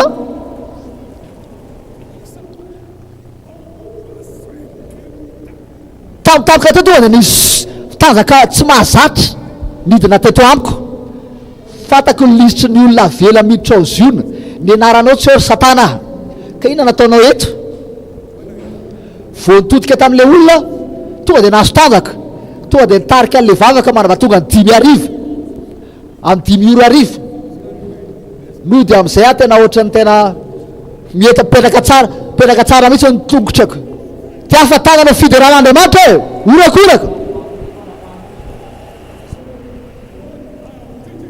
Zavatra ampianariko anao zao a, zavatra efa reko, zavatra efa hitako, zavatra efa nijereko ary efa nitsapain-tanako.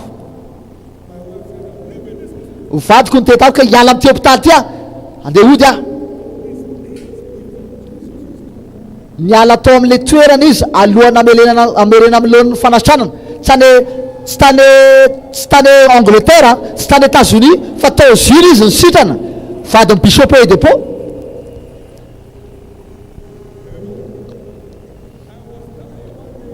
Nisy toera zay saika maty tany Yola teo ianao tamin'izay de andeha atory ve za tsy afaka ny atory zany ohatrany tsy sepitra be tamin'izany fa zaho aka any am-piangonana na le ambina fofinainan'alako raha ampiasaiko za ka any am-piangonana fiangonana tamin'izany tamin'ny enina raha tsy diso aho verina am'izay le tanjaka tonga tao zila to de mekomondro mitevoly nakany amin'ny toerana hafa zay nakany Eboche tamin'iny andro iny any a zina devoly matahotra zina ataovy ireo le ira de ireo miaraka fatakarana ho anazy fiderana ho anao fandresena satana resy anao ho anao fiderana Jesosy ataovy tsara le clair zalao tomany satana ara manosona satana ho anazy fiderana tomany satana ho anazy fiderana resy satana ho anazy fiderana tiako anao tena hisaotisaoty mihitsy rehefa hidera rehefa avy eo misaotisaoty halleluja.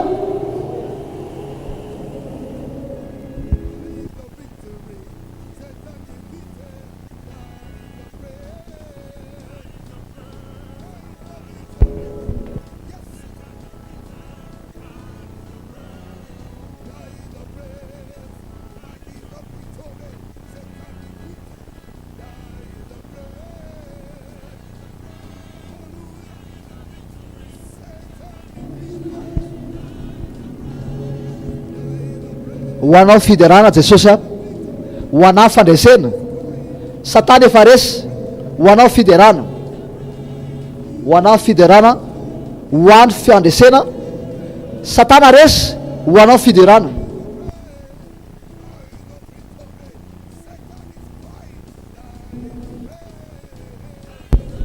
mandrizy anao miaraka am'le mosoara fotsy mandrizy amin'ny saotisaoty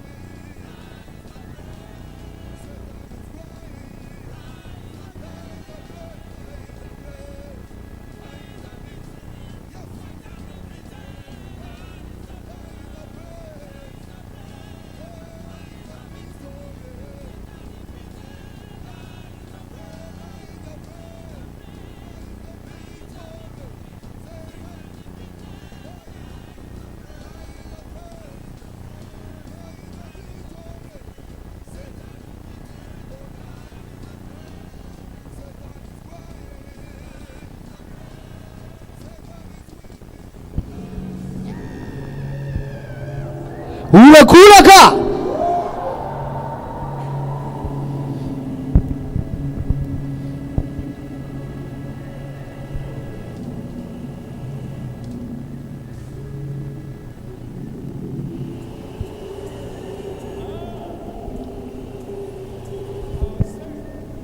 ny olona masina tsy tsahatra iobo mihitsy ozy izy dika zany hoe fitonavavombelona tsy tapitra mihitsy ao amintsika orakoraka zany a dika hoe misy fandresena ekipa mpandresana miorakorako manaova orakoraka orakoraka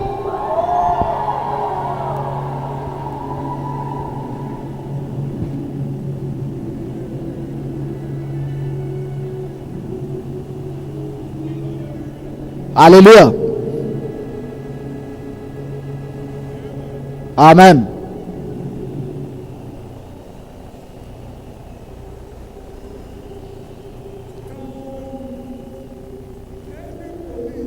Misy polisy ve na miaramila na sécurité ana stade anakana olona anankiray nandresy iorakoraka Wanaova horakoraka,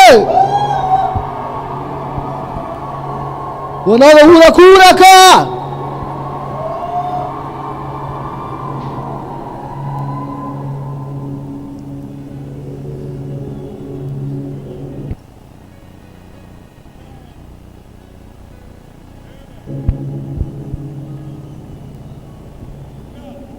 Sor anao le hira le alleluia iny tsika, le hoe alleluia e, ainao iny hira iny a, alleluia o. Enao aloha vetivetiky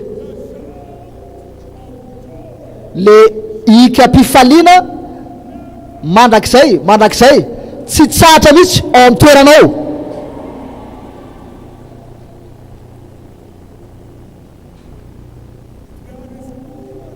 Tsisy olona zany nare eto anisan'ny zanako lahy ny antso anah de nanana fahafahana hoe de hoe tsy meme mihitsy zay roa mifampiresaka.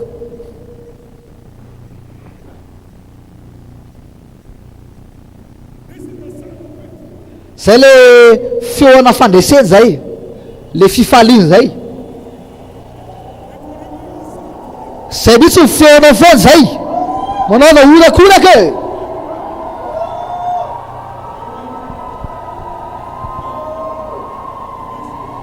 Enoy okaloha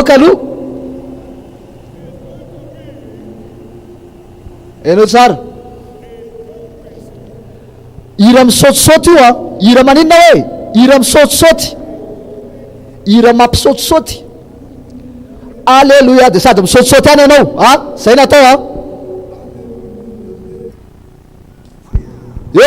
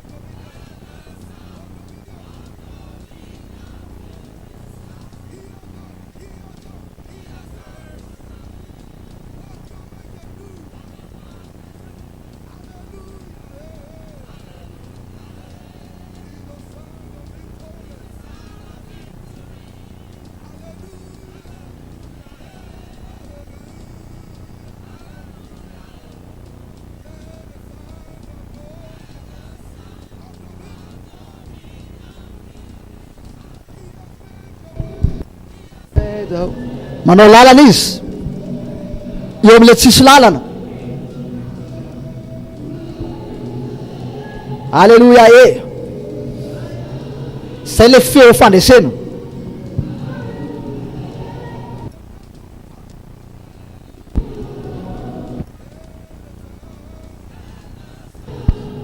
Aoka le feo fanapahana amena ty trano ty. Sady misaotisaoty any.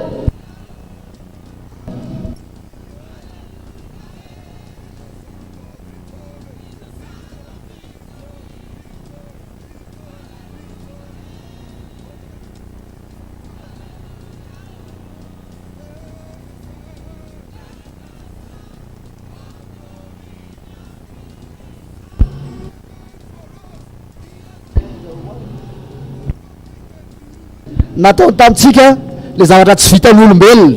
Alleluia e, zay le feo fandresena.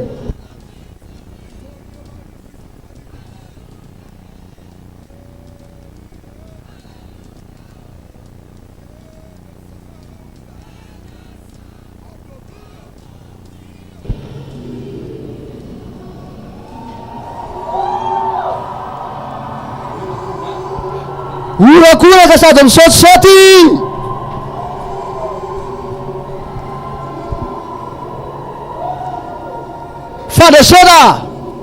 fandesena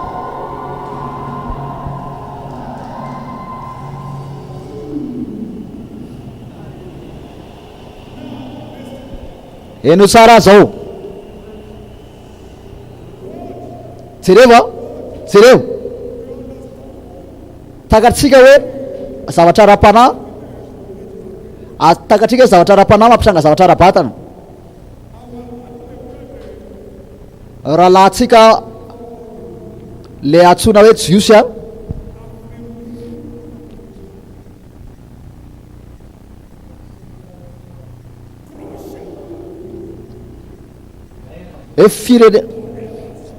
firenena tsy azo potehana andrak'izay noho ny am'le fanekena nataon'Andriamanitra teo aminy zay fanekeny zay tao amin'ny lalana raha de tsika nefa jiosy ara-panahy natsangana tamin'le lalana raha Jesosy zanak'Andriamanitra tsy voapotika tsony tsika mandrak'izay ka falianao raha mandreha zany raha mino anao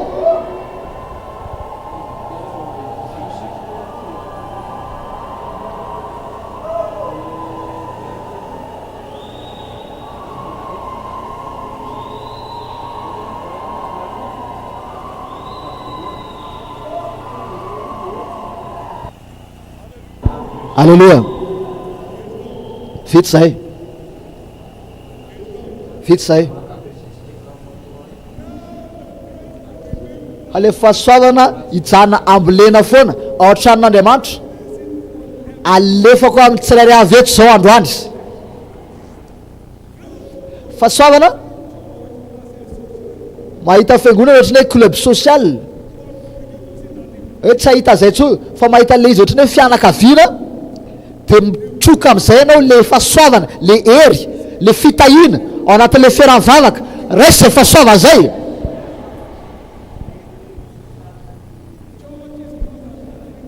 fiangonana tsy fakana vola ho an'ny kamboty misy olona ko mampiasa le vavany ao amin'ny zavatra tsy izy de lasa nanao ohatr'izany de lasa naina antra fiangonana tsy fanangonam-bola ho an'ny kamboty tompoko toerana anomezan'olona araka ny sitrapony tsy terenany olona le mpamosavy anao na prisika anao mpamosavy tsy Jesosy tsy mampirisika tsy manery olo zany mpamosavy manery olona fa Jesosy tsy manery olo zany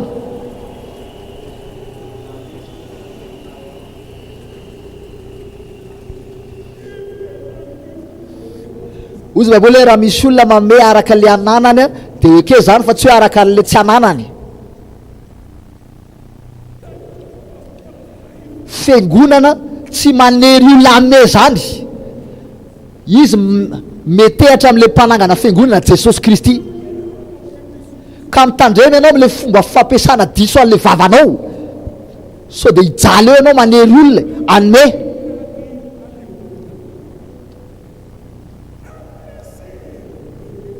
fahotana rehetra manatrehan'ny olona de azona famindrapo fa ota rehetrarehetra fanamasina tsy azona famindrapo na am'izao tontolo zao na amin'ny toerana hafa misy le hoe fahotana makany fahafatesana misy vehivavy zay ny tena papa tsy afaky novelona raha tsy zay mena kely ny ampahafolo karena zay vehivavy zay eo misy anazy fo am'izay le vadiny tonga de tampotampoka teo jaly le aretina voan'ny aretina zany le vadiny sy le zanany lasa le vavy ny azakazaka aingana fona tamin'ny bisopy tandremy ianao amin'ny vavanao miteniteny foana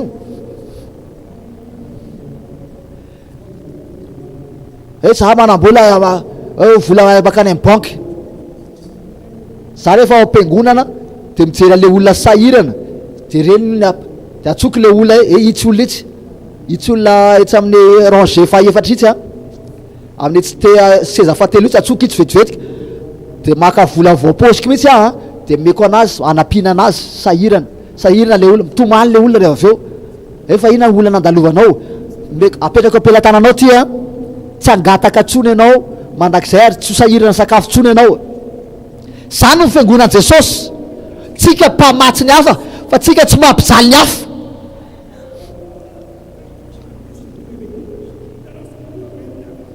Misy olona tsy ho ambinina mihitsy mandrakizay satria miteniteny foana vavany, pitehany le arenany noho ny amin'ny vavany. Fiangonana rehetra koa maka vola feno, fiangonana feno, aiza nazoa zareo vola nanganana fiangonana ohatrao, aiza nazoa zareo vola, aiza fa ngaho tranonao moa nasanga ny tranonao. Raha tsy te ho faty ianao amin'ny fotoana tsara-potoana dia akombona vavy. Na atao amin'ity fiangonana ity ara tsy terena ny olona rehefa manome ato rehefa fotoana fanatitra. Mananimana tsiditsidina etseroa, mbola tsy nahita toerana maro isidinanay ary ianao, mbola tsy nahita anao, mbola tsy nahita akory ianao. Ho avy ny fotoana hoe makany amin'ny toerana, misy le hoe toerana fametrahana tomobila, fa misy ndray toerana fametrahana avion, isa avion ana mpikambana fiangonana, ametrahana helicoptera. Ho avy ny andro izy misy toerana be de be ametrahana helicoptera be de be. Ka raha marary lohanao mahita tomobile fotsiny, mbola arary be lavitra lohanao hita helicoptera.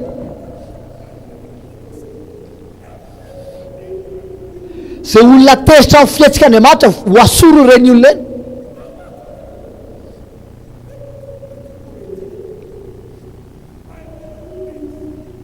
Anananareo zany ny rahan'Andriamanitra hitena zay.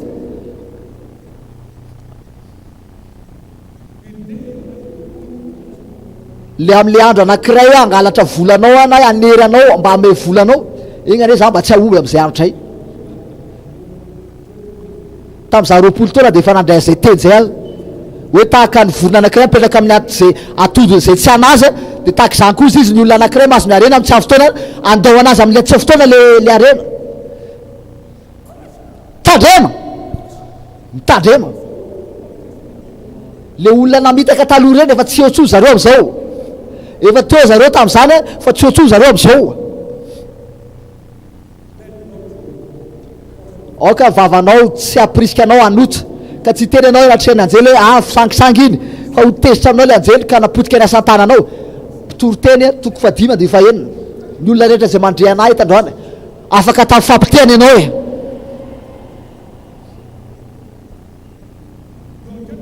Ny taranakao ho arovana. Zay olona rehetra mientanetana amin'ny hetsik'Andriamanitra ny naizanaiza dia mandroso foa zareo, manomboka androany koa androso be any amin'ny tsara indrindra foana anao. Ny malalako tsika tsy mbola nahita zany hoe fiemorana zany nandritra ny 7 taona, maniry any olona rehetra tsika androso, tsika tsy mifaninana amin'izanizy, tsika maniry ary rehetrarehetra androso. Mety tsy hitanao hoe ny olona miaraka amin'ny olona rehetrarehetra zay a, mety tsy hitanao miaraka amin'ny olona rehetra zay fa zay maniry tsara ho an'ny olona rehetra.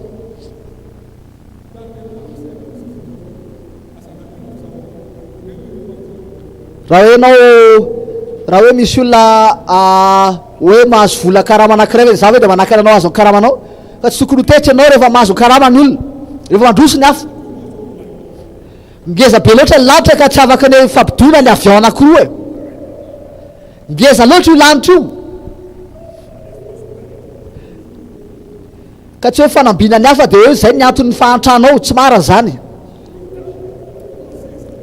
Ianao tsy afaka ny hoe mampiatra le tenen'Andriamanitra dia tsy hitranga aminao le vokatra tenen'Andriamanitra. Asanaty ho tananao roa mihina fa efa nampy izay fotoana nerahantsika izay, vaovao tsara.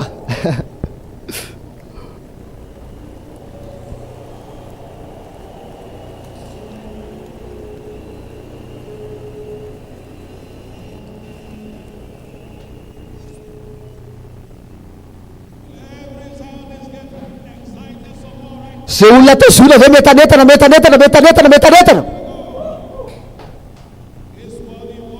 mendrika izy amin'ny fiderahantsika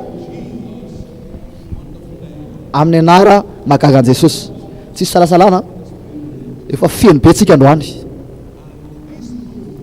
ary le vesatra azotsika hiara-ody amintsika mihitsy. le classe spéciale zany a manomboka amin'ny roa sasany a ho atsika eto Antananarivo a de le amin'ny alina amin'ny 20 alina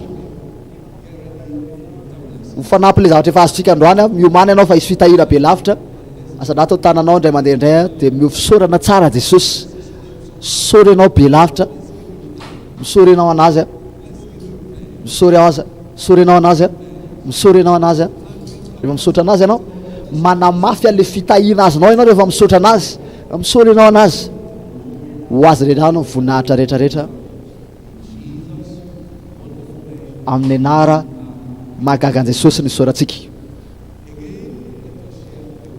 ndray mandeha indray andao izara fahasoavana entiko fahasoavana sy famindrapo anaraka atsika amin'ny andro rehetra eratsika hitoetra ao trano zay ho andralavisika mandrakizay a amen. Silo 2:24 lalambe ara-panekena raha ohatra tsy mananantika tsara ianao a jereo tsara le écran na le taratasy any amin'zareo zany misy klasy samihafa le toerana de zay le antony le tenenany mila mijery taratasy zareo fa ho atsika ny klasitsika rehetrarehetra atao am-piangonana anaty daholo a tahin'Andriamanitra daholo a zara fitiavana amin'ny namanao amen.